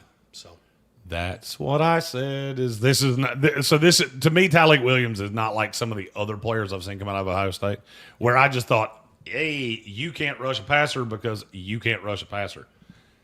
I think he can't rush a passer because he wasn't asked to rush a passer. yeah. That is my thought. I can't tell you that that's 100% the way it goes, Yeah. but I will say that is my thought. All right, I'm gonna put this board right underneath. Shit, Almost. you son of a bitch. Dana says, now that we're talking about Nolan again, how far down is the fall off to Harmon? From Walter Nolan to Harmon. Yeah. For me, it's pretty significant, but I also really like Nolan. So, for me, you got to be careful when you ask me comparisons to Walter Nolan because I have him in the top 10. So, that becomes very biased. Well, yeah, and I do have one higher than the other, but I really really like. Andreas Pickney says Alec is still on the board, just seeing we get to 40. Need a big X receiver. And Randy says Trey Harris should probably be in that Higgins-Ayumanor discussion. He is. I like Trey Harris way better than the industry. Yeah. Cool. All right, we're to 38 with the New England Patriots. And Dave, you took Travis Hunter Sure did. in the first round, so I will not be looking to add you another receiver No. because I think he's going to play that one role, and you will see, obviously, he's going to play a lot of corner because I evaluated him as a corner first and a receiver second. I'm going to ask who you would want here. What position would you want here? Probably a tackle. I don't know. You need someone on the right. If they sign Ronnie Stanley, it's different. But they need help. They need help everywhere. They need a guard. They need a tackle. More edge wouldn't hurt. Obviously, corner is a little less important. So you're Is this wanting the Gray- you're wanting a multiple offensive lineman that plays everything but left tackle. It's a Gray Zabel market, I think. You beat me to it. That's exactly what I was getting ready to say. This is more where I think a team will get desperate on Gray Zabel. And look, I think he deserves to go higher than this. Yeah. This is not a me. This is what I was told at the combine was I was too high on Gray Zabel. And I needed to start kind of backing down on that. And that's where we're at, is that I am backing down on that. Yeah. I'm totally fine with that. They need so much help. That's not even funny. And Zabel can play guard. Zabel can play right tackle. Zabel can play center. I'll be honest with you, Trevor Sycamore likes him better at center than he likes him at guard or tackle. Bill Booty Cheeks with the all-time quote: Jeremy, who do you want to draft? Armchair. They need help. They need help, okay? Jesus. Please can I draft Jesus? Please send help ASAP. We have a quarterback and nothing else. Quarterback and Pop Douglas and whatever Ramondre is when he holds onto the ball. No, we need a little everything. Can you get us everything all at one time? Anybody have one of those everythings? That would be amazing. It's absolutely necessary. So totally happy with that landing spot for Zay Grable. Or Gray Zabel. Zay Grable? Who the fuck is Zay Grable? Zay Grable sounds like an actor on Grey's Anatomy. It does sound like an actor. Listen, we have been live for far too long. Cannot criticize me on mental slips. The Bears. Hashtag built different. Hashtag Bears at 39. Let's see. There we go. Where we took Shamar Stewart in the first at 10. Where are you going to go here? Is this a spot where you consider running back? I have a running back. I'm going to go ahead and take them here just solely because I would be more worried about New Orleans taking my running back than I would worry about them taking the other player that I'm targeting right here. Mm-hmm. I'm going Caleb Johnson, running back out of Iowa. I think he can be that David Montgomery for your Sonic and Knuckles or whatever. Yeah. Whatever jism and schism you decide to call these two. By the way, stop with nicknames because they're stupid, especially from a Sega video game from 30 years ago. I like Caleb Johnson a lot. I wanted to talk to him while we were here, and I did. And I will say he may be a little immature, but I'm not worried about. In terms of him being a bad guy, I'm not worried about that. I think this is a great value pick for the Bears because you're 15 picks behind the other two, and I think he's just a notch behind Genty and Hampton. He didn't have a great combine, but he didn't hurt himself. No, he's a big damn dude. He's a big the thing about you got to remember about big backs like that, and I'll say the same thing about Dylan Sampson. Yeah. Their claim to fame is not how friggin' fast they are; it's they can run people over. I heard Rich Eisen say at one point when they were doing the swaying bag drill, how bad do you think Caleb Johnson wants to just dump truck the bag guy? Which I'm not gonna lie, I watched him run it twice, and I was hoping he would do it both times. He was thinking about it. So right there at 39, Caleb Johnson, running back out of Iowa.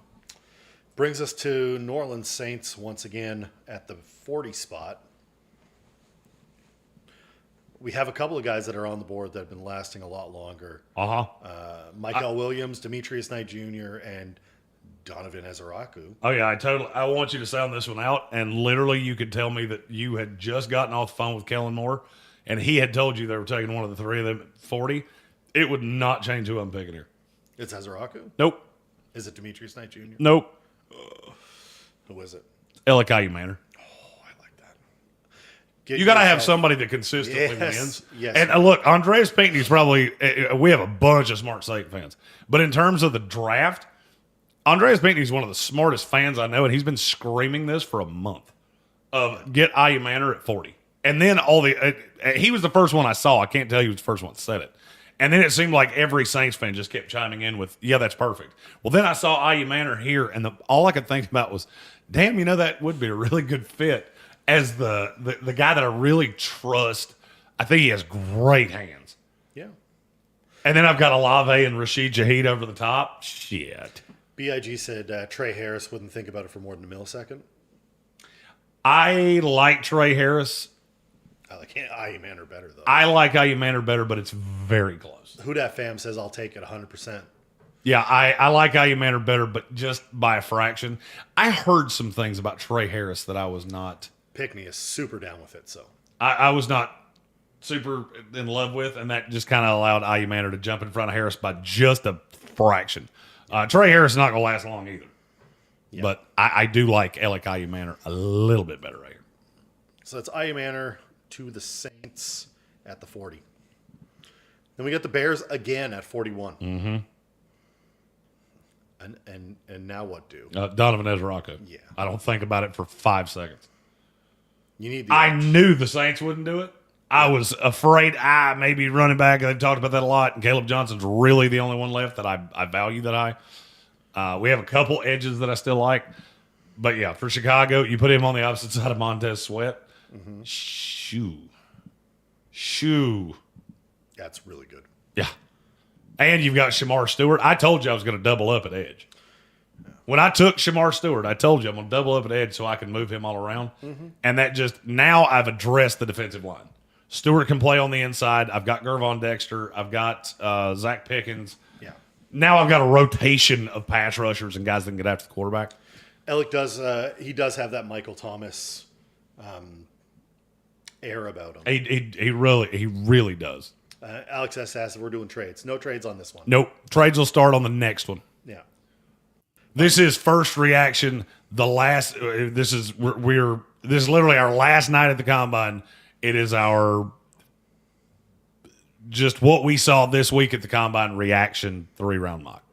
Colin Green says the Saints could take Tank after that, and I would still be happy. Always good to see that Saints fans are happy with what I've done here. Yeah. So that brings your Jets up onto the clock. They got to have a receiver. Yep. Yeah.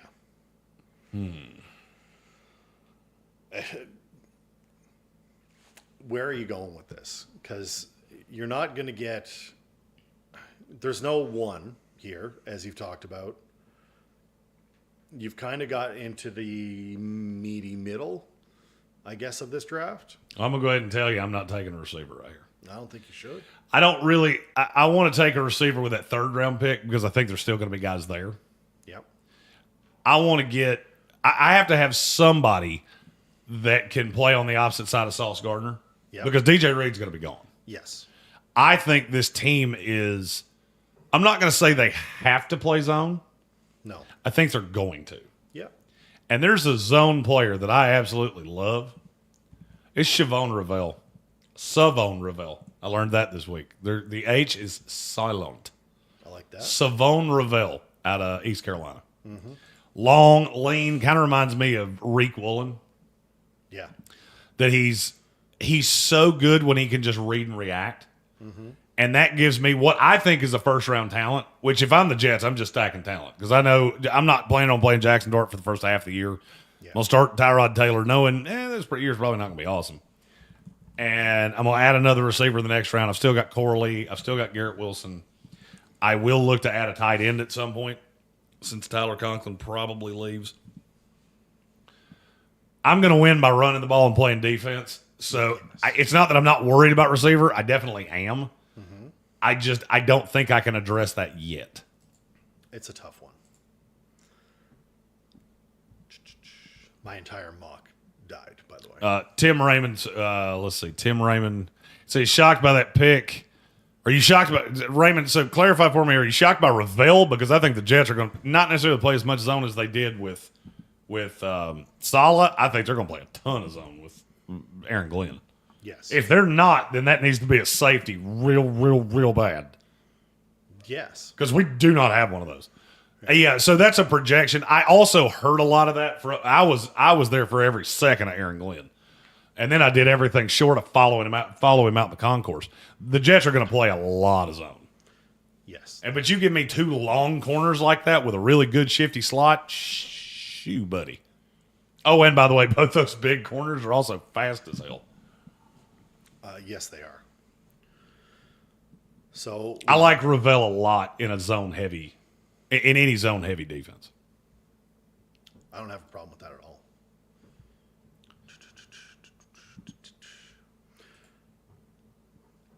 So did your mock just go sideways? Yeah, when my mock died, it completely died.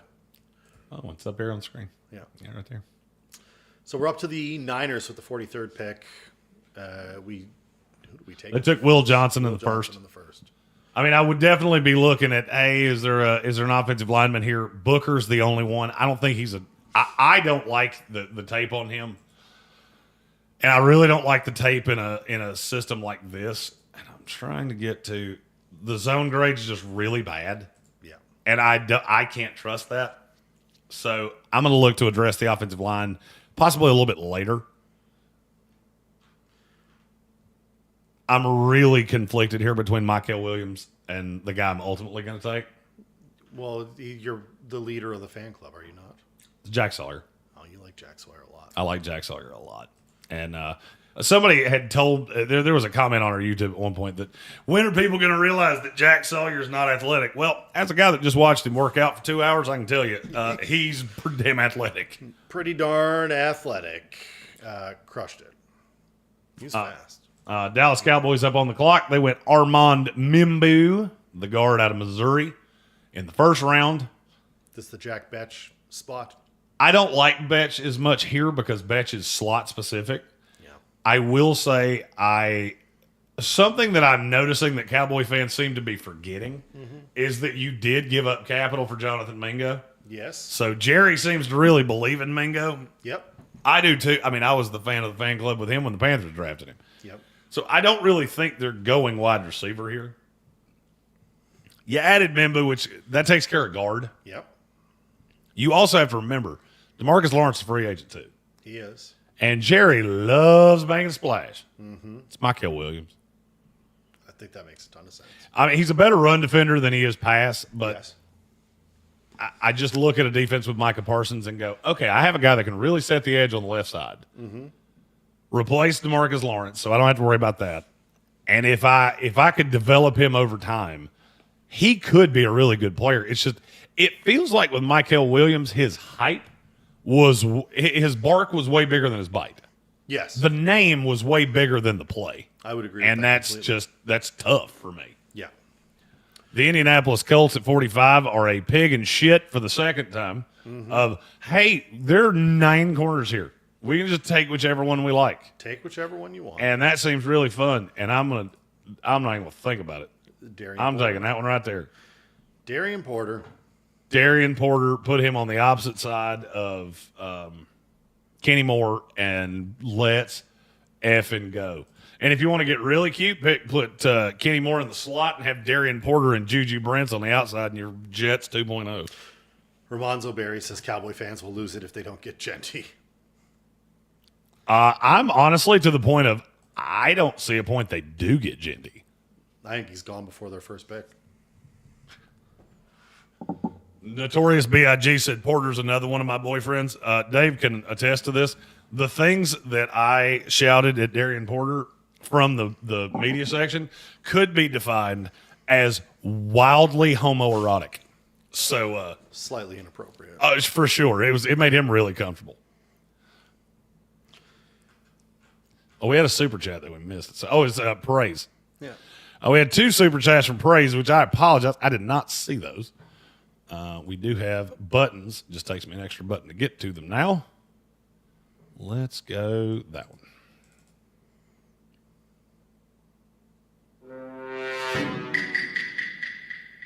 Solid. Solid. And it was one more. It's just supporting. Just, being a good man. Being a good man. appreciate that. And we appreciate all of you guys for supporting this. And some of you have hung in with us for 5 hours, 10 minutes, and now 22 seconds. Yep. My wife wouldn't listen to me talk about the NFL draft for 5 hours, 10 minutes, and 22 seconds. No. Matter of fact, I'm not sure she would have gotten to 5 minutes, No. 10 seconds. Wheels for Meals wants to know who we had Dallas taking in the first. Armand Membo. Yeah. Yeah. Dallas needs a lot. You're not wrong. Dallas does need a lot. Woof. Yeah. All right, Atlanta Falcons here at 46. They took Jahad Campbell at 15. And this is the rest of their draft right here. Well, this is the rest of their 3-round draft. They have several picks in day 3. I feel like this has to be a corner. Yeah. It's just a question of which one. I like the more all around. And I'll be honest with you, I'm shocked he's here. In a mock draft that I did at 46, Trey Amos. I absolutely love Trey Amos. Yeah. I think he's one of the only corners in this class that can do everything right now. Yeah. I think he can come in and play zone right now. I think he can come in and play man right now. I don't know that he's ever going to be elite, but on a defense with A.J. Terrell, I don't need him to be elite. I need him to be as good a 2 as he can possibly be, and that's why I took him in the second round. I think that's a great pick for him. It fits the system well. And Trey Amos is Trey Amos has been on a lot of people's first-round mocks. But based on what we've seen this week, this is just kind of where we're feeling. Yep. Matt Penn asked, but does my wife love me? My wife does love me. Yes. And I'm not going to lie, this is like the longest we've ever been apart. Yes. And you're going to see a truck go real fast. Real soon. Probably on very little sleep because we're hanging out doing a mock draft with you guys. We are 8 hours away from go time. And I'm not going to lie, I'm really glad that camera's not 3 inches lower, or we would have a way closer relationship with each other right now. Because I would be going full gray sweatpants at this moment. Just the fact that I get to leave this house makes me very happy. Yeah. Bill Workman said Trey Amos dropping to 46 is insane to me. He was another player that it felt like the scouts weren't as high on as I was. They were not. There was not as much love there as you would expect. And by the way, we should re-emphasize that this is how I think it would go right now. Yeah. This is not a me. I'm going to draft your A-plus mock drafts next. Yes. And that's what, if I was your GM, this is who you would be picking. And in those, I would say there's probably not going to be a Michael Williams anywhere to be seen. No. Because in those, I can repeat players. And that makes me happy. So we are back on the board now with the Cardinals. Yep. Yeah. Cardinals on the board at 47. I know what I want to do. I know what I want to I do. love when you do this. What? I know what I want. I know what I want to do, and that's my way of saying I want you to talk me out of it, and I know you're not going No, to. I'm not going to. Yeah, you're not going to. You're really not. No, there's no chance I'm talking you out of it. Do you know what I'm? No, I don't. It's Demetrius Knight. I like that. Demetrius Knight, who is just an absolute falafel and missile. And linebacker sucks. I do not know how he got here. He got here because everybody else has needs outside of linebacker. Yep. And I think that's your green dot for a long time. Yeah. Jackass said, Jesus, Jeremy, your voice box has to be dust with how much you've spoken today. I'm not going to lie, I really respect that you noticed that. Armchair can also attest, not only have I been doing this show, I've been on the phone a lot, doing phone interviews from the Combine. Me and my little floosh dude, my old douche tugger here, we spent a lot of time outside the convention center just talking about stuff. So for me, Arizona, you go Walter Nolan in the first, Yep. Demetrius Knight in the second. Hey, That's a solid. Hey. That's solid. That's a win. I hate that you didn't get a true edge, but you got two guys that can rush passer. Which is better than what you currently have. For sure. Miami Dolphins at 48. We took Jade Barron with them earlier on. And now, hey, guess what? It's that guy that I had in the first round to you before. He fell that far. It's Tyler Booker, guard out of Alabama. You have to have a guard, and guard she's getting thin. Yes.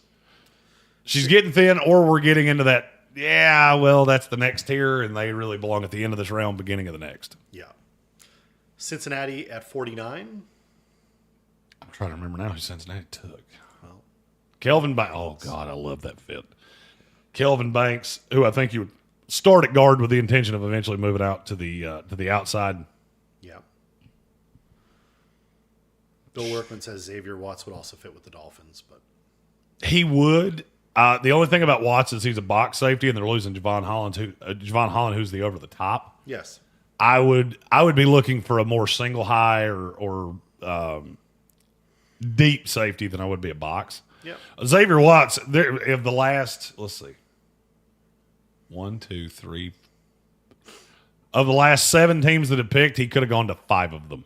Yes. And I wouldn't have been upset about it, not nary a time. Nope, not even a little bit.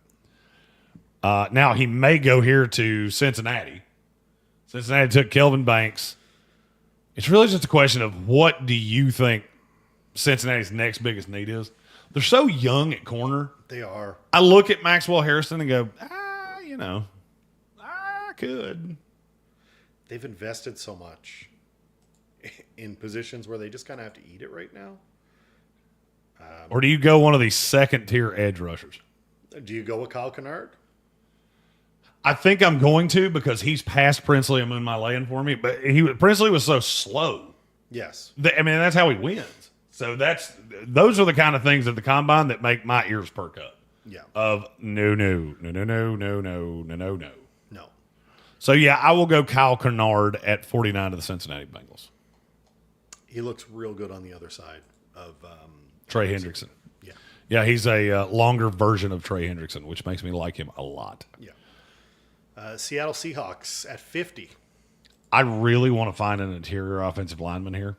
The problem, there's not one. No Willie Lampkins. It's too early. It is. So then I look at the offensive tackles. Yeah. It's just a question of which one I want to go with. Donovan Jackson's the most multiple of the group. Yes, he is. Cameron Williams has the highest upside, but he's also the rawest because he's 21 years old. Yeah. Marcus Imbo probably has the highest ceiling that's the one I'm going to go with. I'm going to go Marcus Imbo. He had shorter arms than I expected, but I still think he can be a really good guard, which is what Seattle needs. Yes. He also is a nice, safe play because and I'm going to take him over Savanaya, even though Savanaya ran better. Yep. Because I still think Imbo's a better run blocker. Mm-hmm. And that's what I'm looking for off the jump if I'm Seattle. I've got to be able to run. Yeah. And now I've added a good outside receiver that I think takes some pressure, some safety over the top. Because Tyler Lockett was just so damn irrelevant last year. Yeah. And now you add Embo. I've tackled two needs that I really needed to tackle. I really got to tackle that defense in the next round, though. Jack S. asked, who you like more at DT, TJ Sanders or Hammond? Hammond. It says Hammond. I think it's Harmon. I'm assuming it's Harmon. I like TJ Sanders better than Harmon. He's a better pass rusher, better depth of tape. Harmon really had 1 year. He was largely irrelevant at Michigan State. Then he transferred to Oregon. All of a sudden, he got better because he had three guys around him that were getting drafted. Yeah. Now, that being said, I do think there's a higher upside with Harmon. Yes. Yeah, I would agree with that. I liked Harmon. I like the workout. Everybody likes Harmon better than I do. Yeah. Everybody. And I get it. If I'm wrong on that one, I'm going to be super wrong, and I'm going to be fait accompli on it for the next, 28 years. Yes. That's one of those that nobody will ever let me live down because I've said how much I don't like him about 5,000 times. Tampa Bay at 51. Tampa Bay took Malachi Starks in the first round. Yep. I got to get an edge here. I got to get somebody that can rush passer. Is this when Princely goes off the board finally? I don't think so. I'm going to go Jared Ivey. I've told you all week that I really like that fit with Jared Ivey with Tampa Bay. But just solely because I think you get him and Hall and Kalijah Cansey, and now I've got a three-man rotation there that kind of takes the pressure off of each one because they each do different things. Yes. And Ivey, to me, in a four-man front, can play defensive tackle. Yep. And you put him and Cansey beside each other with Yaya and Braswell on the ends. Oh, buddy. That's not going to be. Now, if somebody chooses to run on it, may God have mercy on your soul because it's not going to end well. It's not going to end well. But I do. I really like that fit. It's one of my favorite fits in this class is Jared Ivey there at 51. 52, we're back to the Broncos. Broncos went Colston Loveland in the first, which that makes it a lot easier to just go out and make bad decisions and do dumb shit. Yes. Let me make sure that when I did that, it didn't switch the board. It did not. Excellent. Right. So, the Denver Broncos. Denver. There's so many players that I could like here for Denver. Totally understand that. I feel like they have to take a corner on the opposite side of Surtain. Yes. Because, look, Riley Moss, it's a cute story and all, but no. You're not great at football. It's untoward of me to like Maxwell Hairston here. No, it isn't. A ton. Hairston had a great combine. He did, but I don't think that combine's going to parlay him into the first round the way a lot of other people do. It's not, but it's because you're going to go back and watch the tape and go, "Holy mother of God, what happened in 24?" This is a great value pick here. Though. I agree because I think he was Kentuckied. Like Kentucky just blew dead bears in 2024, and he got roped into it. Dayon Walker got wrapped into it. Jamon Dumas Johnson got wrapped into it. I think he is closer to the player you saw the previous year, and this is about where that player would go. Mix that with how he ran, and it makes me feel good. Pissed off Browns fan says Peyton keeps saying he wants a joker. I feel like that's Savion Williams. A joker on offense. Well, Savvy Williams, I go ahead and tell you, he's not going to go as high as everybody thinks he is. He didn't run well enough. He did not run well. And then you get into the. I had one of those lines, and sometimes. The way my brain works is it's dark and I don't know what to do with the things that come out of my mouth. And now on my own show, I can say what I really wanted to say because there was a third level to this. Yeah. So with on the Commanders podcast last night, I said Savion Williams is a unicorn. Yes. I just can't figure out what kind of meat it is, yeah. And if I want to write it or if I want to eat it. Yeah. There was a third tier to that. Mm-hmm. Not sure if I want to get real weird. Fuck it. Yeah. I don't know. I don't know what the hell Savion Williams is. I know he's a big athletic dude. Sure is. He looks really good at running back. He looks really bad at wide receiver. Yeah. But I think he's going to play wide receiver. I mean, a 6'5" running back in the NFL that's not 260 pounds. It's Really? I know. Your knees hate you. Yeah. Jack also mentioned Jack Betch as a joker for them. I think it's Hairston here, but I'm taking Hairston here, but I will look to add another weapon. I don't necessarily value those weapons the way some other people do. totally. I really don't. After Denver, Notorious B.I.G. said Hairston's not going to no, he's not catfish going me. to catfish me. He's not going to catfish me. We're back to the Steelers. We get back to the draft at the 53rd. Yep. In the first round, the Steelers took Josh Simmons, offensive tackle out of the Ohio State University. And now, do they go wide receiver here? It feels like this is the spot where they start to do that. It's just a question of which one. Jalen Knoll had a good combine. Jalen Knoll had a really good combine. Restrepo didn't hurt himself. I don't think Restrepo helped himself. He didn't help himself. Now I'll go ahead and tell you, we're using the PFF board. I don't have Restrepo as high as Sycamore does. Tez Johnson did not help himself. Tess Johnson will be lucky if he gets drafted. Isaiah Bond also did not help himself. I'm trying to think of what would be the modus operandi of the Steelers and how they like receivers. They tend to be smaller school, Yeah. athletic guys Yep. that have really high end route running potential. Yep. That's Jalen Royals. It's Jalen Royals. I like Jalen Royals a lot in the spot. Comes in as the slot. I mean, look, Royals was a running back 2 years ago. Yep. And there's a limitless amount of potential here. Yeah. I also think there's a possibility that he can play on the outside. You give him enough time, I'm not sure that can't be an outside receiver too. We're still just figuring out what he is. He's just scratching the surface. Yeah. We'll go Jalen Royals at 53 to the Steelers. 54, we're back on with the Chargers. Took Adam Marion Hampton. Took Marion Hampton at 22. I'm just know going you want to. and now it's a different one. Yeah. I feel like tight end, we're just bouncing back and forth. Hey, which one's going to be? It's Terrence Ferguson, Yeah. tight end out of Oregon, I don't know. who I now know way more about than I could have ever thought I was ever going to know about him because his trainer was sitting in our living room last night. Yes, he was. Most inside info we've gotten. For sure. I know On an more about individual Terrence Ferguson player. than any player I've ever evaluated. Yeah. And I'm not going to lie, I loved him in the first place. And I love him even more now. Eden Sleep likes Knoll better than Royals. But I like Noel better than Royals. I don't think the Steelers will. yeah.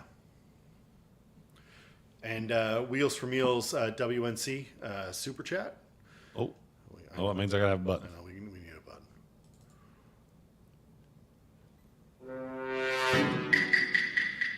Michael, him against the run, Micah against the pass. That's I think Michael will be I think he'll be a 3-down guy in the NFL. Yeah. He's just got to I think he's got to develop as a pass rusher. I'm not sure how many chops he actually has as a pass rusher in him. I know athletically you can do it. yes. I just can't. The thing I keep coming back to is why'd you not do it at Georgia? I mean, my God, you got the most talent in the world and one of the best coaches in the country, and you couldn't do it there. Yeah, But I think you're going to come into the NFL and do it against better competition. I totally agree. On deck, on the clock, up next, the Green Bay Packers. Took Kenneth Grant. Took Kenneth Grant in the first round. I got to try to keep myself awake and going here. Come on. Oh yeah. Notice that the pick analysis is getting quicker and quicker and quicker. Yeah, we're struggle bus For here, sure. Okay. Raw tools corner. I'm going to go with Zaria Thomas as the replacement to Jair Alexander. Yes. I think somebody's got to step up on that other side. Yep. But Zaria he's got a safe floor to me. I don't necessarily think he has as high a ceiling as everybody else does. No, but he's safe. He is. I think he's safe. He's the last of the safe corners because now you're getting into a whole bunch of guys that are. There's talent there. There's a lot there. It's just what is it that's there? And how does it come out? And Correct. Buffalo on the clock at 56. Took from Minnesota. Hurton for a skirting in the first round. It's a great name. That's a great name. It's a great name. Yeah. I would love for them to take a linebacker.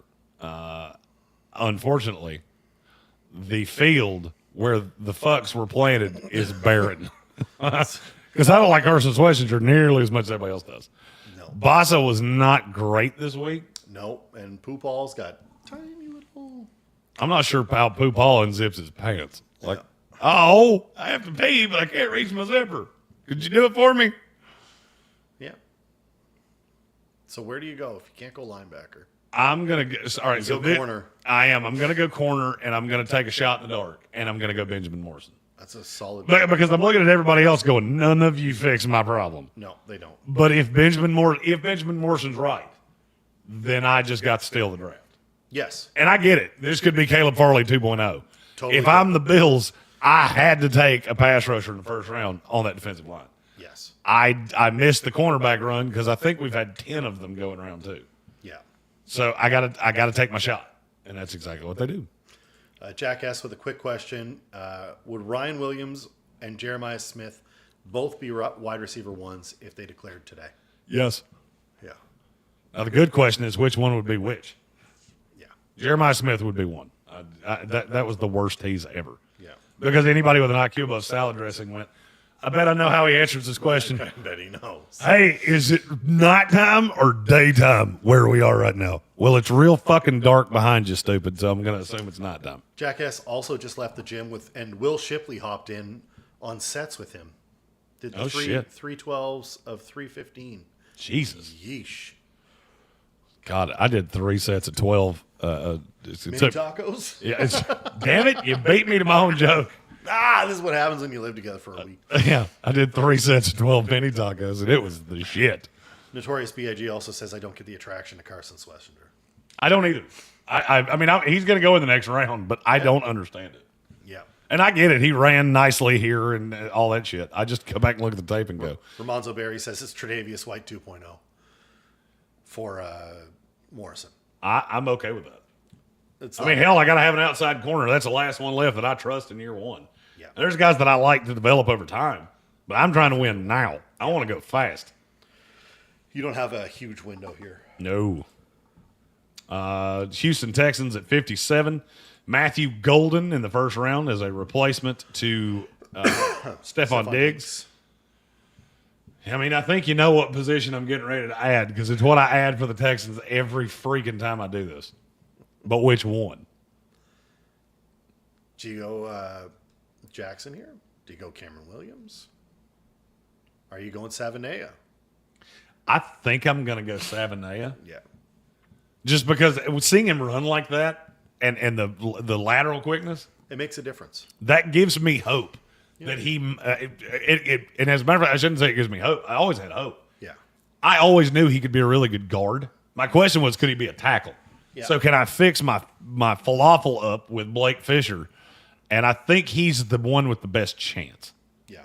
I mean, I'm really tempted by Wyatt Millum too, but Yes. I'm not quite. Texans need a guard badly. Yes. Bad. Which is funny because they've drafted like 6 of them in the last 3 years. And they all suck.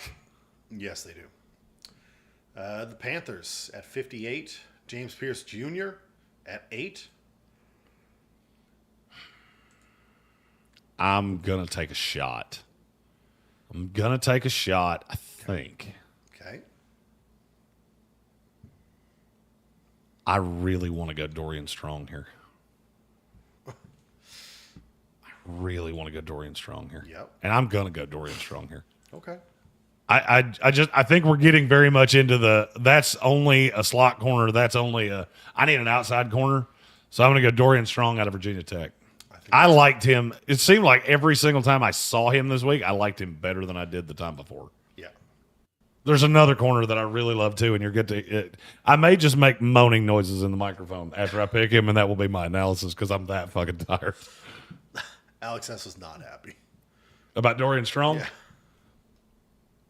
He said, running up with a card with Watt's name on it, position of need, and mean streak in the secondary. I don't 100% disagree with you on Watts. The only I'm prioritizing the shits on fire needs, because right now across from J.C. Horn, I'm pretty sure they would have me playing corner. Yes. And they don't really have enough money to address it. No, they don't. And safety is real deep. Yeah, it is. I do like what balls and wieners. Things are exploding. Oh God, I broke something. Oh no! Why could the cockamouse not have run under my feet right as I did that? Yeah, it was a good time. All right, we're the Baltimore Ravens at 59.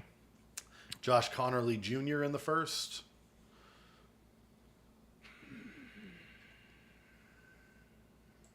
Zay plays out of the slot, so I can't take Jack Betts here. Nope. You take Jalen Knoll. That's not the one I'm thinking of. Jalen Knoll did run particularly well. It's just, at what point does Baltimore hit on a receiver that's above 5'9"? Like,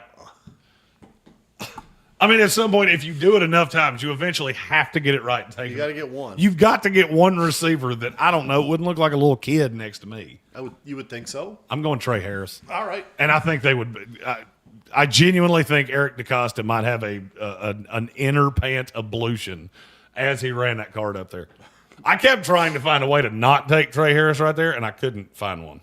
Pickney says Ravens draft mode. Who can we piss off with this pick? Trey Harris. Yeah. You want to piss people off? Hey, there's one X left in the draft. Yeah. Awesome. And he's probably going to end up being better than at least three of the ones that went in front of him. Yes. The Detroit Lions at 60. Oh, Detroit is. Who did they take in the first round? Mike Green. Mike Green. Oh, God, I love that fit. Mike Green.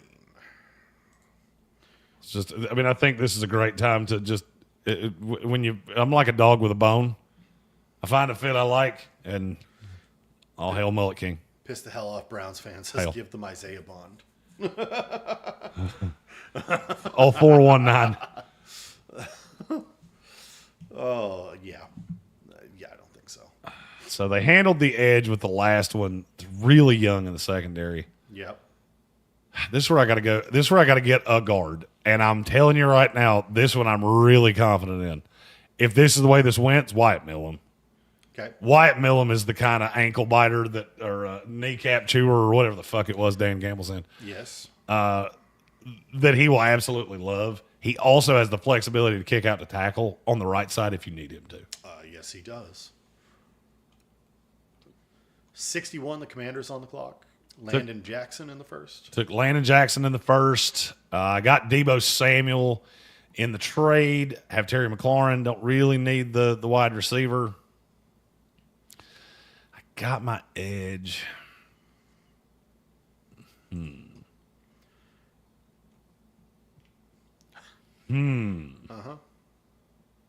These are always fun teams when you get to them and you just go, What do you need? well, what the fuck do we do now? Colin Green says Wyatt Millum is what people think Gray Zabel is going to be. I like Zabel too. Or Bay Zabels or Zay Grable. Jackass Jeremy kindly let Millum fall to 64. Yeah. So nice. We're so kind. We are kind. We are kind, and we do indeed rewind. We're analysts for the people. The people's analysts. No doubt. Oh, I want a title belt that says that, the people's analyst. Yes. And I want the first four letters of that word to be way bigger than the rest of it. Because I'm a nasty bastard. It took him that long to spell analyst in his own head. Oh, no. Let's have a good laugh. All right. Yep. It's like I had something way dirtier to say, and I didn't. And I'm proud of me. Yeah. Oh, let's see. Where do I want to go with Washington? I feel like you got to have a running back, and you've basically gone carte blanche of whoever you could possibly want. Because there's only three gone. Yes. It feels like Washington kicks off this run at the end of this round. But which one would you want in Washington? I know the one I want to say. The one I want to say is Quinshon Judkins. Judkins had a great combine. He did. I think Judkins is the way to go here. Well, I mean, they got to have a running back. Yes. And I would take Judkins before Scadaboo at this point. I also would. Yeah, that's where I'm going. Quinshon Judkins to the Washington Commanders. Buffalo. I back on- tried to get a definitive on, hey, Tanker Belt, stop calling them the commies. And then they did it 3 times. And I went, this is bullshit. Yes. I'm not. Stop that. 62. We've got this the Buffalo Bills. I almost called them the Sabres, which is like, Dude, well, I'm half dead. dude, tired 100% takes over. Fully dead. Yeah, with Buffalo, I'm going to take a shot, and I'm going to go Jalen Knoll. All right. I know I like him in the slot Yes. much better than I like him on the outside. He had a hell I'm looking up and down going, well, how high would I have to reach to get a guy that I really like on the outside better? And that's just a piece. Yep. He ran really well. Oh, well. Ran so well. And Bills fans really hated it when I put Savion Williams with him. Yes, they did. Kansas City Chiefs. They took Derek Harmon or TJ Sanders. Sanders, yeah. Old Bull Rush McIntyre. Took him in the first round. I feel like this is where Betch goes. Yes. You give them a hands catcher out of the slot. Big fan. Yeah. Yeah, it's a win. The Philadelphia Eagles. You give the team that's got fucking everything. The clap. Dave's dead. I am dead. DED dead. I'm going to go out on a limb and say there's a great chance that they're not able to re-sign Mekhi Becton. I would say you're probably right. So I'm going to look at which one of the malleable pieces do I think they would like the best. Yeah. A lot of it comes into strength. Cameron Williams he's the rawest of the group, but he also has the highest upside. Yes. And I'm not sure, just looking at the Eagles roster, I'm not sure that this is an immediate like plug and play. This would be more a trying to find an answer for the long term, because you already have Cam Jurgens. Yes. You already have Landon Dickerson. Yeah. If you don't re-sign Becton, then the next shot's going to be with Tyler Steen, Yeah. which it didn't always go well, but there was some good. You've also got Darian Kennard. I'm going to go Cameron Williams. Chess Johnson says a kicker. What are we, Bill Belichick? Get out of here. We don't take kickers. Second round. I don't take kickers in the 7th round of mock drafts. Kickers aren't people. The kickers showed up at the podium, and I willfully ignored them, and I threw garbage at them. And then I pooped in my hand, and I threw it at them. We're fully off the rails. No doubt. And we still got a round to go. Round to go. All right, we are 30-something picks away. I think there's 5 comp picks, so we're 37 picks away. Giants took Shedeur Sanders at 3, Tyleik Williams at 34. This is where I start getting into I would like to add another weapon for Shedeur. Yes. I'm trying to decide what I want that to be. Yeah. I think I've mocked a tight end in the first 3 rounds to the New York Giants every year for about the last 17 years. Yes. They never do it. No. They took Theo Johnson last year, and, well, that went about how I thought it would. I don't think it's time to tap out on him yet. I want a target for him. I also want an offensive lineman of any kind. Mm-hmm. It's like water in the desert at this point. Just one, please. I will go. You know what? I'll get the hell out of here. My mouse must be dying because it's like my mouse is tired too. Hey, grab us the actual mouse. I'll put a wire in his ass and see if he can make the cursor on my screen move. Probably can't. I'm going to go with Anthony Belton. Okay. I think he has the best starting tackle potential, but you also could move him inside the guard if you needed him to. Yeah. I would rather move Evan Neal into guard personally. Yes. Chiefs. Kansas City again. They took TJ Sanders early. They took Jack Betch in the last round. If there was a linebacker, I would probably take them here. I'm going to give him another pass rusher. I'm going to Princely and Moon Malayan at 66. Yep. I know he didn't run well. I don't really care. He's in the third round at this point, so For sure. Cleveland Browns at 67. Yeah. I don't believe they're going to bring back Nick Chubb. I'm going to go Cam Scatterbo. Okay. I think he's the last one that has the real chance to do everything back. He does a lot. He does. The Raiders have gone Ashton Genty and Jaden Higgins to theoretically put around Sam Darnold. At 68, I'm going to give them Xavier Watts to replace Trevon Moehrig, who I think is going to get ridiculous. Alex S is going to be very upset. He's going to be super sad. Yeah. Because the Panthers were coming back up. Yep, at 74. Patriots at 69. Already taken Travis Hunter and Gray Zabel, or Zay Grable, as armchair official, affectively. Affectionately, that was the word I was looking for, referred to him. Woo! Oh, it's going to be a long day. Yeah, it is. I still have to edit down the ESPN show. And I'm going to take a nap. I'm 3 hours away from even getting a nap. Yep. New England. All right, so we've gone Zabel. We've gone Hunter. I feel like they need a running back. Sure. Is this too high? It's not too high. Well, because you already addressed wide receiver. Yes. I think you already addressed tackle. May have addressed guard. Yep. You addressed one of them, by God.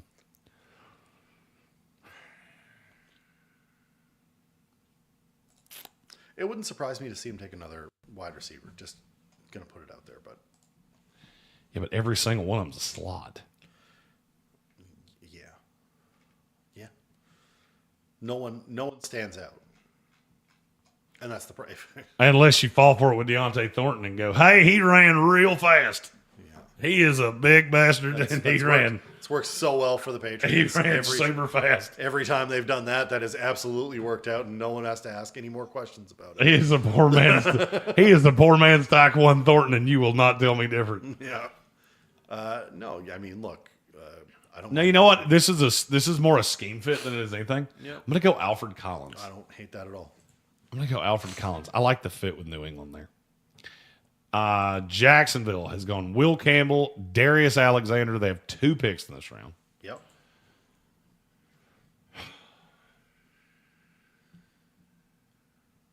Tim Raymond says, Princely, I mooned my ukulele. Oh, we are children. We are For children. sure. For sure. I'm going to go Noel Williams out of California at number 70. I like Noel a lot. He is super aggressive. He's not the fastest guy. He's not the biggest guy. But he is so in your face that I think as we go along and you get into this level of corner, Yeah. that a team will fall in love with him. Wheels for Meals, WNC said, loving the long shows on TV in the living room. My wife doesn't. That's a problem. Yeah. I'm sorry. Mrs. Wheels for Meals. Mrs. Wheels for Meals. Apologies. We try. We try so hard to be good. And right now, I'm not even sure y'all are here right now. No, we're hanging on by a thread. Listen, we're doing our best. All right. New Orleans Saints. Yep. Here at 71. I feel like I've had a really good draft for them so far. You have. With Mason Graham, Elikai Manor. How do I cap it off here? Is this your? You know what? I'm gonna take a shot in the dark. Okay. Because I've seen Baltimore do this. I don't know what I'm getting out of Trevor Penning. Okay. I'm going to take a guy that can play tackle or he can play guard, and he just shouldn't still be here. This is a utility line piece, and I'm going to figure out a spot for him. Yep. Ariante Urshri. Yeah, Urshri had been mentioned a couple of times beforehand. It's because he's a house. Yeah. Okay, Chicago Pickney Bears. wanted a running back or a tight end at 71, but I don't think running back. I mean, you got to remember, you took Kendrick Miller a year ago. And I didn't say he was good. Just give him time. Although I did consider Elijah Arroyo, though, for what it's worth. Duh, Bears. The Saints never draft LSU players, or I would have considered Mason Taylor, too. Let's see. The Bears, we've doubled edge and gone running back. So I got a D-tackle edge hybrid and a standard edge. So every Bear fan should be good and not, want to blow up my... Oh, and you still get the guy you kept screaming for me to take. It's Donovan Jackson. The guard tackle out of Ohio State. It's low-key a really good class for the Bears. Great class for the Bears. 73, the Raiders. They've gone Genty, Higgins, Watts. You grab an edge here. To replace Malcolm Kuntz as the situational guy? Yeah. I wouldn't hate it. Man, I don't love this. Although I could take Oladejo. You could take Oladejo. I could take Oladejo. He's not a pass rusher. Nope. Who's the other? Is it bad that I would actually like Oladejo better if you did re-sign Malcolm Kuntz? No, it's not bad. Because he would be a nice compliment to Kuntz. Let's see. What would the Raiders do without Kuntz? Oh, God. Caleb Chase on bounce around the league. He's a terrible run defender. Yeah, that's what I'm going to do. I'm going to take Oladejo. I knew there was a reason that I was thinking that. It's because the guy that, in theory, is going to replace Kuntz, also not a great run stopper. Yeah. I also think there's a possibility that Oladejo becomes a linebacker. Yeah.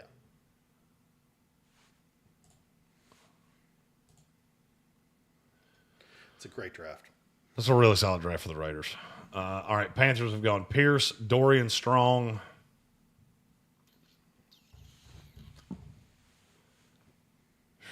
God, there's a player that I want to take so damn bad.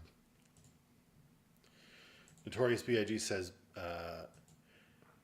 Bill, I'll give you my signed Drew Brees jersey if we draft Mason Taylor.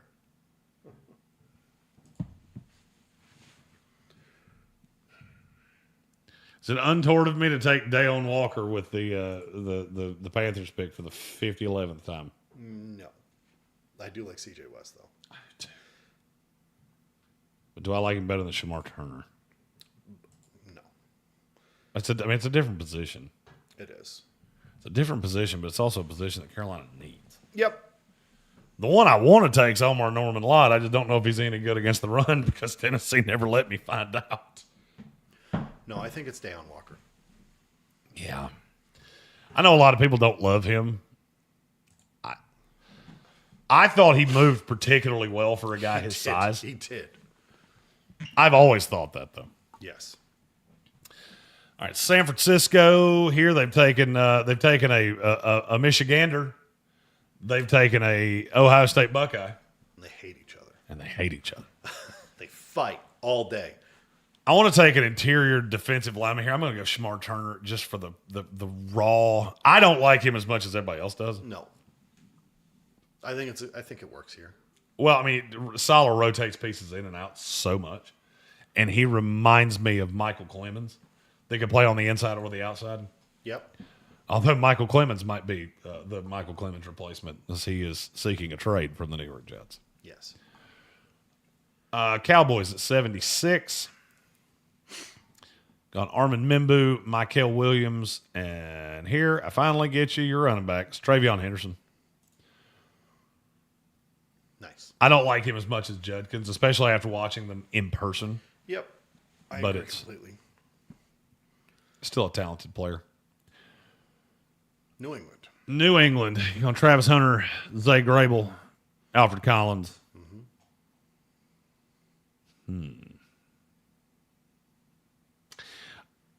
I'm going to get the standing edge here and go Braden Swinson. Yeah. He is the definition of not a Mike Vrabel guy. Yeah. Super high-end pass rusher. One at just a crazy rate. The only problem is that as it currently sits, you really can't have him on the field in running situations, or you can just assume they're going to run right at him. Yeah. Oh, yeah. Almost at the end here. Alex S. said, next time we're in Charlotte, he owes us a beer and a steak. I'm totally down. I mean, I'm just glad it's not tomorrow, because if it's tomorrow, I would really like a glass of water and a house salad. Yep. Because I haven't eaten a vegetable in quite some time. Not many. Okay, 78. Arizona. They've gone Walter Nolan, Demetrius Knight. Now I need to get that guard. And you know what? I've done it once. I'm going to do it again. Ozzie Trapillo, Boston College. Love that. 79, the Washington Commanders, Landon Jackson, Quinshawn Judkins. They've addressed the wide receiver with the Debo trade. For sure. I'm going to go situational pass rusher. I got Landon Jackson, who's a hand of the dirt guy, and I'm going to go Josiah Stewart. That's a great call. Really good pass rusher. Yep. Just really small. A lot of situational guys in this draft. Oh, and a ton of them are coming in right here. And you're about to see one of my favorite ones go to the Indianapolis Colts. Tyler Warren at 14, Darian Porter at 45, and they complete the Jeremy Green special trifecta of draft selections with Omar Norman Lott, who is a unbelievable pass rusher out of Tennessee. Snap count's real low. I haven't seen a lot of him against the run. Kelvin Banks, Kyle Kennard for the Cincinnati Bengals. Yep.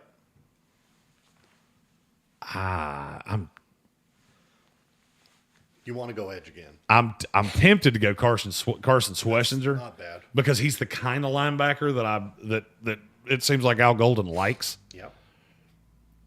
And you know what? I'm going to. He has to go somewhere. He does have to go somewhere. So we'll go Carson Schwessinger here at 81 to the Cincinnati Bengals. The Seattle Seahawks at 82. I'm going to go JT Tuimoloau.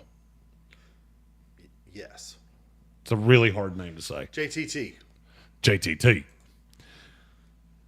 And I think he can be way better in the NFL than he was at Ohio State. But, man, there are a lot of people around here that did not like him. Yeah. Tampa Bay, they've gone Malachi Starks, Jared Ivey. I feel like they have to have a linebacker. They do. Is that the poo Paul? Yeah, you know I'm doing it. I'm going poo Paul. I don't care if he's got little tiny ass arms. Denver Broncos, Colston Loveland, Malik Hairston. This is that Joker. All right, everybody's screaming for them to take that Joker. I'll go Savion Williams. Didn't run particularly well, but I mean, he was fine. He just wasn't as straight line fast as I thought he would be. yeah, He's bigger than I thought he was, though. he is. Pittsburgh Steelers, Josh Simmons, Jalen Royals. Yep. I've got to get a corner here. Have to. Yep. You go Zy? I think so. Goes man. I hate this tier of corner. Yeah. Goes Alexander out of LSU. Didn't run particularly well, but and he's got a lot to like. Yeah. Los Angeles Chargers. We're going pass catcher special. Marion Hampton, Terrence Ferguson. I know they're losing one of their edges, and there's a guy that I really like that I've never really talked about. It's Q Robinson out of Alabama. Super raw. Yeah. Super raw. But man, the athletic profile on him is intoxicating. Green Bay comes in. Kenneth Grant in the first with Thomas in the second. Azarie Thomas in the second.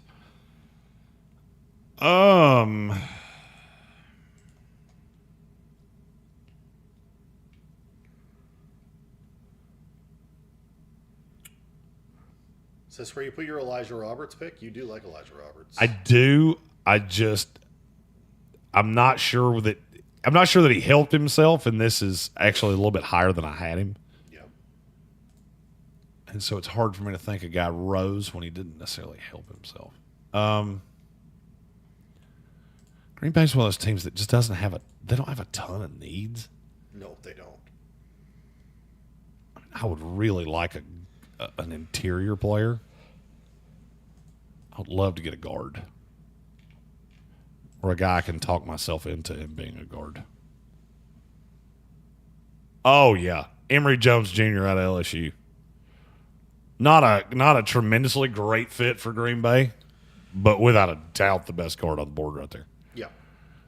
Jacksonville Jaguars. We've gone Will Campbell, Darius Alexander, Noel Williams.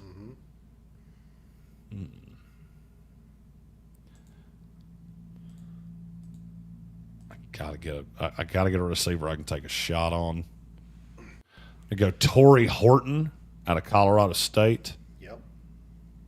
Got a little confirmation bias with him that a lot of our scout friends liked him about as much as I did. Yep. Texans Matthew Golden, Jonas Savagnia. I'm gonna try to get somebody on the interior of the defensive line. Love when a plan comes together. Joshua Farmer, defensive tackle out of Florida State. I'm not as fond of him, but I know a lot of people are. Rams finally come back around. Yeah, the Rams, they get their second pick. And in this draft, that's particularly odd because every team in the draft picks a second time by like 70 except them. Yes. So you got Jalon Walker early. You've still got Elijah Arroyo here. That makes that a real easy decision for me. Yeah. Ravens went Josh Connerly Jr., Trey Harris. I feel like this kid is so Ravens that it's Jordan Birch. Yeah. His strikes me as a Raven. Feels like a Raven. The Jets have gone Jackson Dart, Savon Ravel. I need a pass catcher of some kind, and God, I just know there's not one here. They're going to take a flyer on Isaiah Bond. That would be like the ultimate kick in the balls. He didn't do particularly well, but I feel like there's got to be something there. It's too bad there isn't an Ole Miss wide receiver who's right here that would pair well with Dart. Oh, Trey. That would be I mean, you can go Antoine Wells Jr. Trey Harris would make me very happy, but He won't last that long. yeah, there's not one that really fits here. No. I feel like they're going to have to invest their money there. Yep. Because they also need an interior defensive player. Got to have somebody that plays next to Quinnen Williams, and I love the idea of Aeneas Peebles. Peebles had a great combine. He did. All right, the Saints went Graham, Ayumanner, Urshery. This is where I get them their tight end. And yes, I know they never take LSU players, but damn it, I'm going to speak this into existence. Mason Taylor. Done. Cleveland Browns, Cam Ward, Emeka Ibuka, Cam Scadaboo. Been very offensive so far. Yep. Their defense has been good. Their defense has been good, but just need to add something here, though. You do. I feel like this is a good spot for Ja Joyner. Even if they don't trade Garrett, I feel like the deal's coming. Yep. Even if it hasn't happened. I don't hate it. Kansas City, TJ Sanders, Jack Betch, Princely, Amun Malayan.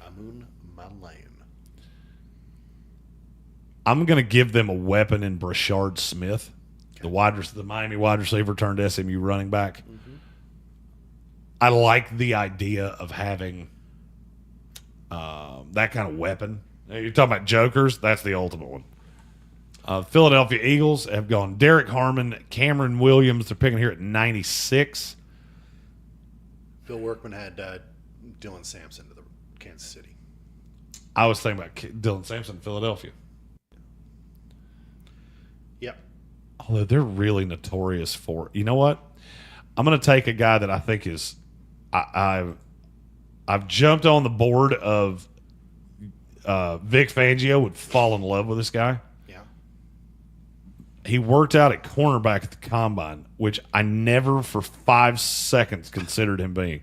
They have him so low. I don't even know is he even in the PFF software? He'd have to be. He'd have to be. You're going to have to clear it out and type a name. Wow. He's actually not in there. I was going to go Caleb Branshaw.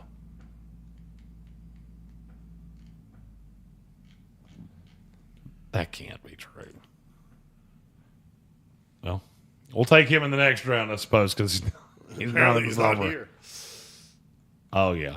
Jeffrey Basso. There you go. Yeah, it makes too much sense to not do it. Minnesota Vikings took Nick Eamon-Worry. This is their second pick. Dylan Sampson's right here. That's a free spot on the board. Feels pretty easy. Dolphins went Jahdae Barron, Tyler Booker.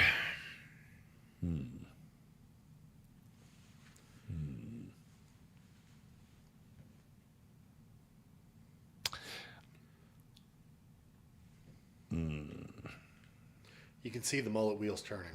Yeah, it's always a struggle when you get to this point because you know what, and I've had him here a lot of times before. I've just never had his teammate here. But I go Andrew Makuba. It's a replacement to Javon Holland. San Francisco 49ers, Will Johnson, Jack Sawyer, Shamar Turner. I feel like they have to have a safety to replace. Oh, God. Kevin Winston Jr. That kid should not still be on the board, but where does he go? I'm not going to lie. I completely forgot about him. I don't know that he would have gone any higher had I not, though.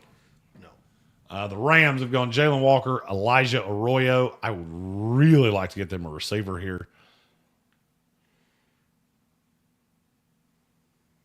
It's Restrepo. Yep. Shouldn't still be here. Really good Cooper Kupp replacement. And final pick of our 3-round mock draft. It is the Detroit Lions. No, I love the kneecap rattlers or whatever the fuck he's. Oh yeah, Jacob Parrish. I love the idea of that really aggressive slot kid playing with the Detroit Lions.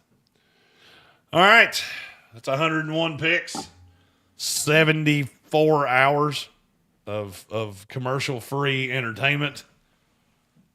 I think David's legally dead. I'm deceased. I'm fine.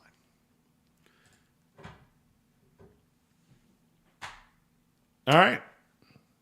We have done stuff. 6 hours. 6 hours and 5 minutes of live stream. It's been an adventure, friends. It has. We have to be in a car in 7.5 hours. Yep. I got shit to pack. And we still got to pack and do all that other shit. Yeah. This has been a 6-hour mock draft. 3-round post-combine. We appreciate all of you for jumping in with us. We appreciate you following us during our journey here at the 2025 NFL Scouting Combine. The Mad ESPN Draft Nerd Jeremy Green. He's David Smith, Armchair Commentary. Dave, it's been a ball. It's been the best. Let's do it again in 2026. Everybody have a good night, and we will see you this week on the channel with all the 3-round mock drafts and prospect profiles, all the content you could want for the 2025 NFL Draft.